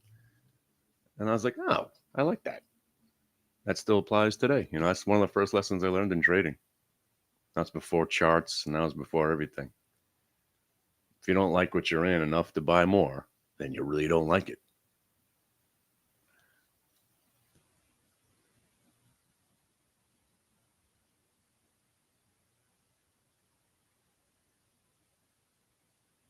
By the way, I took a loss while we were sitting here. Fucking qubits. Yep. I YOLO'd. It got me anyway. I got FOMO'd on the qubits. Everybody else was going green, right? Everybody else is going green. My boy finally gets over the multi-day and then breaks the freaking high today. There's Kenny Glick loading up, baby. Let's go. I got freaking hammered. Oh, man. It's not too often I escape the day flawless. I usually make one mistake. It felt right at the time. I mean, seriously. We break the highs of the day. The whole sector's moving. Rigatoni's ripping. QMCO's going green. All my babies are moving. You know, I still had the last 100 or whatever, 100 shares left. Normally I'm selling and just calling it a day. But instead I bought 1,900 more shares again. And that went horribly wrong. That sucked. And my friends, that's why trading's hard. Because there was no reason not to believe I wasn't about to make money on this trade. I mean, finally goes green, right? And that was it. But it happens a million times. Stocks get to break even. That's the program. They get it to break even. The trapdoor was set, and then it reverts back to VWAP. Seen it a million times. So it was a tough to eat this loss, but I ate it. You know, I bought 1,900 shares at 1989. I mean, I basically top ticked the whole thing. I mean, that was me. Sucks. I bought 1,800. I had 100 shares left. I bought, what am I doing? No, sorry. 14. Yeah, 1,900 more. Immediately sold 500 for a small loss because I just felt like I was wrong. But I didn't want to eat the loss until it broke back below where it came from. And that kind of stung. That hurt. But, you know, turns out it was a good sell. You know, I wish I would have sold it all up there. But like I do on the way up, I don't sell it all on the way down because I'm hoping that over here it'll put up a fight and maybe rebound. And I lost the battle.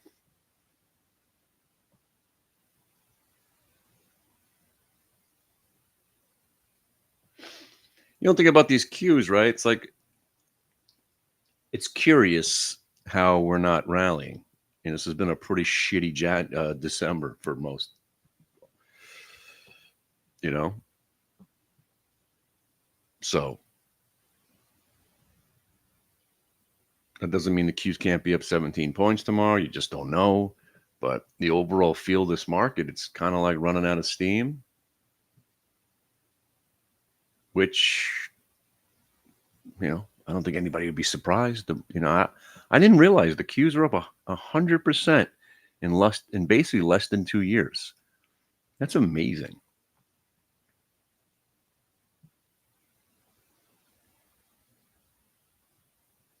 I didn't realize they were up 100%. I just read that CNBC website.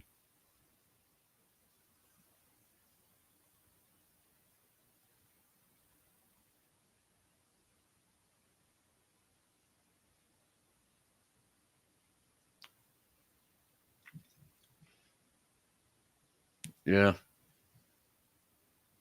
By the way, I did buy more. Let me show you. I bought more Lunar. I went out and set up my. I set up a bigger spread. So I'll show you what I bought. So when I like a stock, and I like a stock, but I don't like enough to own the stock, I'll buy a deep in the money call. So then at least I know what I'm exposed to if I take a beating. I went all the way out to June.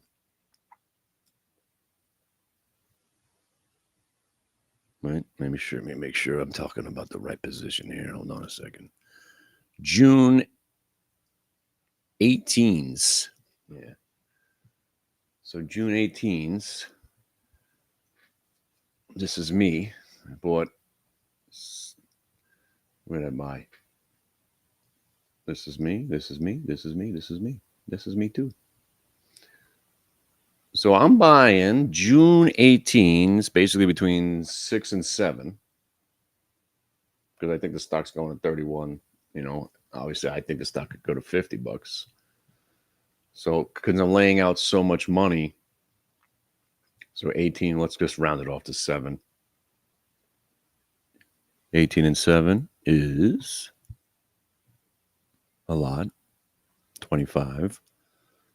So at near term, because I don't think it's going to 25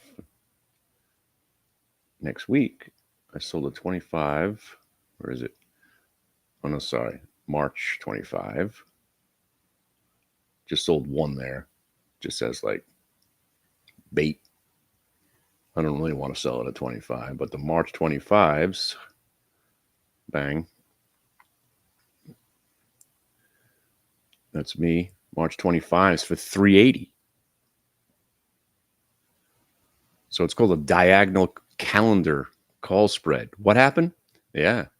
Oh, yeah. By the way, Carvana. I stink. I was short that thing at the highest possible point, and I was like, I remember that day I was getting beat on it, covered it for one of them, covering for a profit. You know, I never went back to Carvana. That stock's in a downtrend now. I think it's going to go back to 180 now. Yeah, it looks nasty. And if Carvana's falling, that's kind of an indictment on all the hype of this entire 2-year run. Carvana, not many people are saying it's like the poster child of this entire move. I mean, that thing was resurrected from the dead. But here, so June 18s for 7, March 25s for 380. Yeah, March 25s, and then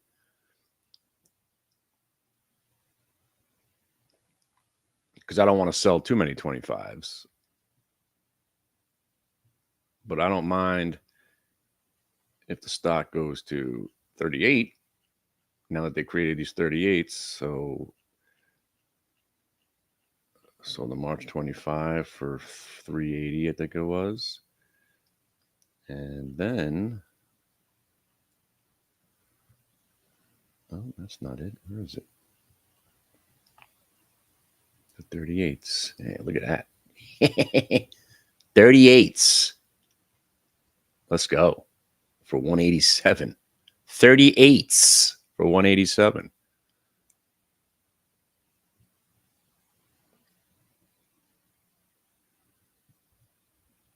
So it's called a diagonal call spread because you're selling near term, owning long term. So you own the deep in the money calls long term, and you sell short term premium to pay for what you own long term. You know, for instance, I used to get myself in trouble by selling some near-term premium and it would get called away. I'm not going to do that. But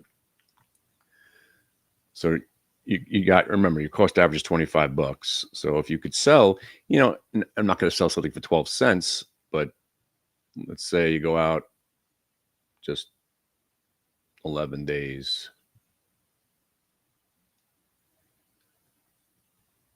26 is for 30 cents, right? So say you got like 20 contracts. You got $14,000 on the line. You sell 5 contracts here, 11 days out. I know it's not a lot of money, but considering your cost average is $25, you sell some 26 for 30 cents, right? Or, something like that. At least that makes it worth your time. 11 days from now, the stock's at $22 or whatever it is. These expire worthless. It's 30 cents less that you paid for the March 18s. You collect premium near term to pay for your long-term hold. And then if it turns into a freaking disaster and Lunar winds up not being a real company and goes to zero, you're only exposed to the, 5 or 6 that you have on the line on the long-term calls. Same thing with SOUN. I'm going to readjust.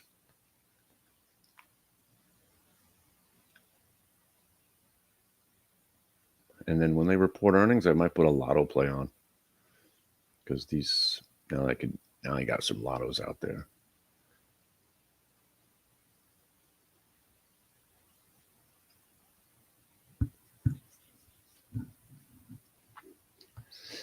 I'll tell you something, man. This market with UVXY coming back, you got 23 minutes left of the day. That's not good. You don't want to see UVXY going to the green late in the day. But if they're going to do something dastardly, they would gap the market up tomorrow and sell it off. And that could actually get ugly because that would actually spook more people than what we're seeing here. This is just whatever. They gapped the market down and then it fought back somewhat. And now we're closing right in the middle. No one's even thinking about it, right? You gap the market up tomorrow. Futures are up green. Everybody's excited here. Last day of the year. And then we roll over and UVXY starts to rally tomorrow. That could actually feed on itself and really you might get ugly because the lack of liquidity, not that many people around, the rookies are in charge, right? The main traders are on vacation. Somebody hits the wrong button, some shit like that. Yeah, I don't expect it, but I didn't expect it to be down today, you know? So what I'm saying is that let's say the Qs tomorrow, you walk in, they're 520 and a half. Jen's all happy because she held them overnight. Sorry, not Jen. Joe's happy. She's going to sell because she's happy they're gapped up. Then they start to break VWAP and the selling starts to get intense. A gap that fails and goes red triggers selling emotionally from people that are just watching the market. And of course, algorithms. Nobody likes to see a reversal. And then it could get, because of the lack of players tomorrow, it could be interesting on the downside.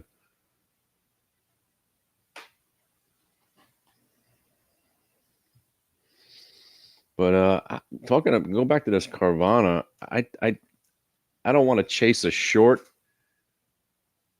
And by the way, here is a faux show, bro. Long trade. By the way, there you go. I mean, this is just like exactly what the market did, right?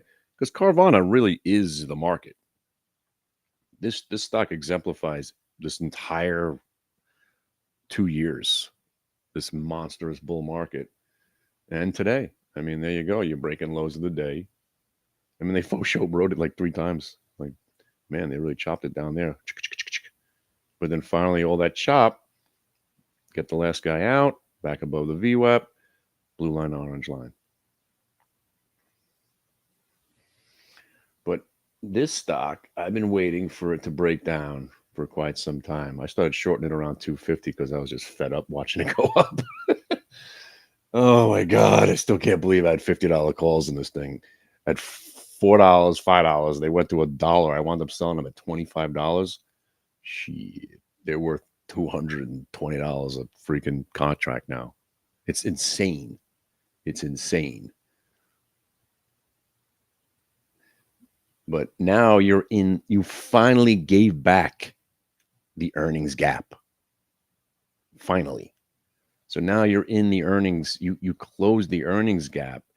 If it doesn't fight back soon, you're going to be sitting there back at that real support. And if that gives way, then you're going 176. But I think it's headed here anyway. So now that you're back below 220, well, 250 was the hard part. 250 gets you back to 220. 220 gets you back to 180 usually, which is right in this mess. That's the 185 area, 190.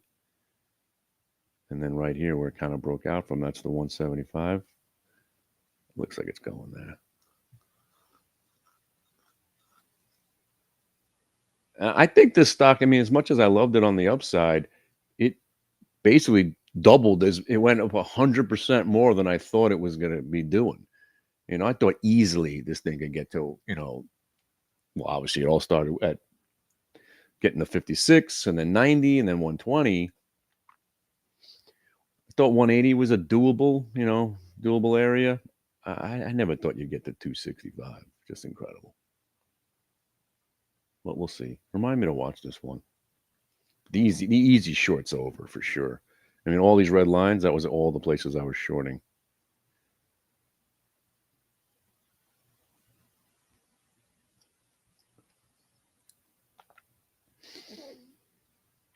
But on a bright note, right, let's say the market's gapped down tomorrow and does one of what we saw today, and maybe there's a little bit more enthusiasms, we could have a good rally.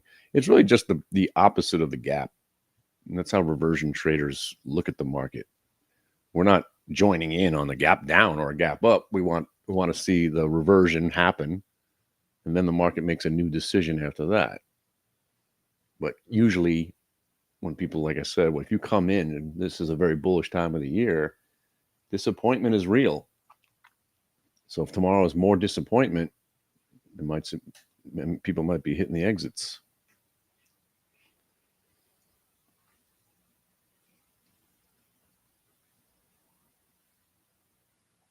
And by the way, I don't know even how to feel about the next 2 years. This has been some crazy run that we're on.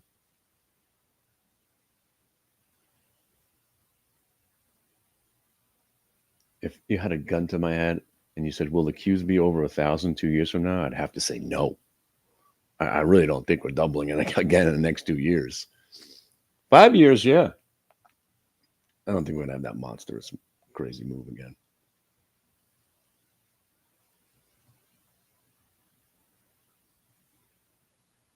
But yeah, hey, what's up, Solid? But we're very close to, a rollover, and then we will certainly see who's in charge here.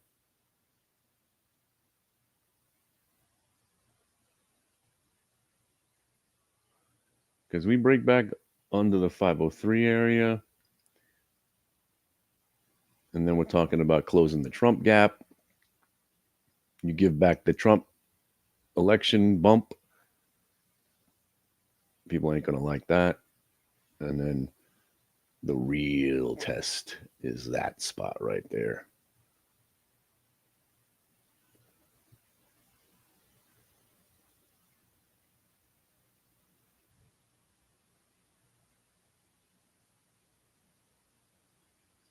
And here's the best part of that whole entire conversation. None of that really matters.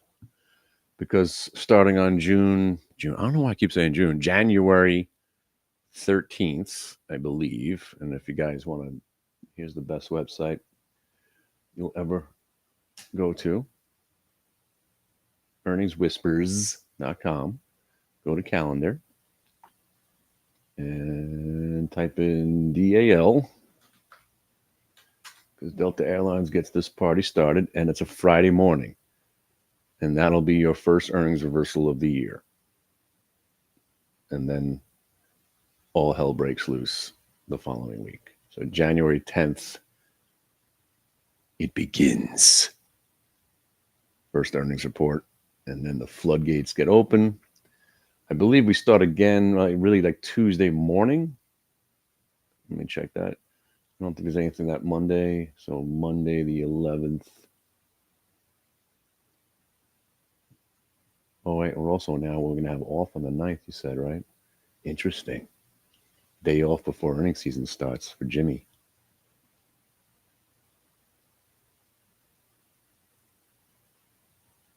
So the 13th in the morning, 13th at night. And then this is Tuesday. What about Tuesday morning?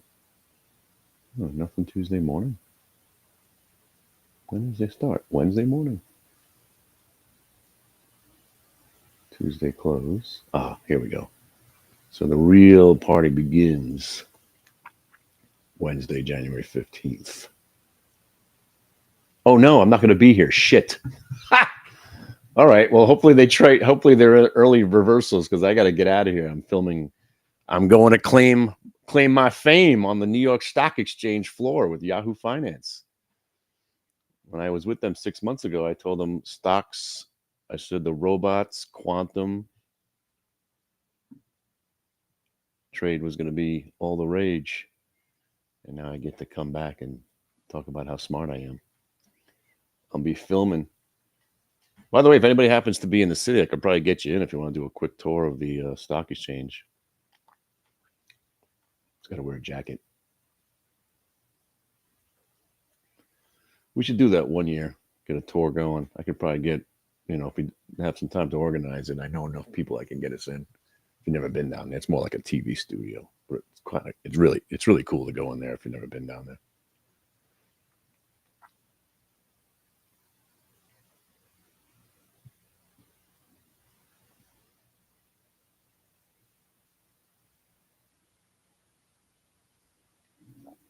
So anyway, what I was saying was, inevitably, within 3 weeks, January 15th at 1:45. I don't think it's live. I think it's a recording because they have to edit it down a little bit, throw some charts on. But what's crazy is the ones that I thought we wouldn't be talking about are now the ones that I'm probably going to.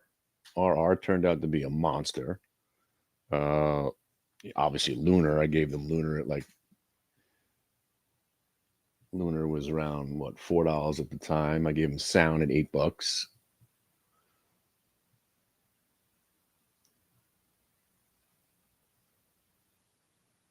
I gave him Sid U was on my list. That one came out of the freaking nowhere, 169 to $7. Obviously, I gave him a Serve at $4. What'd that one go to? $24. No one ever heard of Dave Righetti's quantum stock. They were like, "What? Who? Dave Righetti has a quantum company?" I'm like, I'm pretty sure it's not Dave Righetti's company, but Righetti Computing. Look what I was talking about the stock. It was 75. It was a 92-cent stock. Nobody heard of this bullshit before me. That's why it's good to know fads, because there was a quantum fad. I forgot when it was, maybe 2 or 3 years ago. Quantum stocks came to life for a little while, and then they just died. That's why I remembered all these stocks. Yeah, it was just about a year ago. You had these there was a 100-bagger. That was a 10-bagger right there, 36 cents to 360. Actually, exactly 10-bagger. Wow. And that's why I was saying, if this thing could actually break 350, it could go back to the SPAC price. And oh, it did. Oh, bye. But let me get one of my thoughts out. The reason I'm not going to care about the overall market, because the earnings reversals are going to, forgive me, trump all of it. JP Morgan's going to still do what JP Morgan stock's going to do, no matter what the Qs are doing and the S&P.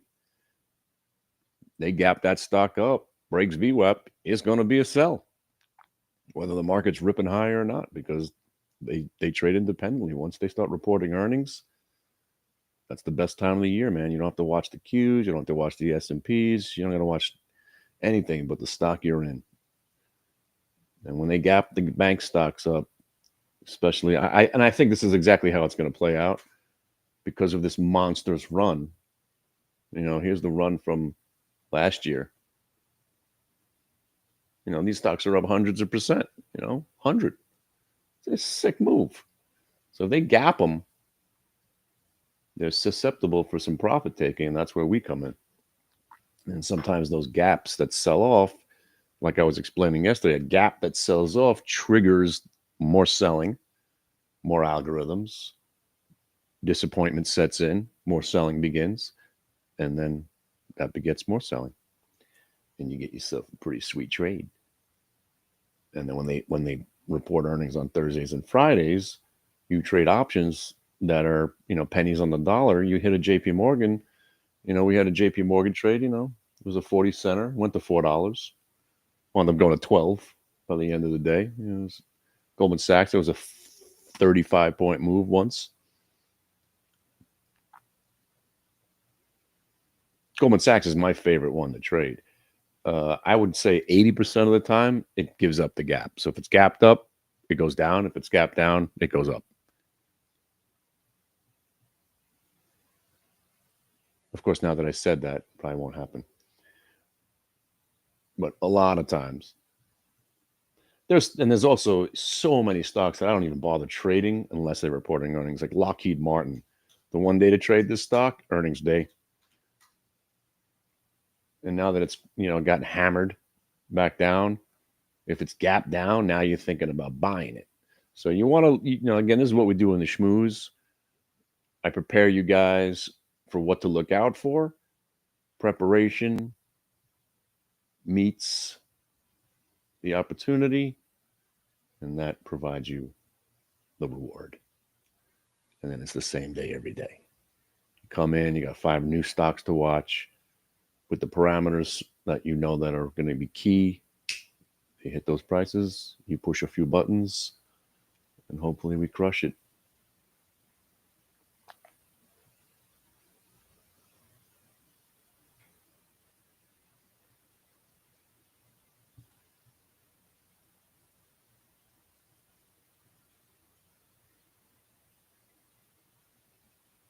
I can't believe how to eat that freaking loss. I feel like buying the stock back to try to make some more money, make some money back. Maybe I do. What time is it? Nah, there's only 8 minutes left of the day.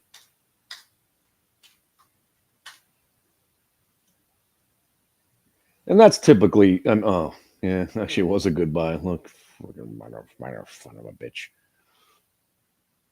That's typically my day. 3 or 4 winners, 1 loss, quit.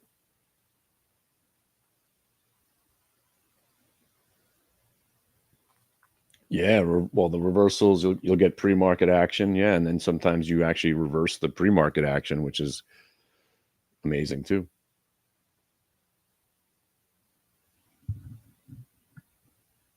When you see crazy moves in the pre-market, it often gives you an idea that you're going to have that same type of move in the regular session.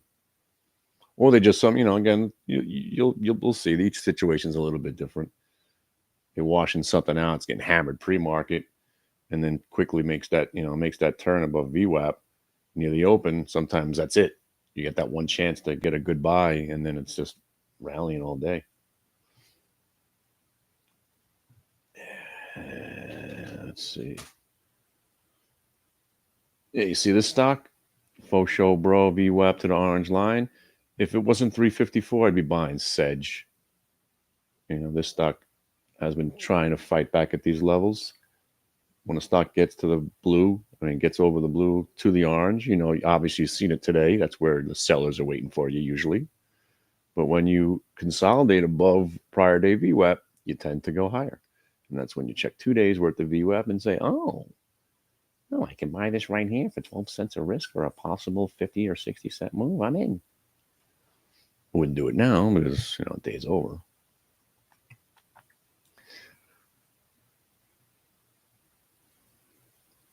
Well, you'll see once you get the market mechanics down, every day is exactly the same. Just some are squadouchy like we had today. We had to wait an hour to find some decent moves, and we perfectly waited it out. Sometimes you wait, and it's a bad choice. Sometimes you wait, it's a great choice. Patience usually pays off. Sometimes you wait, you miss everything, and then you get caught in that fear of missing out because you're like, oh, man, I got to do something. Everything's ripping without me. That's when you got to really test your discipline. You're like, no, I'll just wait. I'll just wait for the next proper setup. It'll come. And if it doesn't come for the rest of the day, I guess I'll trade tomorrow. It took me a long time to remember that, hey, the market's open tomorrow. I'll find another trade. It'll be all right.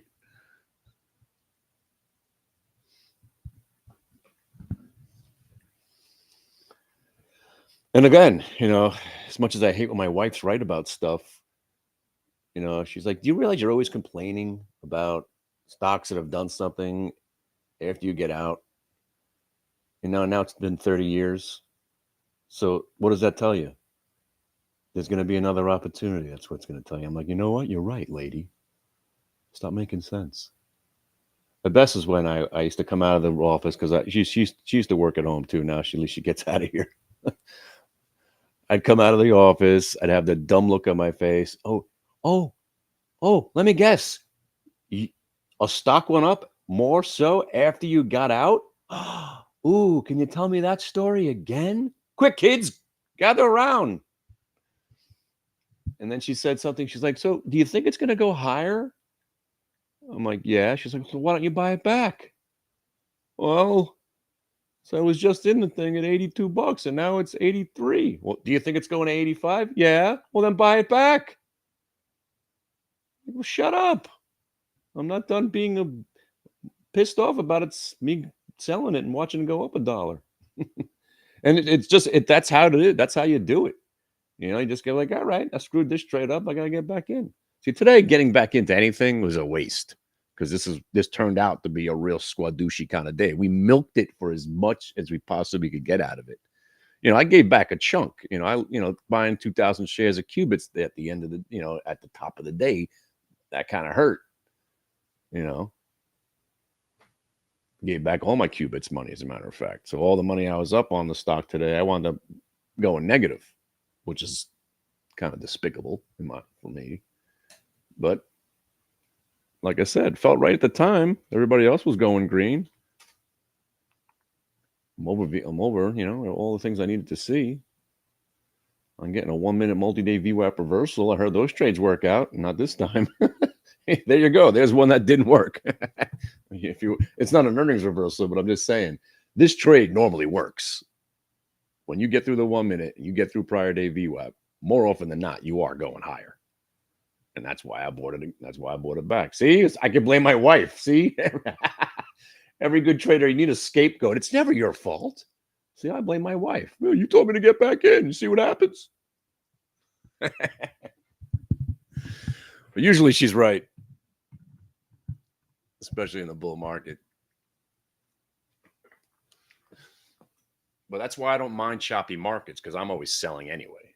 I'm always, I take the quick profit. I try to milk it for more. And, with the Qs, it worked out perfectly. We nailed the top. I just wish I didn't have this moment right there.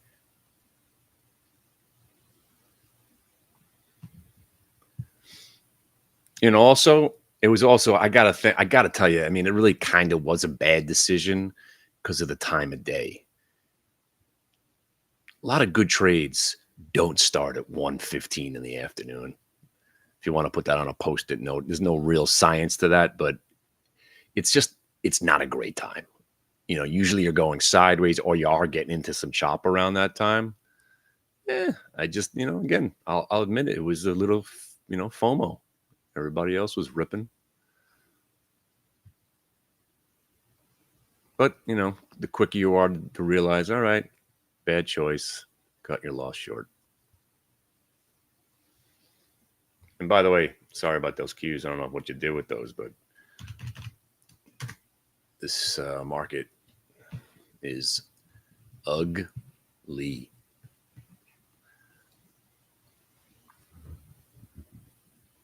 They gave you an hour to decide. It was like it was sitting there flirting. It's amazing how it went right to your price. That's really weird in a way. Look, it went right to your price. Your price basically was resistance. So strange. Maybe you control the market.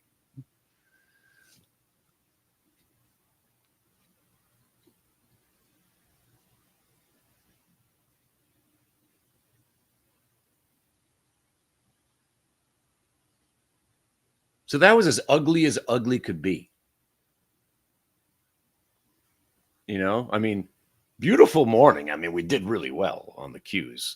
Blue line, orange line, nailed it. But damn. They just basically suckered you to give it half back mostly.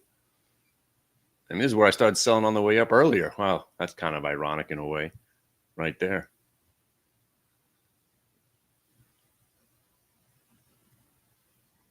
But listen, if we're surprised by selling tomorrow, now you won't be surprised. I'm telling you, if the market's up anywhere between 517 and 519.40 tomorrow, and we don't break today's highs tomorrow and we start to roll, we're going to Jerry or back this whole freaking thing. And let me tell you, if UVXY is anywhere near today's highs, we're gonna be shit in the bed tomorrow. I'm telling you, it's gonna be weird. But the one lesson I've learned: when you're surprised, you go in the direction of the surprise. Like, holy shit, I can't believe the market's up today. Good, buy it. Oh, nice. Yeah, now you've seen how perfect this market, right? They're not going to fool us. Blue line, orange line. We know how important it is, right? Nailed it. I don't know if you guys, I'm selling up here and, got stopped out hours ago.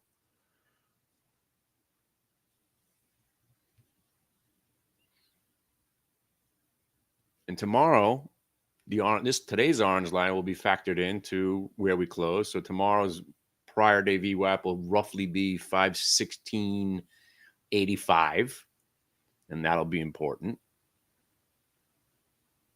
But right now, man, if you just poof, I mean, I know solid was probably shorting into the close. I mean, think about it. I mean, I probably should have maybe taken a gamble, but I really wasn't feeling it. So look at that roll. I mean, that 517 put probably was what, triple, quadruple? Any him.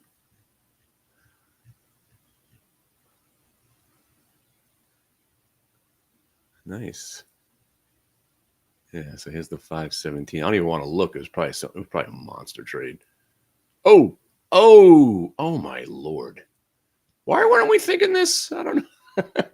I don't know why I was sleeping. I don't know. I just kind of sleepwalking here. I'm shot. 67 cents went to $3. Right there. And you see how it was the first VWAP break? That's what I love about Thinkorswim. You could chart the options, and now you see why you go at the money. Just a nice at the money put into the close. VWAP break, 66 cents. And you're selling, I would have sold some of the $1.20, $2, $3, and probably the rest, That would have been pretty, that would have saved my damn qubits trade. Yeah, we'll get it next time.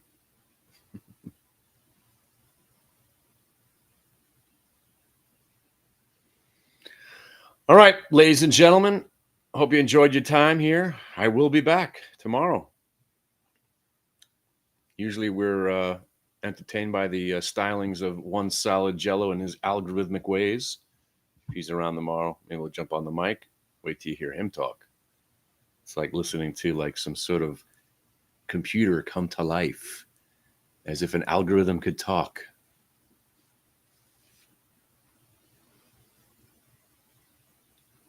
And then you'll realize all this thing is that we do here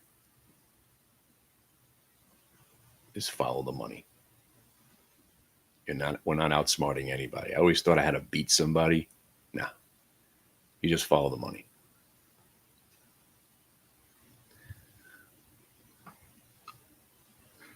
All right, I'll see you in the morning.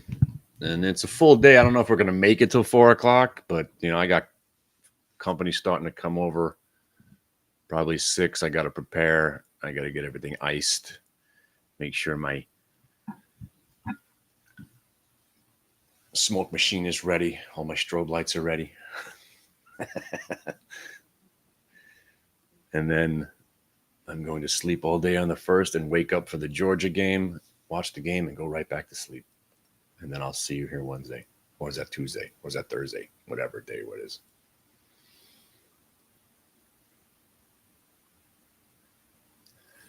All right?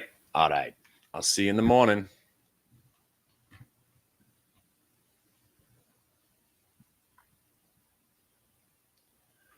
One more for the road.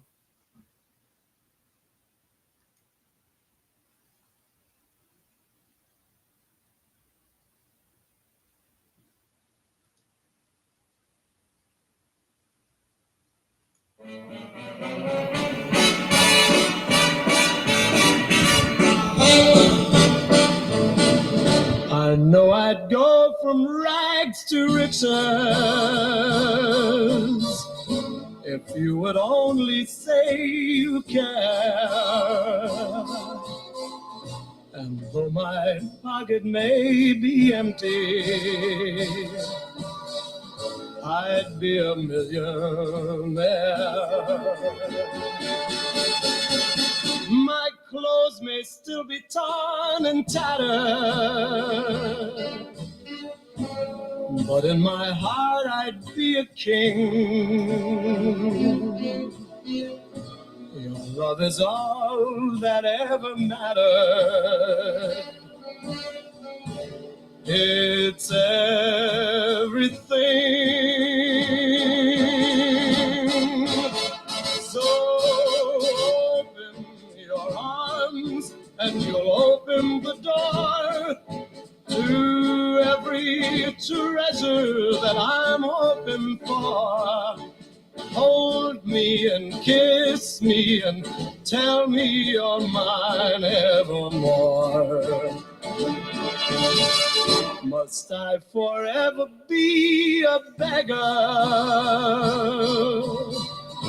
whose golden dreams will not come true? Or will I go from rags to riches? My fate is up to you.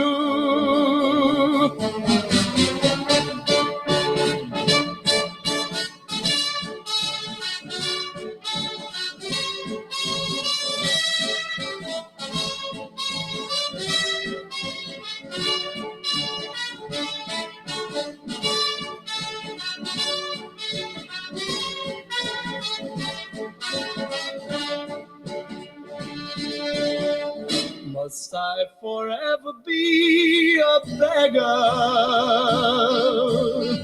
whose golden dreams will not come true? Or will I go from rags to riches? My fate is up to you.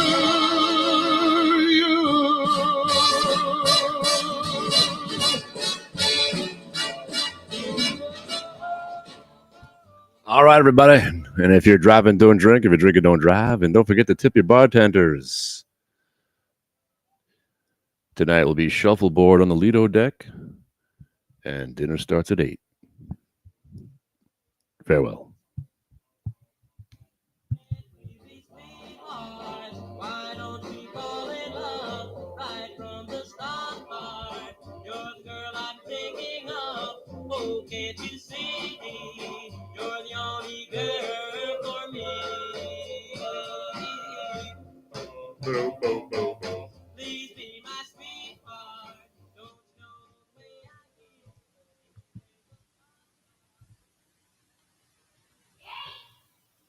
Oh.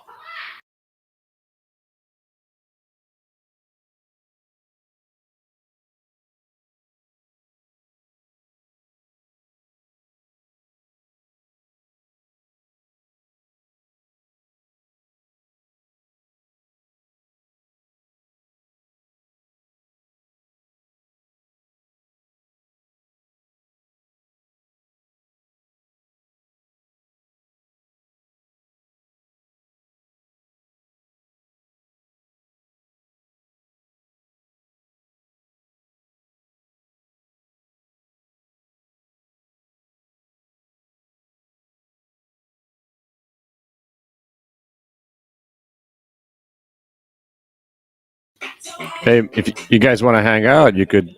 I'm going to show off my DJ skills. I'm just rehearsing for tomorrow night.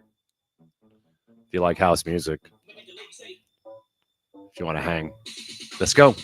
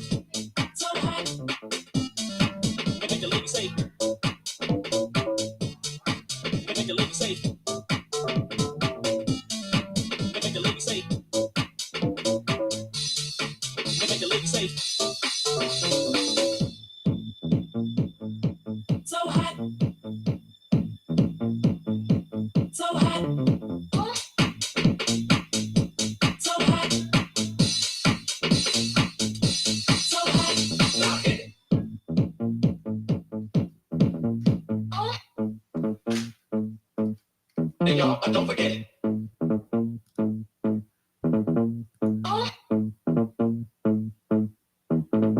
Come on, come on. Let me make the lady say. So hot. Because my crossfade. Let me make the lady say. So hot. Ooh, good one.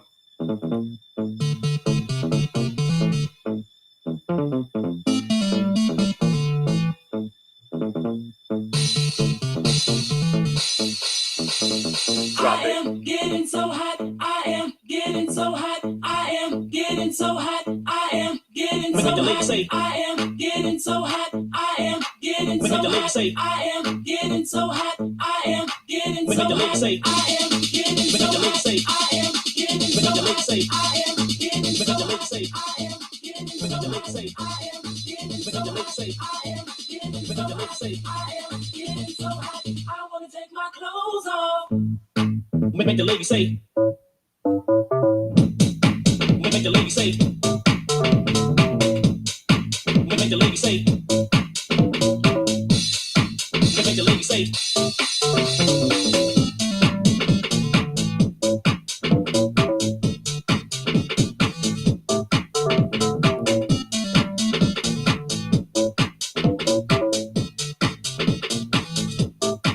Make the lady say. Make the lady say. Make the lady say. Make the lady say. Make the lady say. Don't need no introduction, cause I look so goddamn stunning. I pull up to the function, it's just flew in from London. Don't need no introduction, cause I look so goddamn stunning. I pull up to the function, it's just flew in from London. Don't need no introduction, cause I look so goddamn stunning. I pull up,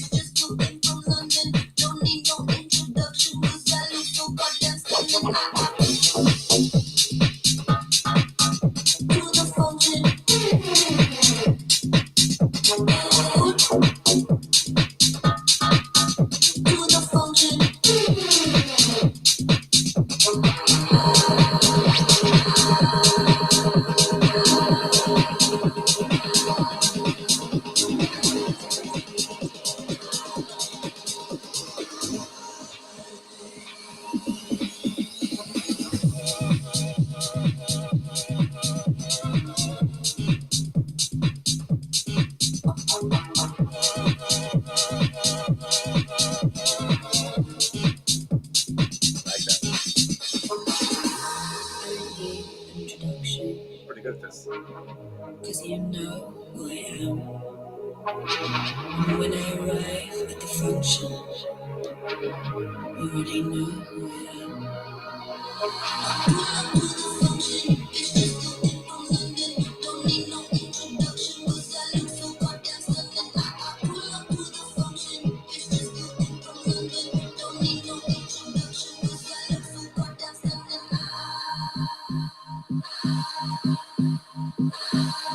Wait for it.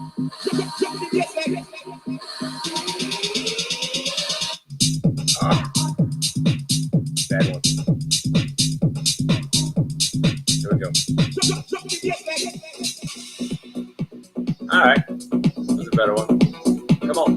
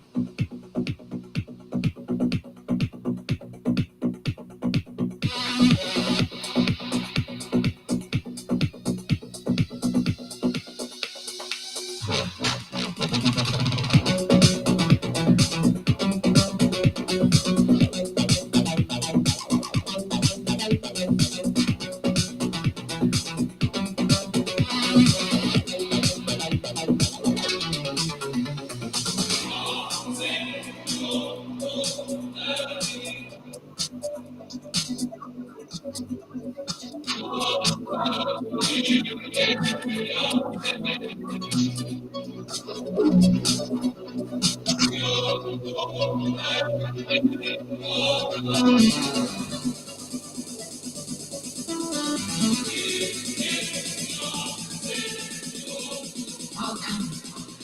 I might.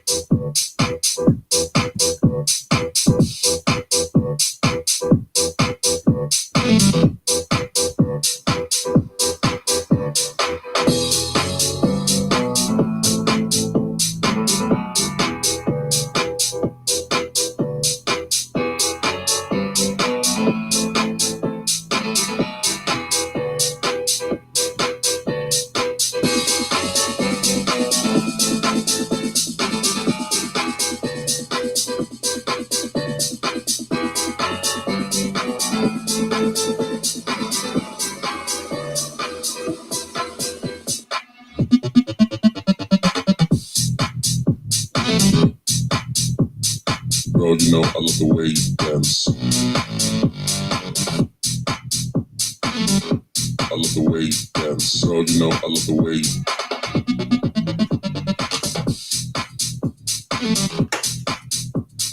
Girl, you know I love the way you dance. I love the way you dance. Girl, you know I love the way you dance.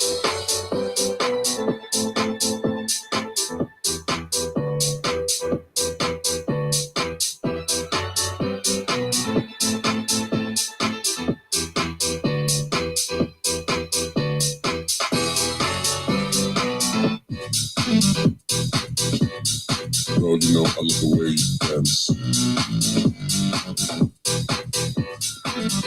I love the way you dance. Girl, you know I love the way you dance. Shining in the ecstasy. Shining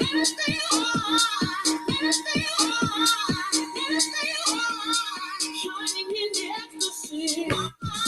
Shining in the ecstasy.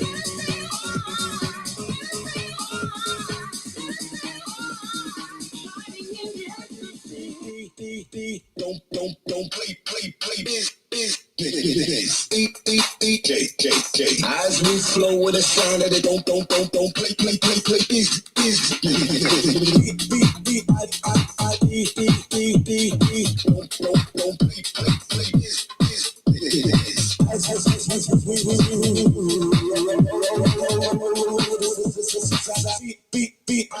this.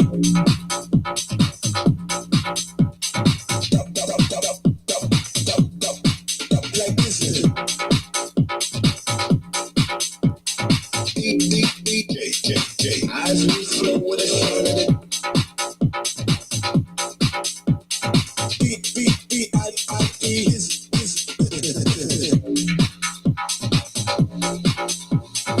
As we flow with the sound of it.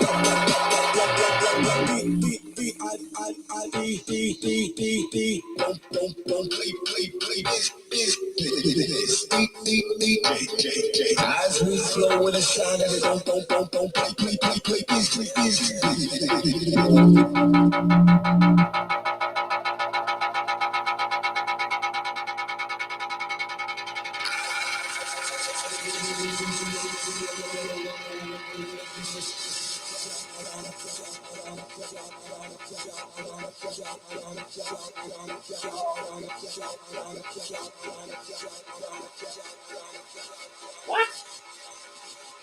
As we flow with the sound of the don't play this.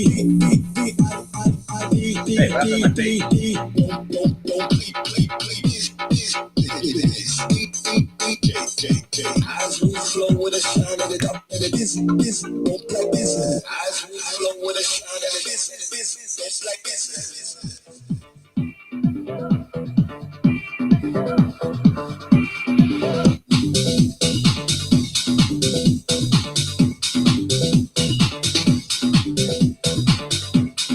Work my body. Come on, don't you wanna party? This beat got me feeling naughty. What you wanna do? My body's so melodic. Come on, don't you wanna party? This beat got me feeling naughty. What you wanna do? Come, let's get it percolating. Don't be scared of it.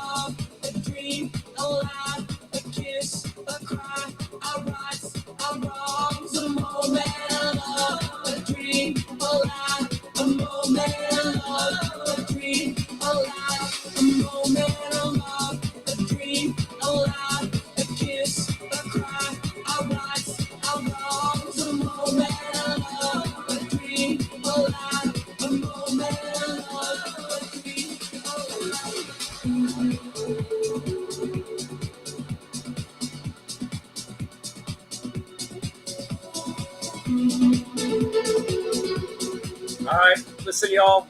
Room's open one more day. Join us. It's all house music, all VWAP tomorrow. And we're going to keep the room open till they shut it down, till they burn it down. All right, I'm really leaving this time. Rest up. It's going to be a long night tomorrow.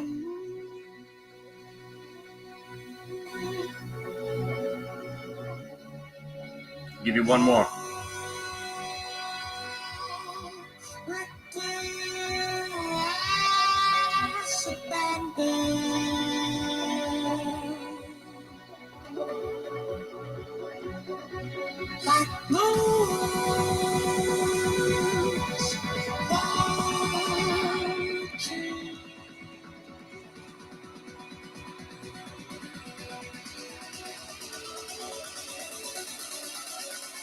A moment, a love, a dream, a laugh, a kiss, a cry, a right, a wrong.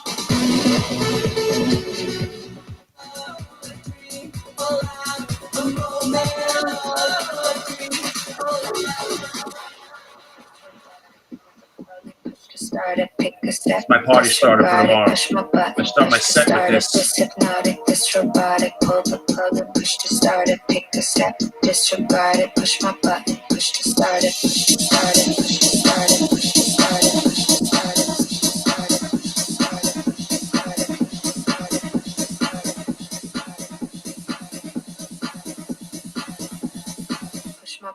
Push to start it. Push to start it. Push to start it. Push to start it.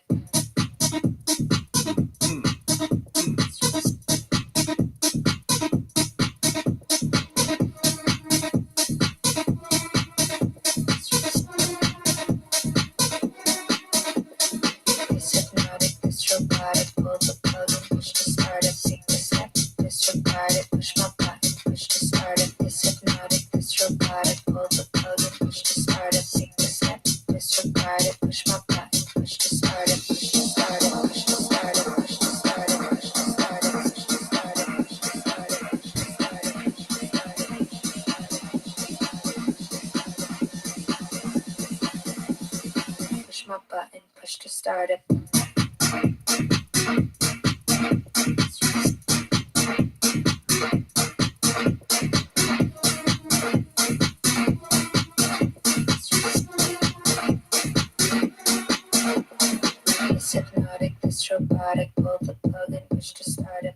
Yo, YouTube, if you're out there, email me. It's going to be a good year. Get involved. Get involved. Learn the VWAP. It's not going to be the easiest, greatest two-year bull market again next year and the year after. It's going to be, I would say, a little bit more difficult to trade. That's why you need us. So need people like us. And if you are here tomorrow, dance party, rave, VWAP rave party.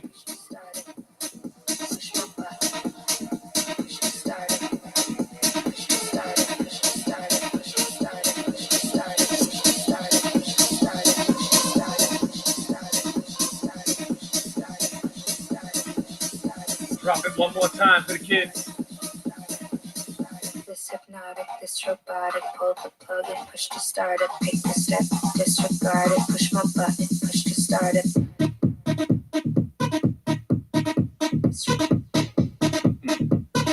Well, I don't think we're gonna double 2 years from now. Maybe 4. Push my button, push to start it. All right, DJ VWAP in the house. Stay tuned for more of this. I'll see you guys tomorrow.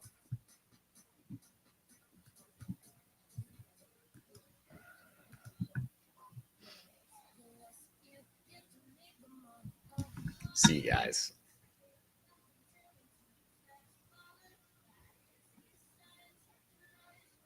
You can go back to your nerdy blockchain conversations now.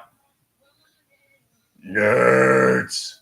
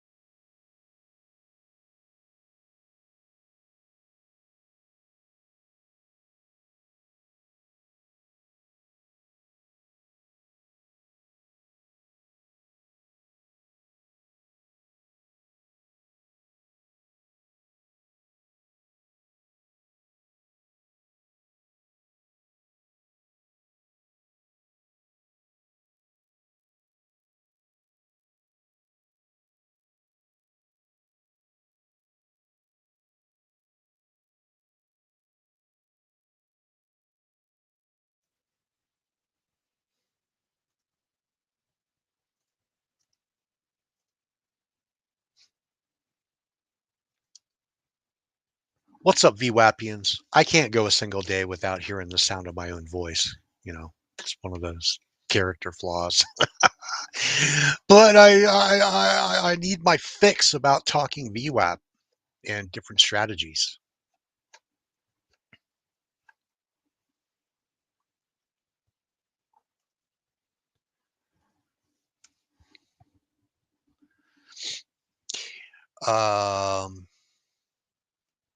Yeah, it would be, hey, what's up?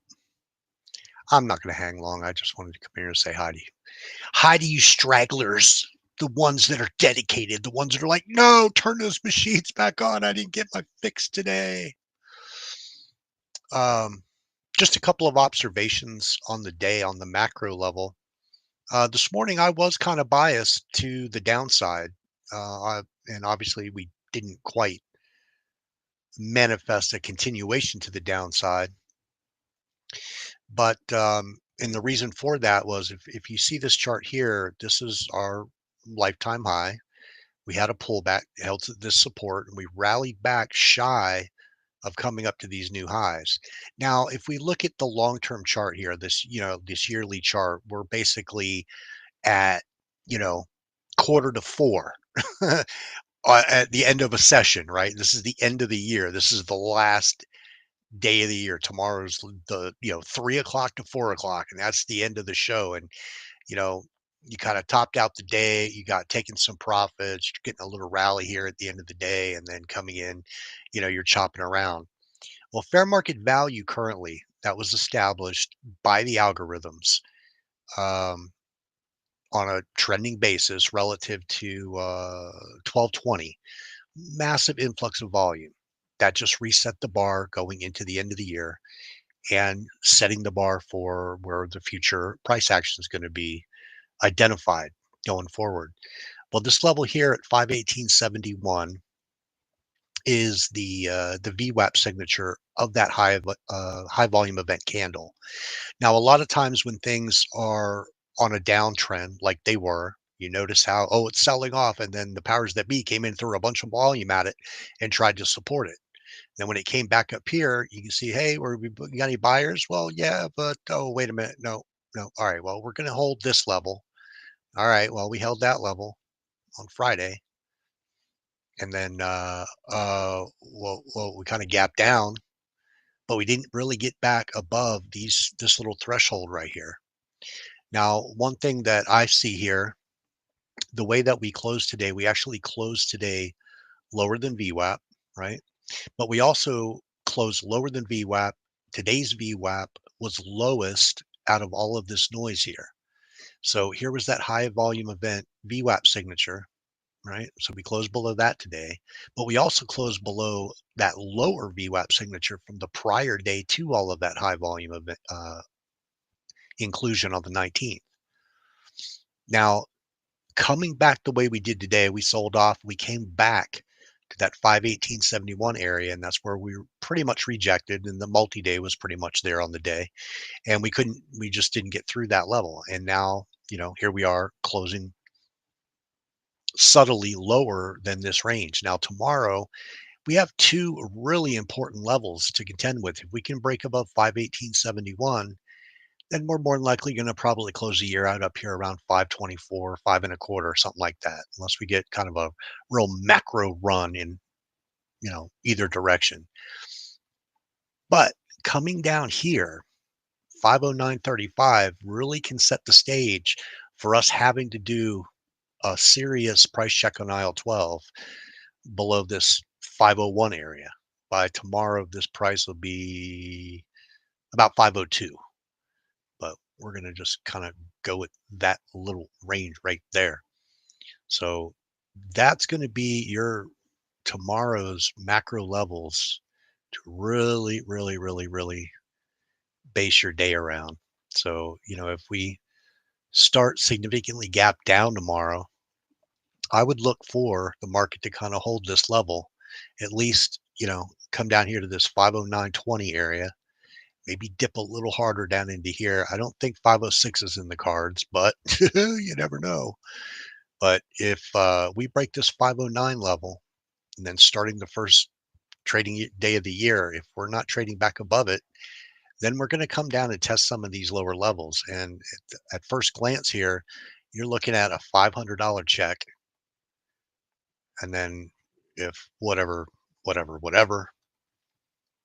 but we'll address that. But going into tomorrow, these are going to be your primary levels. And we can see how they're measuring up on the day here. You can see that's where we topped out this morning. And then that's where we kind of, once we broke that upper threshold on Friday, we didn't really do anything all day other than, limp across the finish line. But then when today started, you came down to the multi-day and you failed at the upper multi-day from the pre-market. And this thing just started selling off. And then when it tried to rally, it couldn't really get back. It tried 3 times today, 4 times. 1, 2, 3, 4, 5 times to break above that range. And then later this afternoon, where'd my thing go? There it goes. You tried it almost once, but 7 times today trying to get above that level. So there was just an absence of, follow through to the upside relative to that very specific level from history. Now that we're selling down, closing below the VWAP's not good. And tomorrow, like Kenny was pointing out, the new multi-day, wherever tonight ends up, the new multi-day tomorrow that we have to meet or beat is going to be basically where the VWAP closes right here. So around 516 and change, it might even be elevated a little higher. But since we started selling off, the disposition or inclination of the VWAP is going to change a little bit. So probably somewhere around 516 is where the multi-day to be tomorrow. And then that'll be our test to see if we can get back and recover on the downfall of this day. And then if we can come back, you see this is where the multi-days close it today, basically right here at that 518 area, 518 in large change. So if we can get back above that, then we're going to be setting the year up. But this is going to be that mean line for us to recover, to even start welcoming the bulls back on track.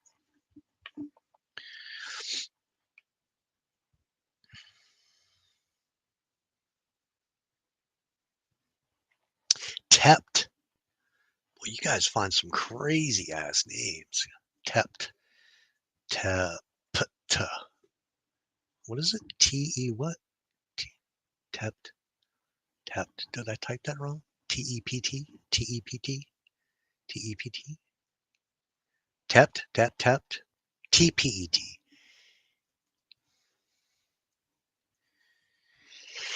T-Pet.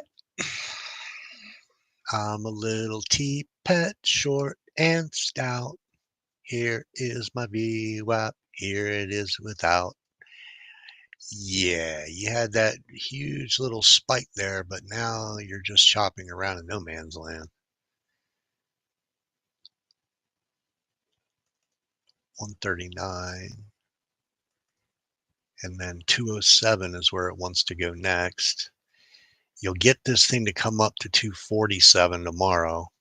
Have a pullback to 207, and then if you can break 247, this wants to go to here primarily. That's really where that closed, right? That high volume day. And then if you're going to really rally out of this thing, 407.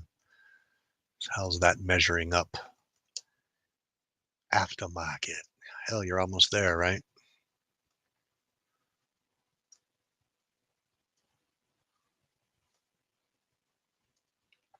Getting all kinds of volume just came into this thing, setting the bars.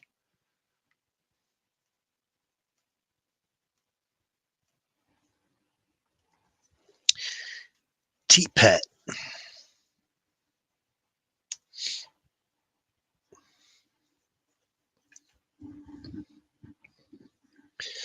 Well, what are you supposed to do? You buy a dollar gamble and then you're going to sit on it?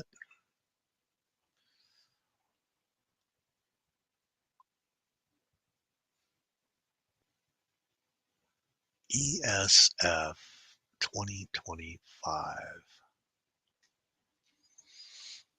Now, depending on how the year starts out, if there's going to be, I've heard rumors that they're going to do another, for some reason, an emergency Fed rate cut, and then printer go burr, and that'll take us to 600 on the Qs. And also that'll take any of these, it'll give us another wave of those Andy Dufresne stocks.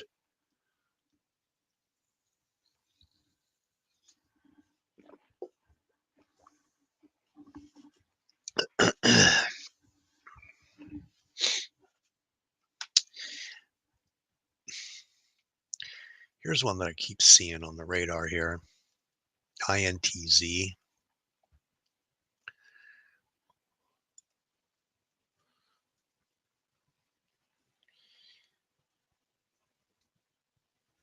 This thing just started too. Started on Friday. INTZ.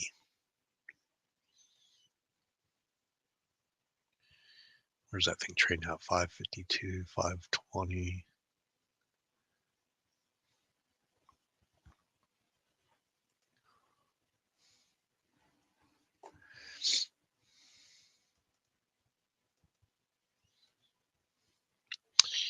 But the going back to the Bitcoin. Now look, Bitcoin might be its own thing. But when you eventually get to a place where there's a dominant ownership, whether it's BlackRock or the Bitcoin bros and all of the other people that own Bitcoin, you could legitimately have Bitcoin billionaires out there that are going to want to cash out before the global powers that be turn around and say, yeah, you're not going to be able to redeem your Bitcoin for US dollars or the ruble or the yen or whatever the hell they use in North Korea, I guess. Chicken patties.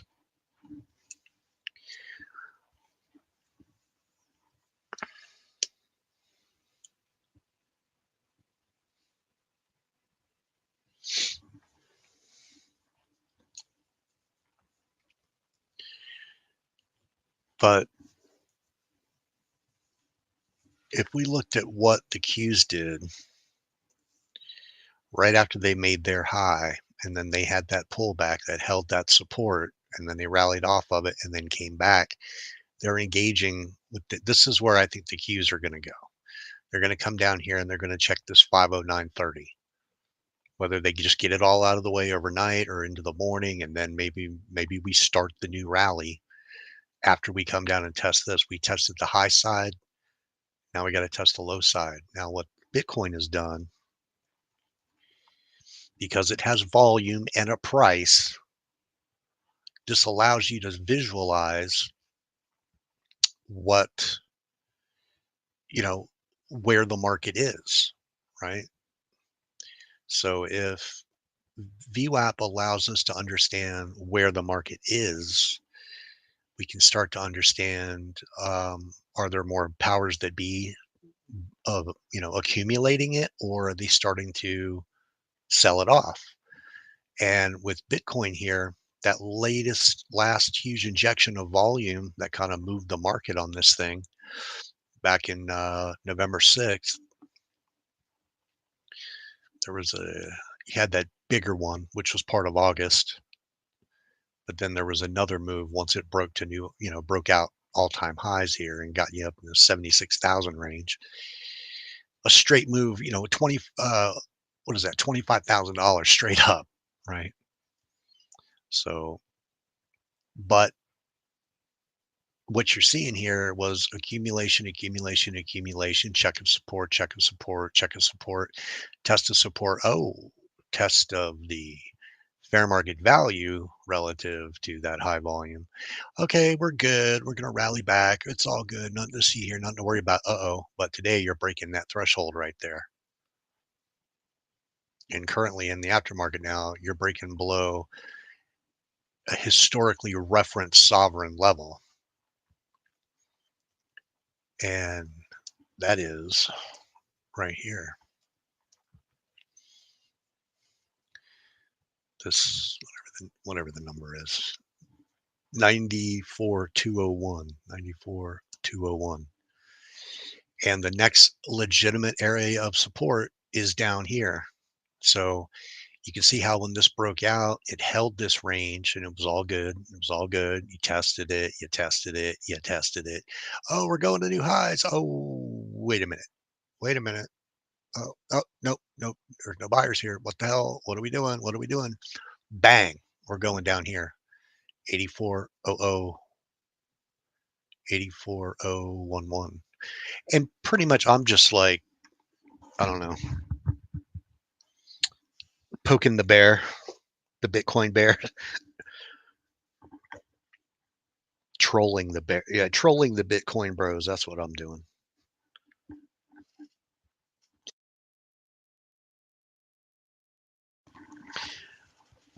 But with some legitimate foundation under the technicals of it, and the whole Satoshi thing is that Genesis block had to be created somewhere, had to be created on an IP address assigned to something somewhere with a timestamp and a date. And 2012, there was well, probably leading up to that.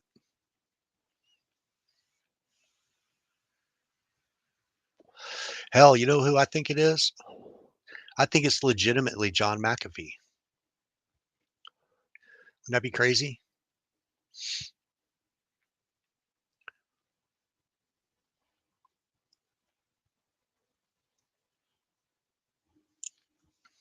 That's hyper speculation.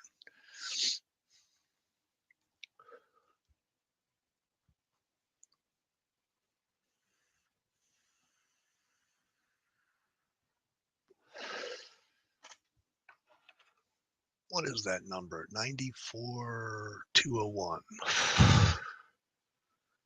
What did I have? 207.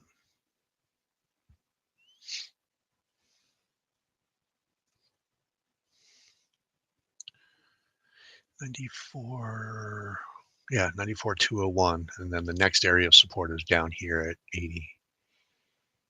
The hell am I? Why is my chart so off? Well, anyway. So I've been trolling the Bitcoin people, going tiptoe through the tulips, because that's what this is. It's tulip mania just on a fucking crazy ass scale. And the only thing something ever has value is if people believe in it. The minute people stop, demanding a product or service or item, a Beanie Baby, baseball cards, it could be worth shit. Oh, but it's the blockchain. Yeah.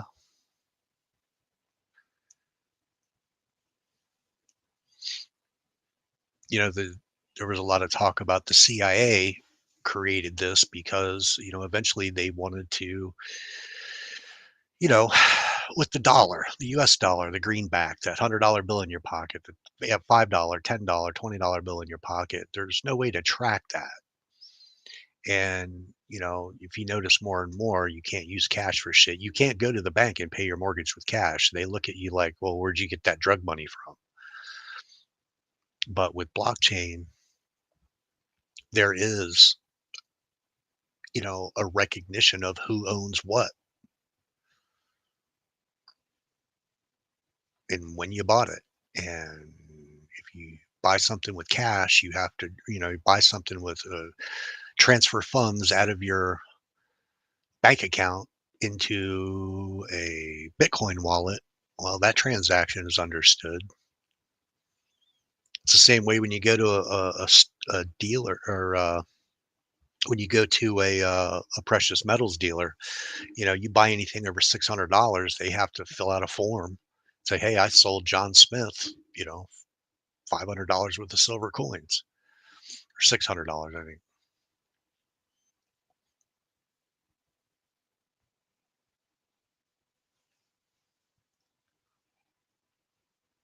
And then it comes down to, it's like, well, I got crypto keys and I just won't give them up. Well, okay, then you'll sit in a box somewhere under a prison until you decide that giving up your crypto. But what are you going to do with it?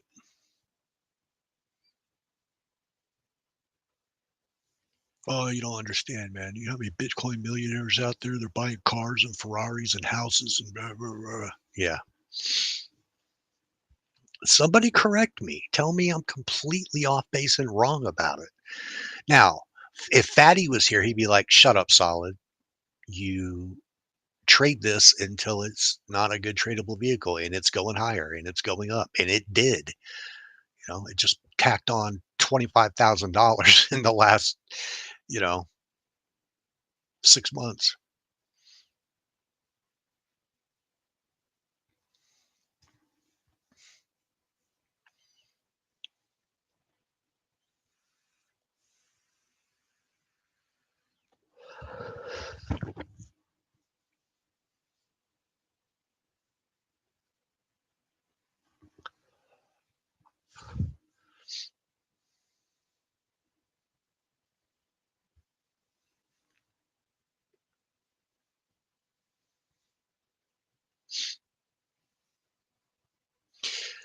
Well, there you go. If you're going to paper trade, Bitcoin using IBIT, or I think what's a couple of the other ones, GBTC. But even that, right? It's got the same posture to it. It's at a threshold where it's kind of topping out. It tried to rally, and now it just needs to search for that next area of support. Where's IBIT? IBIT. Right? Same chart. Remove the drawing. There we go. There, I'll just get rid of these old drawings. They're already there. So when this thing recalibrated a couple weeks ago, it was doing extraordinary. Then why did it start selling off? And then now it's about to hit a threshold right here, which it's already sold off, and it's at that bounce stage. Very, very, very, very, very much the way that the Qs looked at about 11 o'clock this morning, 10 o'clock, whatever time it was. But this just tried to rally and got rejected. Tried to rally a couple of times, got rejected. Got rejected from the bottom end of the channel, and just squeaked out a win on the day here. But it's going to make a nice short.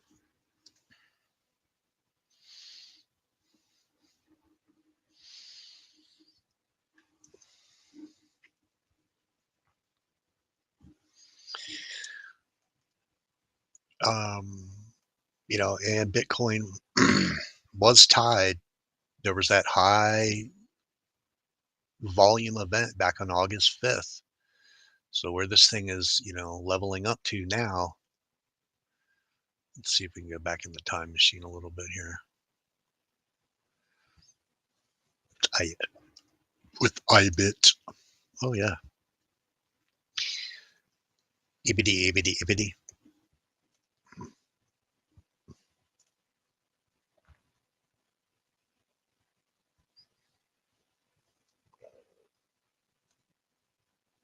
Oh, it's not letting me, you bastard. Why won't it let me go back further than that date? That's not cool. Oh, it's because IBIT's relatively a new issue, isn't it?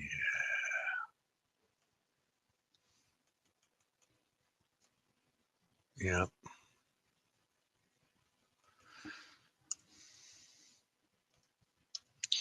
How about GBTC though? GBT. Yeah, that one. That will link us all the way back to that August area.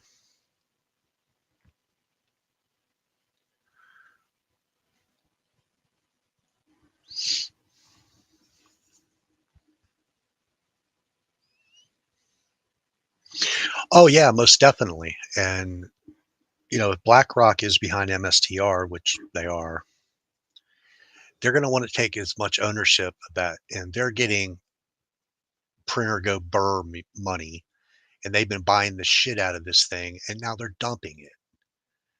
They took, I wouldn't be surprised if some of that Ukrainian money got filtered into here. Oh, we're buying Bitcoin, we're buying Bitcoin, we're buying Bitcoin, we're buying Bitcoin, and using that money, you know, to buy this thing, creating a hubbub about it. And then why is Bitcoin selling off now and MSTR selling off?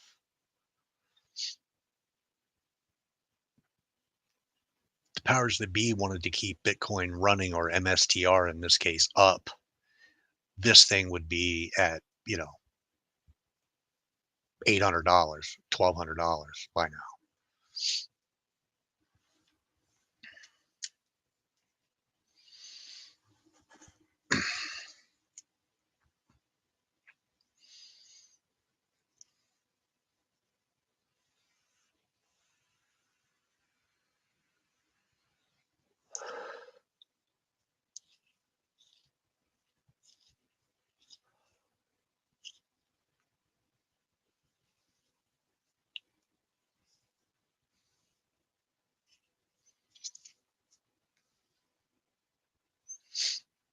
But since that high, there has been no buying pressure on this thing. And today, breaking that area of support, this thing is going to 197. And when it breaks 197, I would not be surprised it goes to $200. And if Bitcoin's leading the charge because MSTR is following Bitcoin, so on and so on and so on, or hell, Nancy Pelosi's selling this shit up here.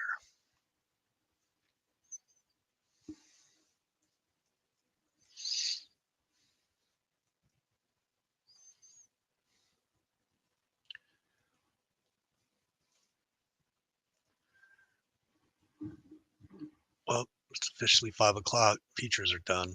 So, but it will be interesting to see how this market opens up here at 6 o'clock. Just knowing that it's coming into the last trading day of the year, and then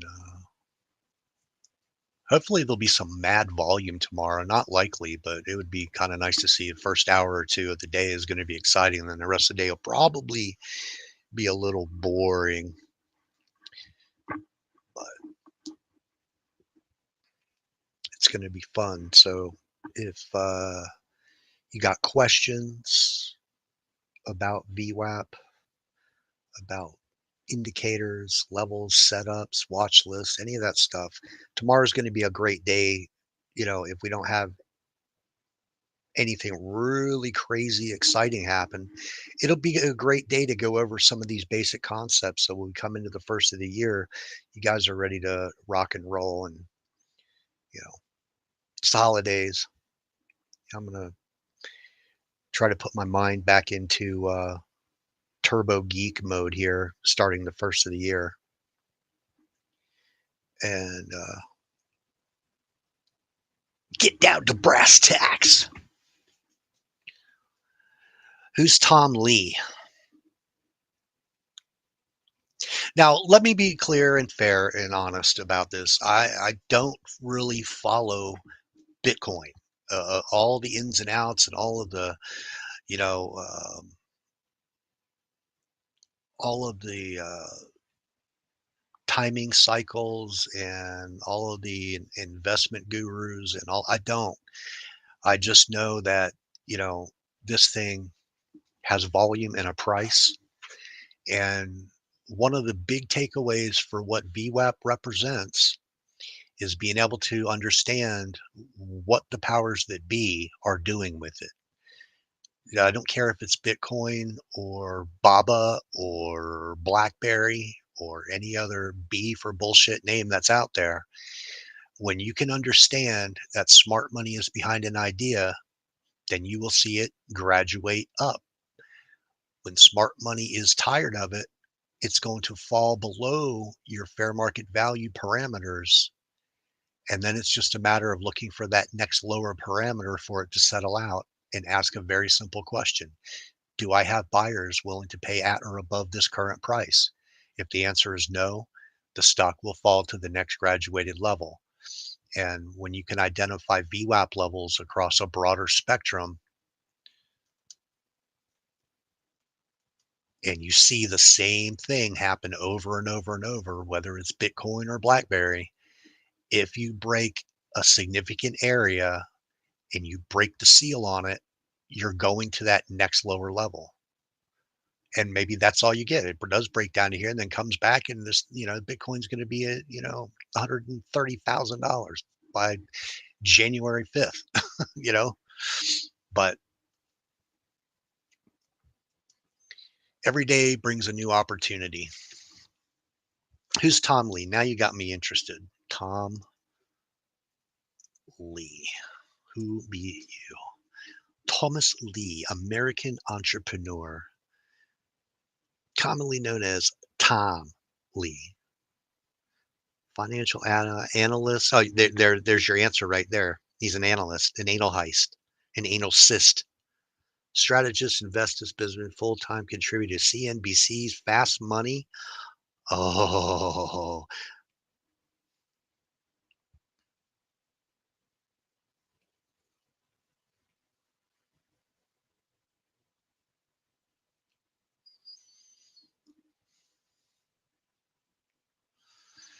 well, I challenge. Oh, if it was Tommy Lee, I'd have more faith in buying it because that dude's a complete idiot. And complete idiots like that generally get really lucky in life. Hell, he got to fuck Pam Anderson for a long time. But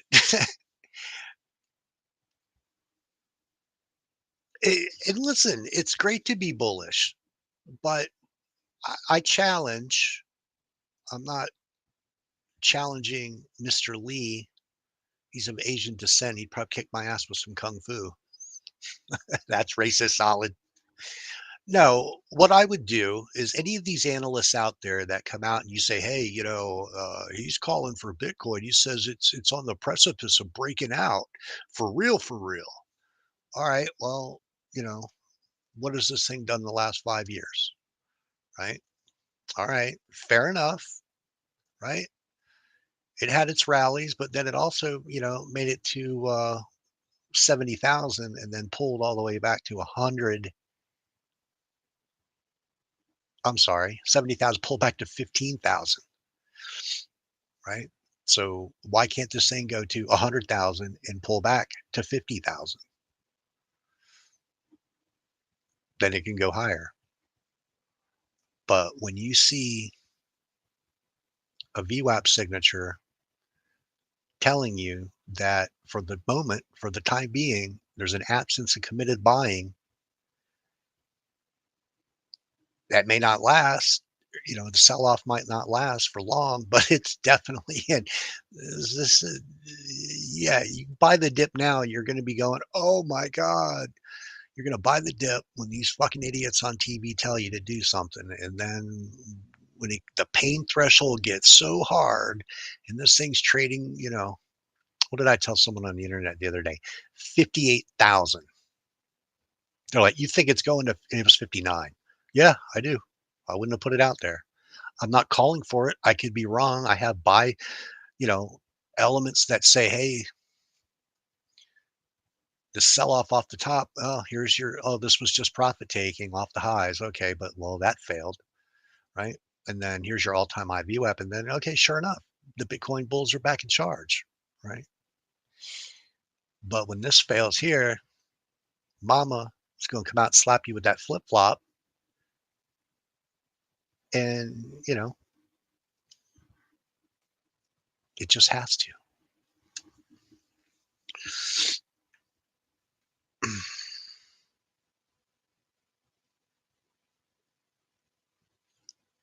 No. Yeah, I'm with you on all of that. You got to look at the longer term picture. And I see that. Yes. Let me get a naked chart on here. Right? Yeah. This thing was 4,200 5 years ago. It's only been 5 times your money over 5 years.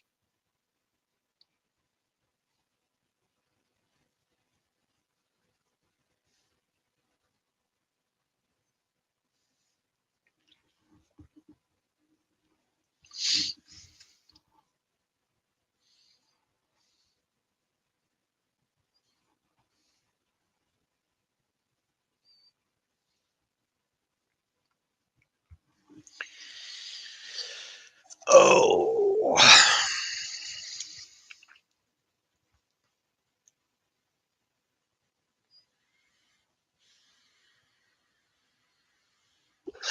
You know, every time I had to run errands this afternoon, and every time I have to run these errands, I have to go by my local coin shop.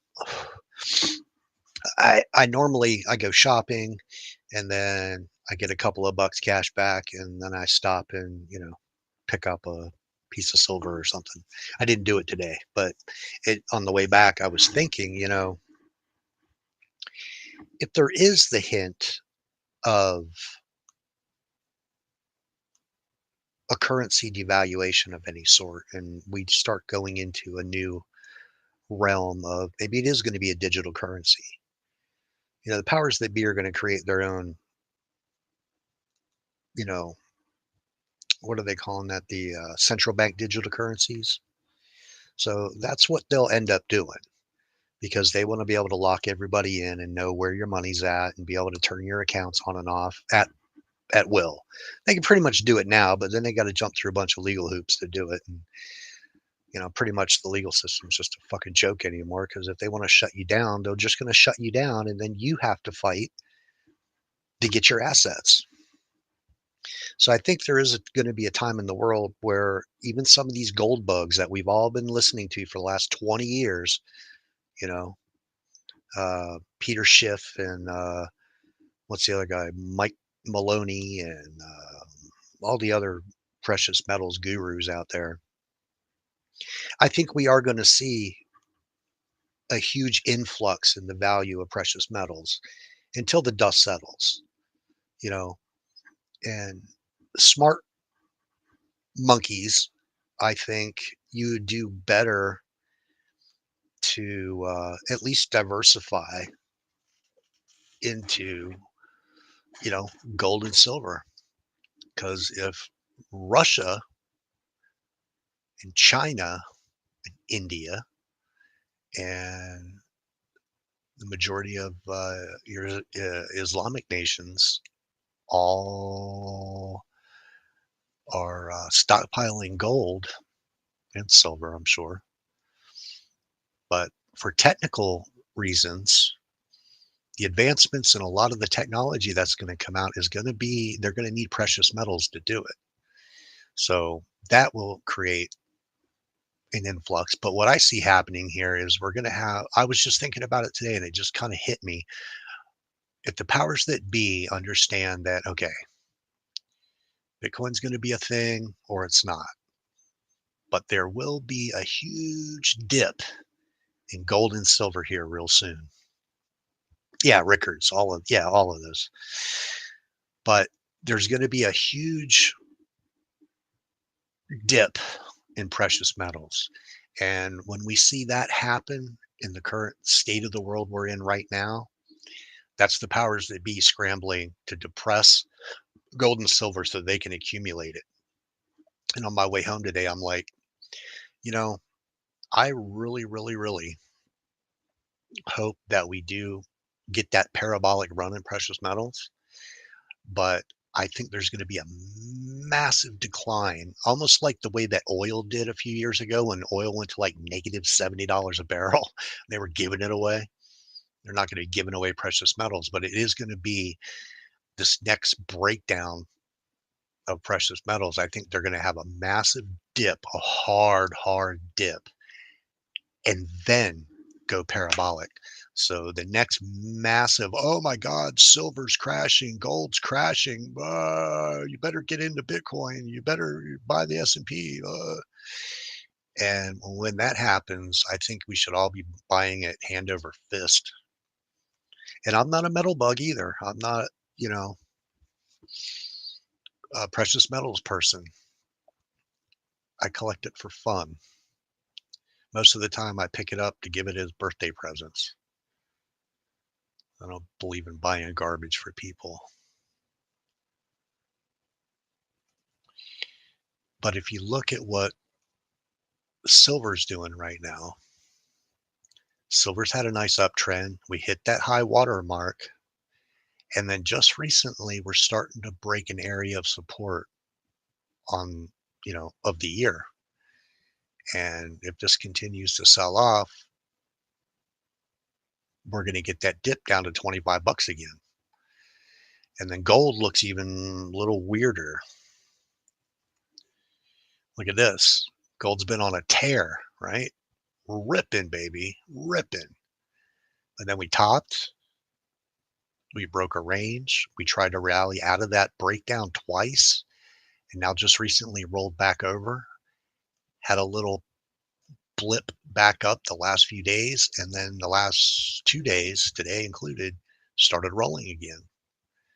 And if you were seeing, if this was just XYZ, stock, Tesla, Nvidia, Netflix, just the cues, this chart right here, if this was an intraday chart, oh, the whole, in the absence of buying and selling pressure, price action always reverts back to VWAP, right? Well, you've had buying pressure all year long on gold. And then going in at the end of the year here, and beginning of November, it started selling off a little bit. No big deal, profit taking, going in, raising cash for Christmas, blah, blah, blah, whatever. But when you see a chart like this, you're seeing the powers that be have been maintaining a bid above this until it broke down, said, hey, we might be rolling over, but not yet, but we're going to set the bar here. We're going to set the bar here, 25.40 on gold. And then we rallied out of it and we chopped and we chopped. And relative to the highs, or relative to, let's put this on the highs. Does that put us, where does it put? What the hell just happened? Oh.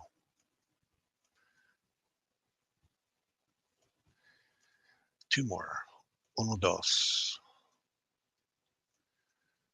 Apply to the highs.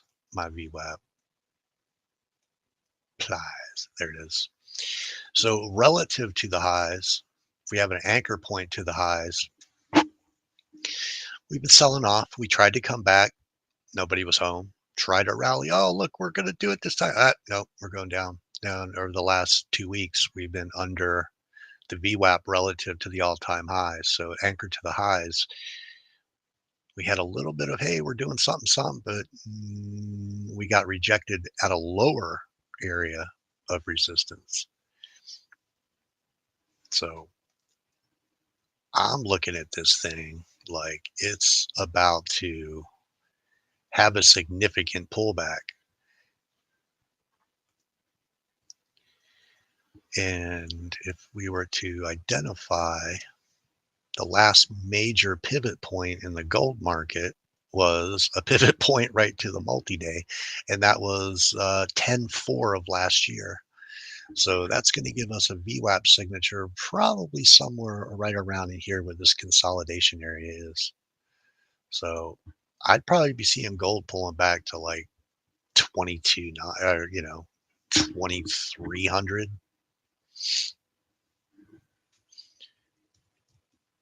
And if we really get the follow through, 2150.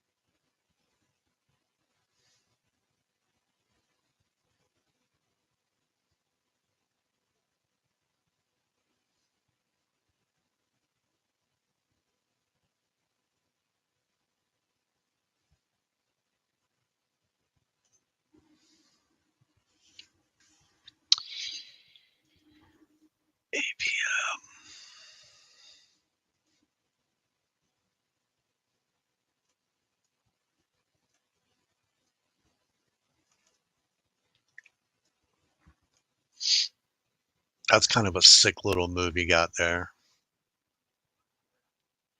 Apto run, apto rum, apto, apt or rum. I am apt to drinking rum.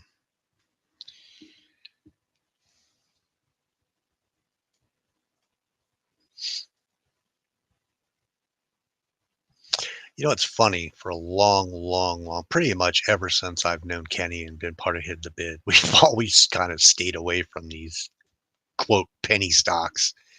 You know, anything under like $2 is just like, yeah. But now they're trading like real stocks. It's crazy. 425 in the aftermarket.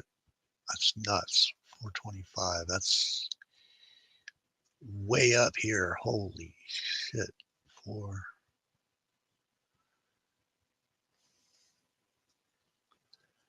That just eclipsed your max potential target here. Oh, well, you're back there now, 383. You can break 457, and you've got some very, very significant areas to retest there.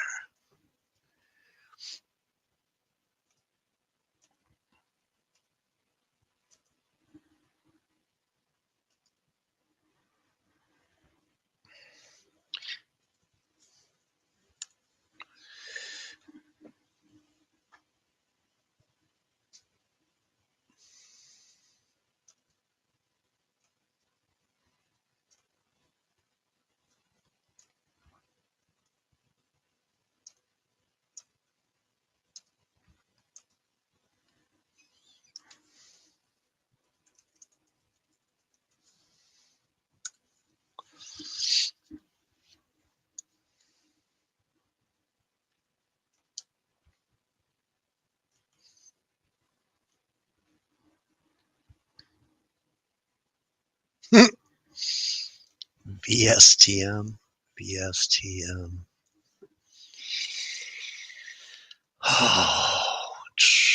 570, huh?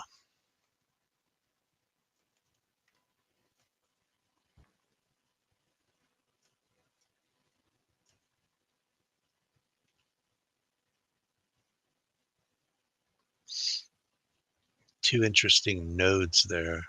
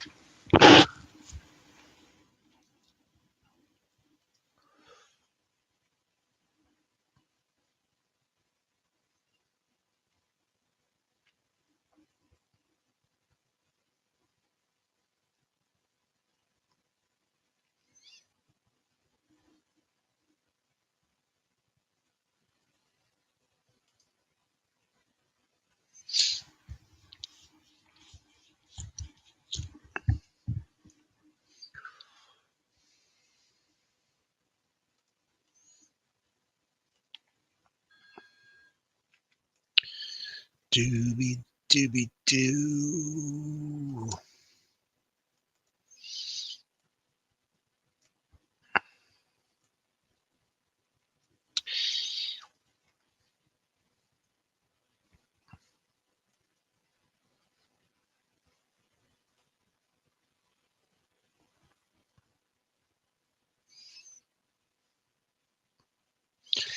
Here I put together a scanner to find some of those names.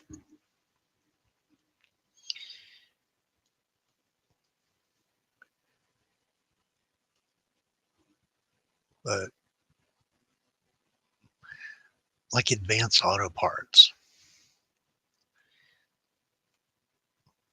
don't think they're going out of business, and they just had a pullback. And today they're starting to do something. 46.05.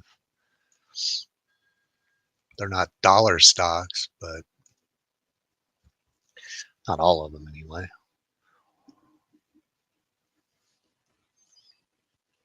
Your DDDs and Fastleys.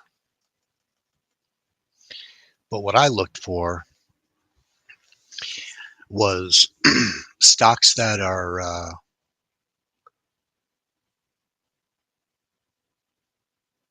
just off of 5-year lows under the multi-day and just breaking above the hourly on, a longer term time frame. That's usually when stocks start to find their little recovery. You're not finding them right off the lows, but a lot of these have already started to wake.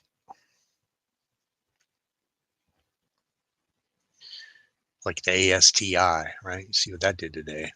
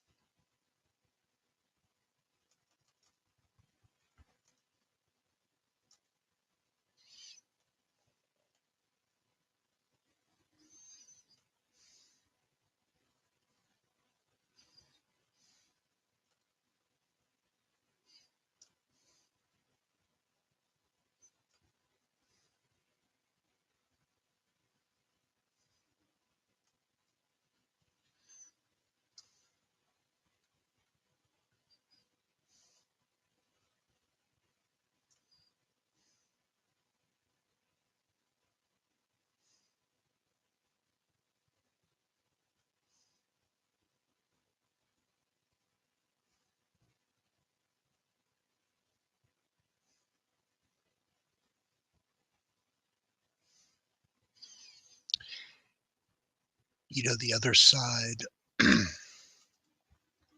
of all these stocks that are down, I built the inverse scanner looking for stocks that are significantly up on the long term that are starting to break trend, like Oracle, Procter and Gamble, GE, some of these other ones, Philip Morris.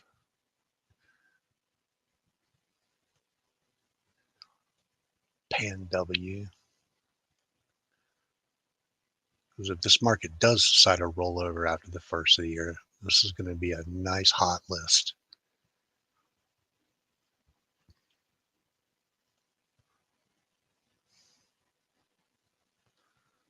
Let's see what's the worst thing on here.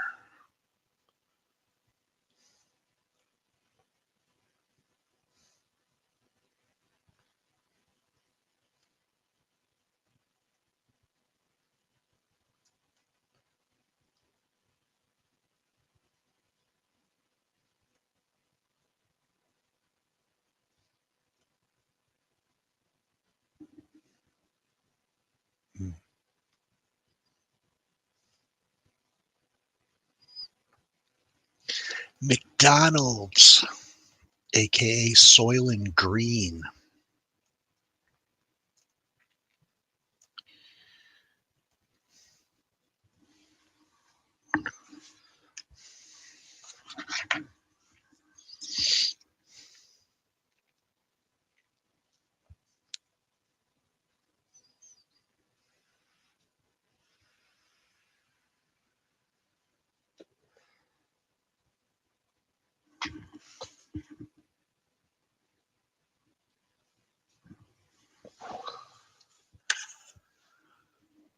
Wah, wah, wah, wah, wah, wah, wah, wah, wah.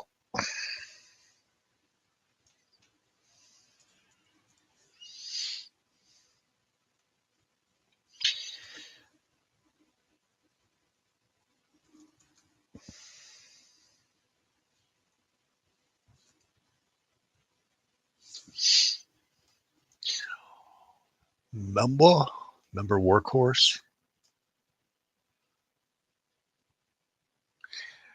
What?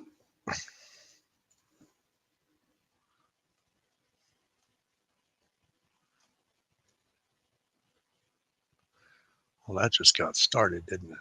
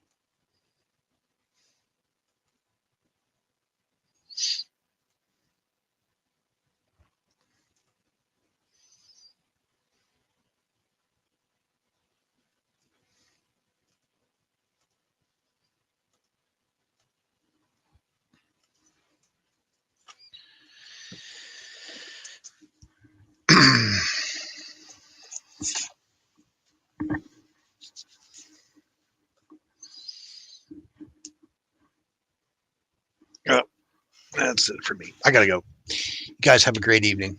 Go out in the world, find something beautiful, share it with someone you care about, share it with someone you don't care about. Hope you'll change the disposition in their life and they'll be someone you'll care about in the future. Thank the universe for all of our good fortunes. And don't forget to go squeeze someone you love because that's the fun part about being human.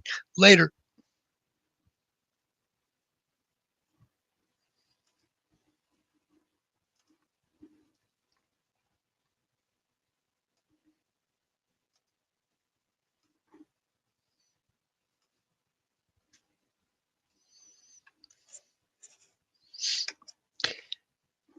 Just be sure we get into it tomorrow while we got some live data going on and all of that. We'll go through some of these setups and charts, but yeah, these for now, these things are the bomb. You know, they're coming off those significant lows, and they're all getting a little love. So keep playing them till they stop working. But yeah, your little watt here doesn't look horrible. It's all just started. So today's, when these things first break out, you expect them to have a little profit taking. But these levels here, for example, with watt, those macro levels there are going to be where you would expect things to pull back to. Hell, this morning, look where these levels kind of isolated the chop zone till they broke out of it, even late in the day here. Going into the end of the day here, it was just chopping around right on that, what is that, $1.60 area, and rippage. So we'll see. But make sure you're here. Hang with us. You're on a free trial. I think, Kenny's leaving the doors open for the rest of the week. So get right with the VWAP and you'll get right with your life. Yeah. And if you like what you see here and down the road, you want to do a private session and get all your platform tricked out and set up with cool ass VWAP stuff, hit me up. All right. You guys have a beautiful, safe evening. We'll see you back here tomorrow. Later.